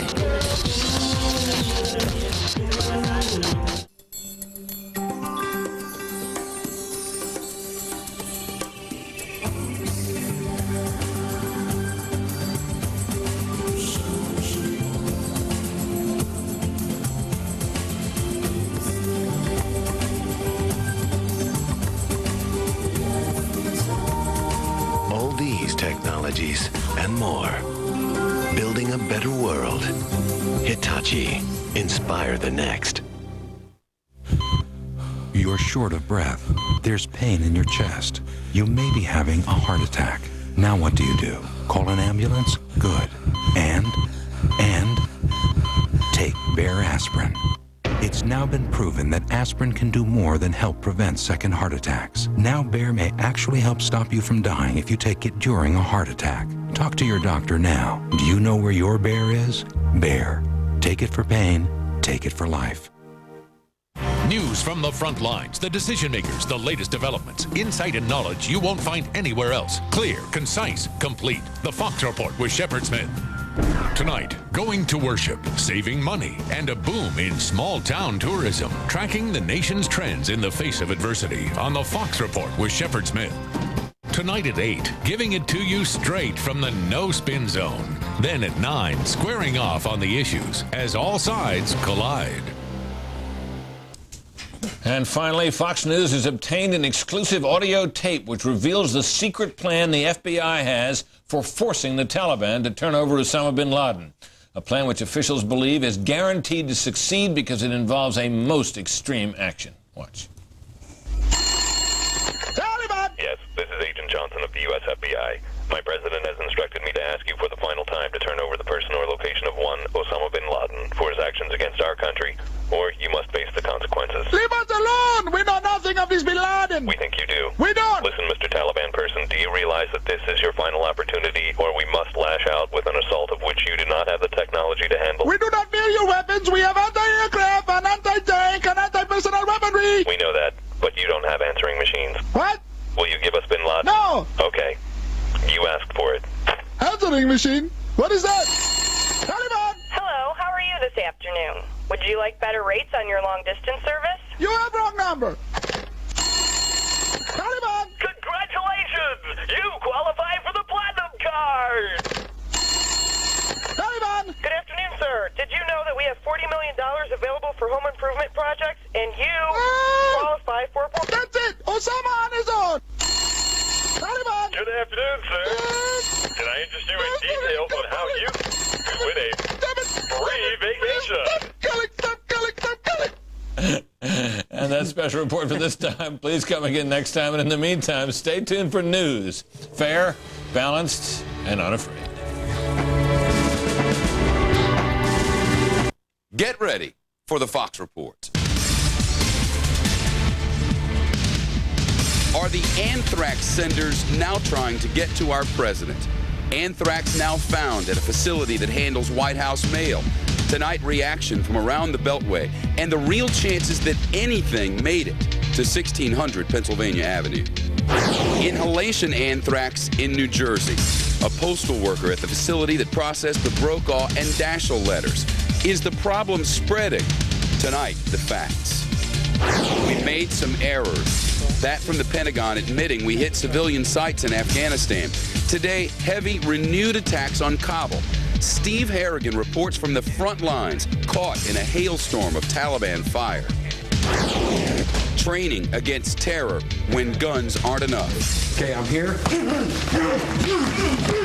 How helpful on board airplanes for flight attendants, even passengers. A global Team Fox coverage of the war on terror as Fox reports right now. Live from the world headquarters of Fox News, the most powerful name in news, the Fox Report with Shepard Smith. Fair news, balanced news now. President Bush says he does not have anthrax, but the facility where all White House mail is processed has now tested positive for the bacteria. It's a remote facility miles from the White House, and so far tests at the president's residence have come up negative. We're making sure that the West Wing, the White House, is safe. And let me put it this way, I'm confident when I come to work tomorrow that I'll be safe. The president says there is no hard evidence yet, but that these anthrax mailings are obviously terrorism. Team Fox coverage now. Brett Baer at the Pentagon, Catherine Herridge on Homeland Security. We begin tonight with senior White House correspondent Jim Angle live on the North Lawn. Jim, concerns there? Some concerns, Shep, but not too many. You know, the terrorists have attacked other symbols of U.S. power. Now, apparently, the White House, too. You have to remember, of course, that the White House has long been the target of the angry and deranged, not to mention terrorists. So there are layers and layers of security here.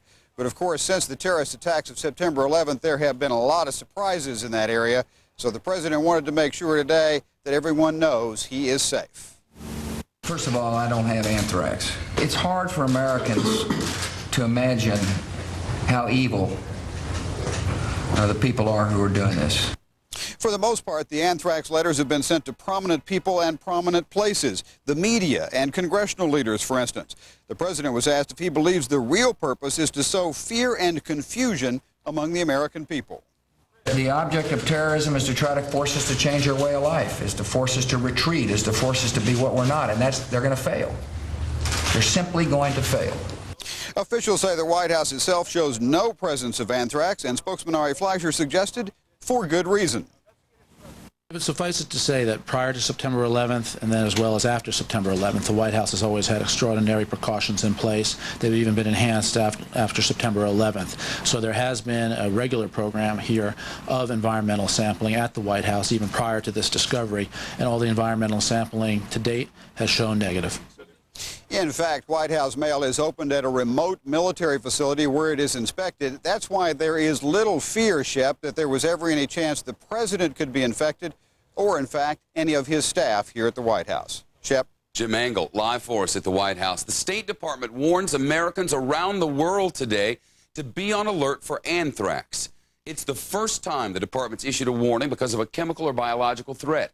Thousands of postal workers in Washington lining up to be tested and treated for anthrax, and some are wondering what took so long. It's now confirmed 2 D.C. postal workers did die of inhaled anthrax. Washington's mayor says anthrax has been found at the facility where the D.C. mail is processed, including the anthrax letters sent to Senate Majority Leader Tom Daschle. Some postal workers are now wondering why the facility wasn't tested right away after a Senate office building and the entire House of Representatives were shut down. I think they receive more priority, of course, because you're dealing with those that are making laws, those, the higher class, how it goes. So we should have been done the same way. The president believes that the cause of death was not the treatment made by the federal government or the local officials or anybody else, that the cause of death was the attack that was made on our nation as a result of people mailing anthrax through the mail. A postal worker in New Jersey also in the hospital with what's believed to be inhaled anthrax. She works at the facility that processed the letters to Senator Daschle and NBC newsman Tom Brokaw, plus the New York Post. Team Fox coverage continues now. Homeland Security correspondent Catherine Herridge live in Washington. Catherine. Shep, I'm at D.C. General. This is where postal workers have been coming all day to get their antibiotics. No real change in the numbers. We still have 2 D.C. postal workers diagnosed with inhalation anthrax, the most serious form of the disease. They're listed in critical but stable condition. 2 confirmed deaths as a result of anthrax. And another 16 cases that they're tracking for, we're told, are suspicious. Now, about an hour ago, we had a news conference here. Among the participants, D.C. Mayor Anthony Williams, some members of Congress, and also Senate Majority Leader Tom Daschle. Their message is that they're doing everything possible to protect postal workers. But I asked Senator Daschle to respond to complaints from postal workers that took days to get them antibiotics, when on the Capitol Hill last week, it happened much faster. Here's Senator Daschle's response. What happened on Capitol Hill was that a young intern opened an envelope and anthrax spilled out, which triggered the succession of events that occurred immediately. We didn't have that clear and definitive incident in Brentwood to trigger the same regimen. So you have 2 entirely different circumstances. Department of Justice today releasing copies of 3 letters, the letters to NBC, the Post, and Daschle. Let's start with the NBC and Post letters. They were both dated 9/11/01 and read, "This is next, take penicillin not spelled properly." Then reading, "Death to America, death to Israel, Allah is great." And then, of course, the Daschle letter, that was different. It was also dated 9/11/01 and read, "You cannot stop us. We have this anthrax. You die now. Are you afraid? Death to America, death to Israel, Allah is great." Now, the Daschle letter is significant is because it's processed by the Brentwood facility. That's where the 4 postal employees work, the 2 who have died and also the 2 who have inhalation anthrax. At this point, we know that 4,500 postal workers are on antibiotics, not just from the Brentwood facility, but also 36 other facilities. Health officials here in Washington saying the priority is not to test people now, but to get people immediate treatment. Those swabs, that testing, is not a way for us to tell the individual who's being tested whether they have anthrax. It is not a way for us to confirm whether that person will get sick with anthrax. We do not need to do further testing, but we need to treat, and we need to treat quickly. We have new information tonight, this coming from Hawaii. Fire department and hazmat teams are saying field tests show that anthrax is present at a downtown Honolulu company. No further details at this point, but another sign that this nation, our nation, is on alert. Shep? More details on the Hawaii incident later. Catherine Herridge for us in Washington. It's war, and innocents will die no matter what precautions are taken. That's the message from the Pentagon, admitting some bombs have missed their mark, exploding near a senior citizen center, other strays hitting a neighborhood near Kabul. The Pentagon says 2 500-pound bombs that mistakenly hit residential areas were aiming for Taliban military vehicles a half-mile away. The Taliban claiming that American forces have killed at least 1,000 civilians. The Pentagon says that figure is way too high, but that it regrets any loss of life while targeting the Taliban and al-Qaeda terrorists. There were camps that we knew of. They were struck. If al-Qaeda were to ever raise their head to train again, we will try to find those camps and strike those camps. Well, along with the bombs, the U.S. now adding blankets to the list of humanitarian aid being dropped from the skies over Afghanistan. With winter coming, Team Fox coverage continues now. National security correspondent Brett Baer live at the Pentagon. Hello, Brett. Hey, Shep. As U.S. attack aircraft continued targeting Taliban front lines, Pentagon officials spent much of today on the defensive. In western Afghanistan, near the city of Herat, Sunday, a U.S. jet dropped a 1,000-pound bomb near a senior citizen's home. The Taliban claim 100 died there. The Pentagon couldn't confirm that number. Pentagon officials say the intended target was a vehicle storage building at the Herat Army Barracks, about 300 feet from the senior home. Now, near the capital city of Kabul Saturday, an F-14 dropped 2 500-pound bombs on a residential area while aiming at Taliban military vehicles. Pentagon officials did not have any word on casualties there. This, as senior defense officials confirmed, Taliban and al-Qaeda forces are frequently using populated areas as cover. Now, after Saturday morning's special operations raid,